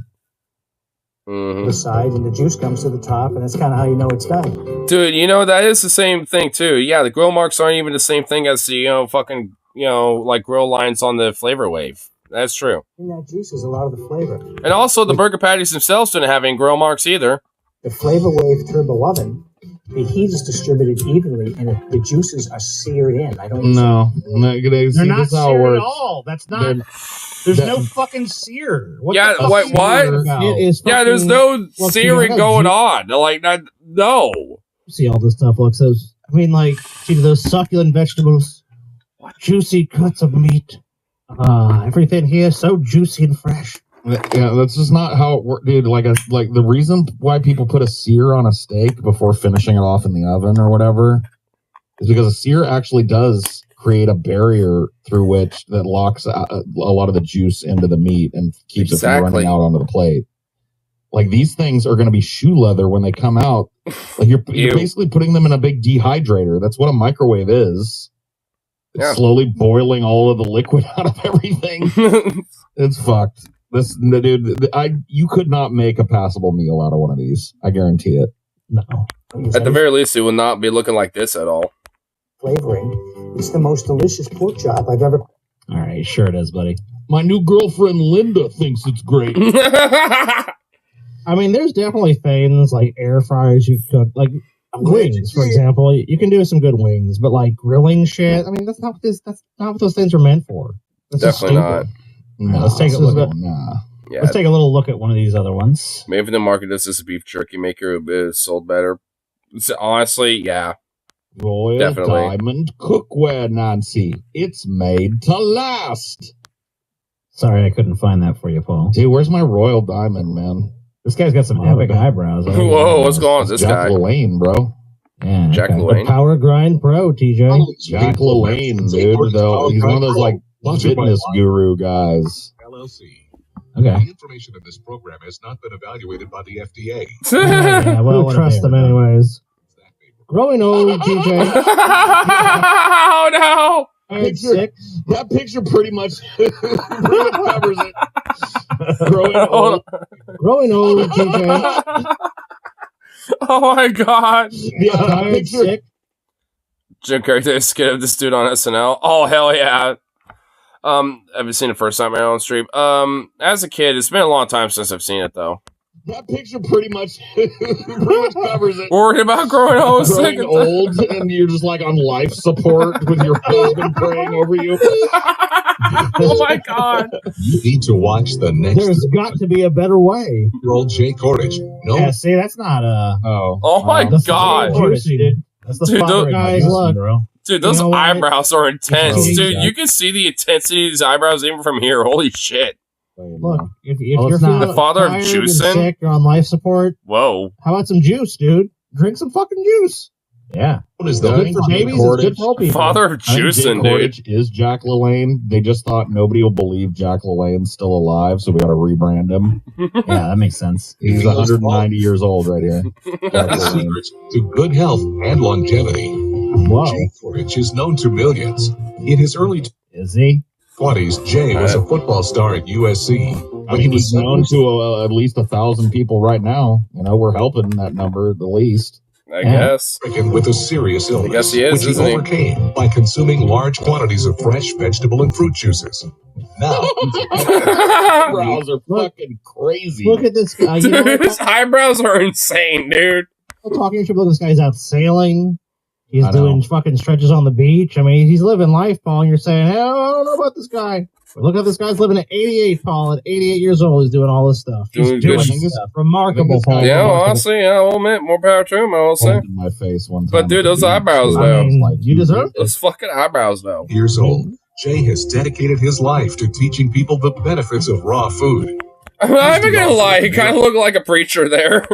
Times bestseller, The Juice Man's Power of Juicing. Jay has been quoted in such publications. What a terrible title. The power of juicing. There is a power to juicing, TJ. It's going to make you healthy. It's going to make you feel If you better, know the TJ, power of when you're sick, when juicing, you're you'll know tired. the power of the But, TJ, universe. a lot of times I know you say, I have problems sleeping, or, I feel restless. What the fuck? But juicing, TJ, eating raw foods and juicing is going to make you feel 1,000% better, TJ. Would you like to feel 1,000%? Man, I love how, like, these fucking, like, snake oil salesmen, when it came to, like, selling these dietary things, it's just always been, it's always going to be a thing. Like, yeah, Jordan Peterson be like, carnivore diet, you have to eat meat. And then you got, like, the weird Liver King freak. Then you obviously got, like, people like vegans and, shit like that. Like Steve Jobs was, like, a fruitarian or whatever the fuck it's called, And so it's like, dude, like, these weird, like, Hakimedi diet fucking things are always just going to, like, I swear, like, outside of, like, organized religion and shit, like, this is going to be, like, the endless, like, grift, to the end of time when it comes to snake oil. By taking one simple action. Yes. There you go. And this is the action, huh? Yes, juicing. Washington Post, USA Today, and People Magazine. Wow. Oh my god, wow. That, even for its time, that looks photoshopped. What the fuck? Juice man cometh. No, I don't want that. The juice man should not come. Oh god, he's coming. To you, TJ.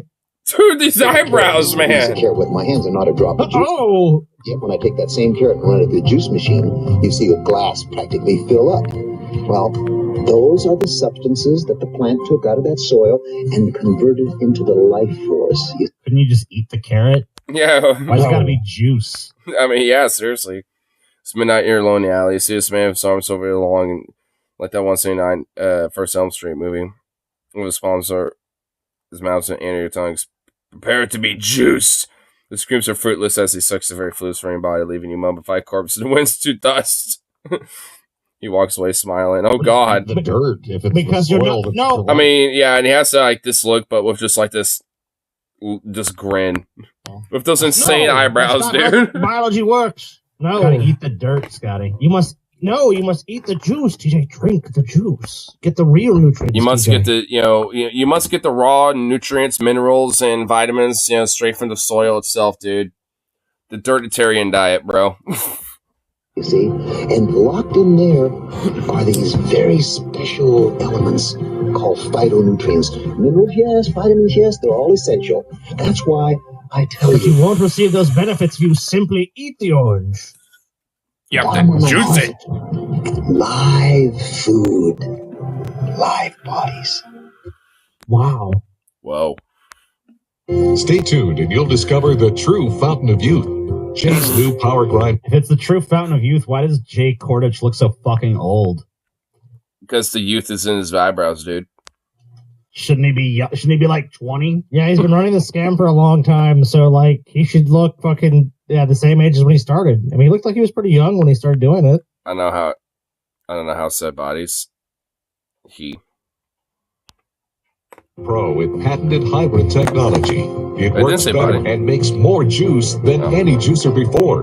Plus, how you can receive a free copy of Jay's latest CD, How to Live to Be 100 Disease-Free. Oh my god. This guy's name? Jay Kordich. All right, did Jay Kordich live to be 100? He probably died like 5 minutes after this was fucking shot, dude. Dead animals. He's fucking already dead, yeah. I wouldn't be surprised if he has already, went away. I meant I don't like how this guy said the word bodies. Oh, I get what you mean. Oh shit, is he still alive? I don't know. Okay, no, he's not. He's not. Did he live to be 100? He lived. Like he cited some. Yeah, I was about to say, I wouldn't be surprised if he has a few hidden in his freezer in the basement and buried in the backyard. Hey. Oh shit, PJ. 93. That's still pretty good. He did, yeah, but he fucking claimed he was gonna live to be 100. Though he had the fucking secrets, and his ass dies at 93. Now I mean, look, he lived a pretty long life. Maybe he shot himself. Does it say how he died? Was he hit by a bus? Maybe. I guess he got bladder cancer. That's what they were talking about. Oh shit! In the beginning of it. Let's see, death. So a dude who drank juice his whole life died of bladder cancer. That doesn't sound good. Yeah, I mean, it sounds like it didn't really help in his favor, did it? No, that was like his first health scare he had when he was younger. So on May 27, 2017, Kordich died at 8:30 p.m. due to breathing problems. He was 93. Damn. Now, here's your host, Terry Olette. And now I would like you to meet the father of juicing, Jay Kordich. Yep. Hi, Jay. From that distance, it kind of looks like Joe Biden. And people in America will applaud. And oh my god, I love how most of them are pretty much the target audience of just like old people. Anything, won't they? They're being paid to do so. Yeah, they were kind of paid to do No it. one is here just. I mean, honestly, I could kind of forgive the audience because they're literally paid to do it. Like off screen somewhere, like at the very tippy top, where it's conveniently placed to where it's going to be off camera no matter what. It says please clap or applause or some shit like that. About this stupid product. Fuck you, Scotty. I want to hear about it juicing. Okay. You want to hear about juicing? Go ahead. Well, We have a lot of fans here. that ovation. Well, yeah, they're paid to be there. Fantastic. Now, Jay, I have to tell. No. Not really. He looks kind of old. Yeah. He looks like an old man. He looks great, guys. We're talking about 88 years old, fit as a fiddle, still out there. I mean, he kind of looks like Joe Biden with more of a fuller head of hair and with insane eyebrows. Come on. I mean, what is That's kinda what it looks supposed to look like? TJ, looking at him, I would probably say he looks 60 years old to me. I mean, 60 years. Yeah, 60 years old. Yeah. I mean, he at least, looks better for his age because at least he's comparable to Joe Biden, which he's in his 70s. So I guess he at least looks like a decade younger than what he really is. Because if he was, 88, I would kind of think, it's like all the wrinkles. I don't know. I mean, you look a little bit more older than it looks, I guess. So I suppose there's at least a little something to, not having all the wrinkles or whatever. But it didn't really help him too much with anything else. Years old. 88 years old. But technically, I know you're not really supposed to be here. You should have What? been Damn. dead 60 years ago. What? No, really. Listen, tell him. Listen, I'm not saying you should die. I'm just, I mean, he's kind of even looking at like, bitch, I'm gonna eat you later. You're gonna be in my freezer next, bitch. Like that's what he's looking like, dude. I'm about to juice you. Kill the juice man. He's not supposed to be here. Kill him. I'm calm down. The age difference probably does give an advantage. Honestly, this guy, because I mean, it looks like he trimmed him for this, but dude, his eyebrows are pretty ridiculous. So I don't know. rose up and juiced him in his own juicer, dude. We will consume his essence and then we consume his essence. Let's juice the human body. Damn. I'm gonna juice a Baconator and drink some Baconator juice. Oh. Sounds good. I had a very Okay, I mean, Baconator sounds good when it's all juiced up. I don't know. debilitating disease, you know, and I went to see the great Dr. Max Gerson. What did he recommend? Dr. Gerson put me on carrot apple juice, believe it or not. Just carrot and apple out of it. I mean, it'll explain why you look so orange. I mean, he kind of looks like a little orangey like Trump, but without like as much orange.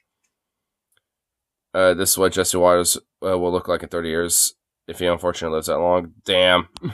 You're like, Doc, I'm going to die. Dude, he probably will. Carrot and apple. You're right. Apple juice. Once you remind the old man how close he's been to death a few more times, it's starting to feel exploitative, you know? I mean, a little bit. What the fuck? You'd be dead. You'd be dead if not for carrot apple juice, right? You'd be dead if it wasn't for the fact of all these things I want to remind you of, stuff, right? It's like, what the hell? Crazy. Anyway, buy this fucking piece of shit. This is an odd infomercial. 15 glasses of carrot apple juice a day. Every hour on the hour, you drink a glass of juice. So that's what started you juicing. That's right. So what's the benefit to my body by extracting the juice?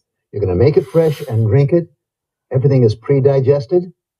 Zing. No, it isn't. Zing. What? And also, it's not pre-digested. You still have to digest it. And okay.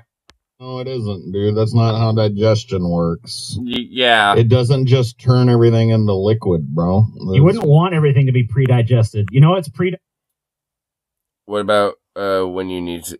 What about when you... Wait, as a matter of fact, what about when you need to sleep? I mean...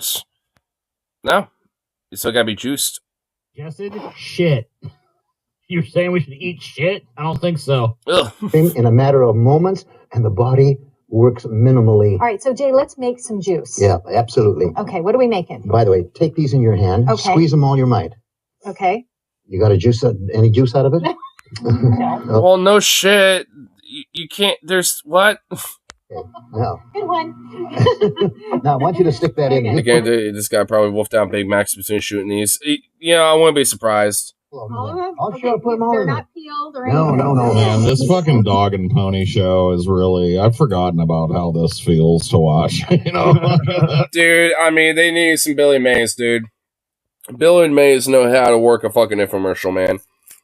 Like, I mean, because this is just sad and bad, dude. What the This guy is a fuck? fucking complete scammer, dude. I mean, like... They all are. Like, all of this shit is just, like, crazy wacky. I mean, to be fair, honestly, even Billy Mays was, but at least he was actually good at it. And honestly, even the products that he's, showing and stuff weren't even necessarily that terrible. So, I mean, it's like... I mean, he was, like, one of the last few that actually had, like, some heart and integrity lifted. It's like, after he died, the integrity was lost. And somebody came We need to up go with back it, to didn't work integrity. great, but can we still sell them to dumbass American consumers? Well, I want to look to his story. The answer is we can. And basically, it's like this. He was a college football player at the University of Southern California in 1948, when supposedly he was diagnosed with an inoperable cancer of bladder and had a few months to live. And he's actually about to get an NFL career, but not as big as in the 40s as it is now, but... And that's what he says. Up until that time, I'd eat the typical American junk food diet, including my favorite pork chop and eggs every morning for breakfast. Rather Sounds than good. accept his death sentence, Court said he migrated to New York to get an opinion of German doctor Max Gerson, who had treated humanitarian Albert Schweitzer and other famous people. Gerson prescribed drinking the fresh juice of carrots and apples. So this is what he followed, supposedly made him cancer-free. Cordish followed a 2-year regimen of drinking 13 glasses of juice every day, each glass on the hour, and said his only other food was a thick broth made with vegetable juices. And though How's this guy shit? I mean, my lord, it must be most liquidy shit ever. Like, dude, okay, this guy must be wearing the pants all his life. Because, I mean, what solids is going through his gut? You know what I mean? Like, Though the once chunky football player's weight dropped from 192 to 109 pounds, his skin took on a yellowish cast. He credits the sweet-tasting juice for the 41 cancer-free years since. I mean, there's no fucking way. He's about to die. He's got inoperable cancer. He moves to New York. He starts drinking juice, and suddenly he's just cured. And this never happened. He was Sounds never plausible to shit. me, Scotty. I don't know what's what are you calling into question here? I mean, I'm sure there are ways, to change different aspects of the lifestyle if you have cancer to be able to like have it not progress as rapidly and shit. But I mean, I don't know. Like, I mean, I'm not a doctor on this, so it's like I wouldn't know. But I mean, it seems like he must have had like there must have been something to it, possibly, or maybe he just like maybe that's just like the grift sales pitch, and maybe there was other aspects that helped him. But I don't know, like what the fuck. I don't know if Logan's still in here or not, because I know he had a link earlier, but I haven't seen him say anything yet. So let's give it a little time. Think about this: every cup of juice every hour. Do you just keep 8 bottles of shit on your person when you go out? Well, I don't think it. Well, it said 13 a day, so that means like 13 hours in the day. So, I mean, that at least equates, the whole like sleeping aspect of things. So, but well, I guess that when you go out and about, yeah, maybe, yeah, like you have a bunch of it already to go, like in bottles and stuff. Yeah, honestly, probably. I wouldn't be surprised if this guy's done that. I mean, honestly, like, cause yeah, I'll have like a bottle like this and refill it with like a juice or some shit like that and have it with me or something. Or like, whatever the fuck, right? Like, I mean, so it's not like, inherently unusual or entirely unusual. So it's not, I don't know. I suppose. It's not unusual when it's just like, a casual thing. But when you make it like a weird ass grift, that's kind of the issue. It's like, what? It's like, okay. He wants people to drink juice like diabetics take insulin. I mean, for real. It's like, what the fuck? Good grief. And we've been streaming for 4 hours? Jesus Christ. I didn't realize we've been going on for that long. To be honest, I thought we were going on for like 3 hours, honestly. I didn't realize there was like an hour just like... Shit,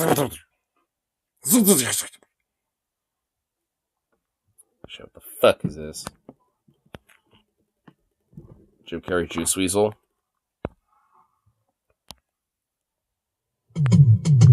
Welcome to Juice Mania, the show that takes a look at the wonderful world of juice. This week, the Juice Weasel. And now, here's your host, Courtney Lightstone. Are you as excited as I'm being paid to be? Oh, that's all right, and it's also incredible. Hey, let's bring out today's host, the incredible, most amazing guest we've ever had, Juicy J. Cornyn. Oh my god. Wow, Juicy J, that was an incredible feat of strength. Thank you, Gordy. I took my whole family on long trips like this. Well, wow, man, where's your family now, Jay? They're all dead. I outlived them all. That's I outlived them all. Wow, that's incredible. Come on up. Come on up. You seem like a healthy young man. How old are you? I'm 21. 21, huh? Yes. Damn. He's 21, but I'm still standing. I found the secret of eternal life. I looked into God's eyes, and you know what I saw? The Juice Weasel. The Juice Weasel, damn. Time it is. Time to juice.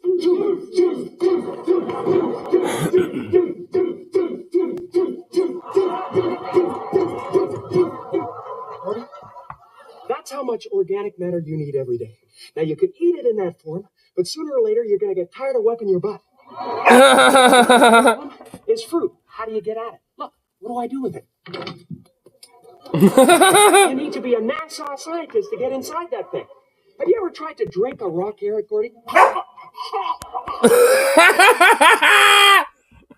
Wait, what's this? Oh god damn, it looks fucking fine, dude. Are those pistachios in there that I see? Oh fuck yeah. It can't be done. Wow, I get it. Now that's where the juice weasel comes in. Yes. The juice weasel separates the fiber from the juice. Dude, I love how he also kind of... Dude, I love how Jim Carrey also kind of looks coked out. Only the most essential elements. That's the beauty of my design, Gordy. I want you to try something. Sure, Jay. A little concoction I made before the show. Okay.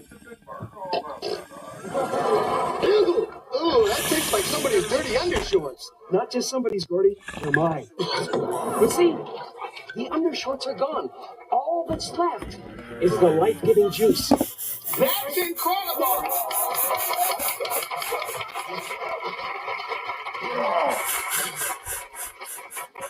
See, people like to eat the bad stuff and throw away the good stuff. Look at the celery, Gordy. Look at it! Whoa, Jesus. Where does it come from? The dirt, Jay? No, the soil. You see, the Yeah, but I've been more than it looks coked out. Yeah, to be fair, true. That is Mother Earth giving us our gifts. All life emanates from the soil. It emanates, Gordy. See, so what I do is knock out the middleman. Knock out the middleman. That's going to be beautiful, Gordy. Sure is, right, guys? Help them. Hey! Another question people ask me, Gordy, is, Jay, what am I going to do about my finances? Groceries are too expensive. Bet that, Gordy, you son of a... You know, I could just go off on them. I'd love to juice them sometime, you know? Oh, God. Oh, shit. Oh, no. You know? But the juice weasel can take yesterday's leftovers and turn them into today's smoothie. Sounds pretty good to me. But what do you mean, Jay? Well, there's a little bag of garbage I took off my neighbor's lawn. Most people throw eggshells away. Bad mistake. Oh, look at this, Gordy. We got lucky. Hey, we got lucky. See, you know, when I see people throwing stuff like this away, it just makes me want to scream. Oh, come on now. Insects? Don't ever question me, Gordy. I know a lot more about nutrition than you do. Oh, my God, a rat. All right, that's just about ready. Okay. Now watch this, Gordy. Okay, Jay.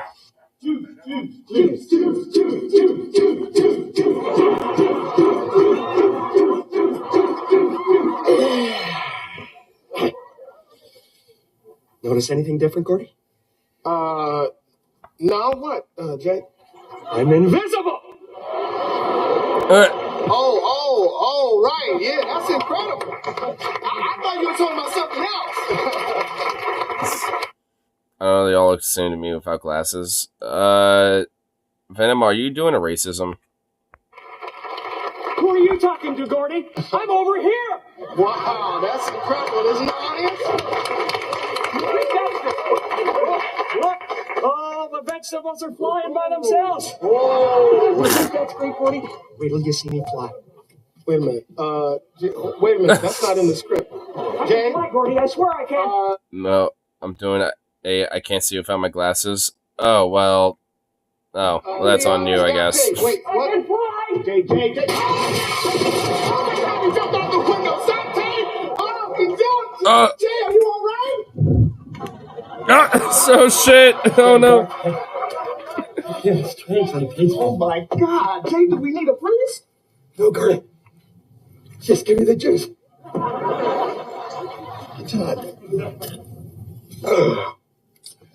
Could you pour some of that on my joints, Gordy?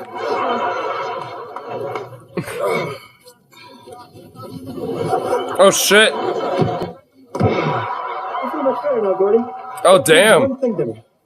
There's a time to laugh, a time to cry, a time to live, and a time to juice. Damn, dude. Dude, maybe there is something to that juice. Oh, shit, bro. Oh, shit. Damn, I love it. Damn. About ready to get juiced. Now I'm just really thinking about, like, food being, like, hella bomb as fuck. Not gonna lie.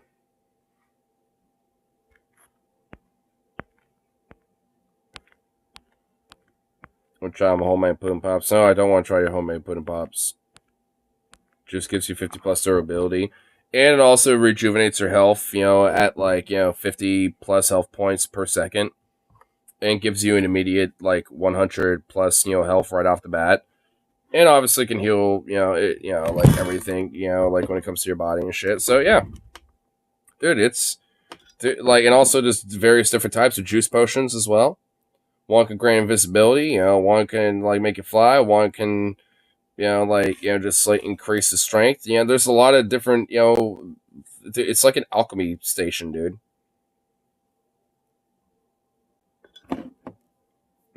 Zippity zoop, you're gonna pass out when you try these pooty pops. Oh my god, Venom, wow. Wow, bro. Well. I'll take good care of you. No, I don't trust you. No. I'm gonna take care of myself and make myself some food. How about that? How about them apples, batch? I just wish I had Tabasco sauce. I don't have Tabasco sauce. It makes me sad. Oh, by the way, I haven't shown the swim that, but I got some stickers in the mail. Got some of these bad boys. I got 2 of them. So not just these, but also like, like literally 2 different, for each. I'm gonna put some probably somewhere around here, and then I'm gonna have these 2 put on like where I've been putting stickers up at the bar I go to for karaoke. Because when I go to the bathroom sometimes, like I'll bring stickers along, and on their little like paper towel dispenser, I'll just like put a couple stickers on there. Last time I was there, someone somehow busted it, and it was on the ground. I'm like, yo, what the fuck? I mean, it looks like it can at least be put back on there, potentially. So but still, it's just like, bruh. It's just like, what the fuck? Who got so rowdy in the bathroom they broke the fucking thing? I mean, it's like, man, there be some motherfuckers out there that are just ridiculous. Get a little too rowdy sometimes.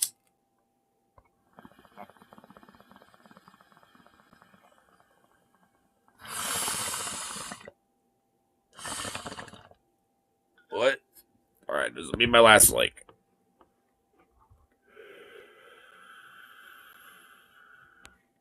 Soul Spring like progress just feels like this. The fuck?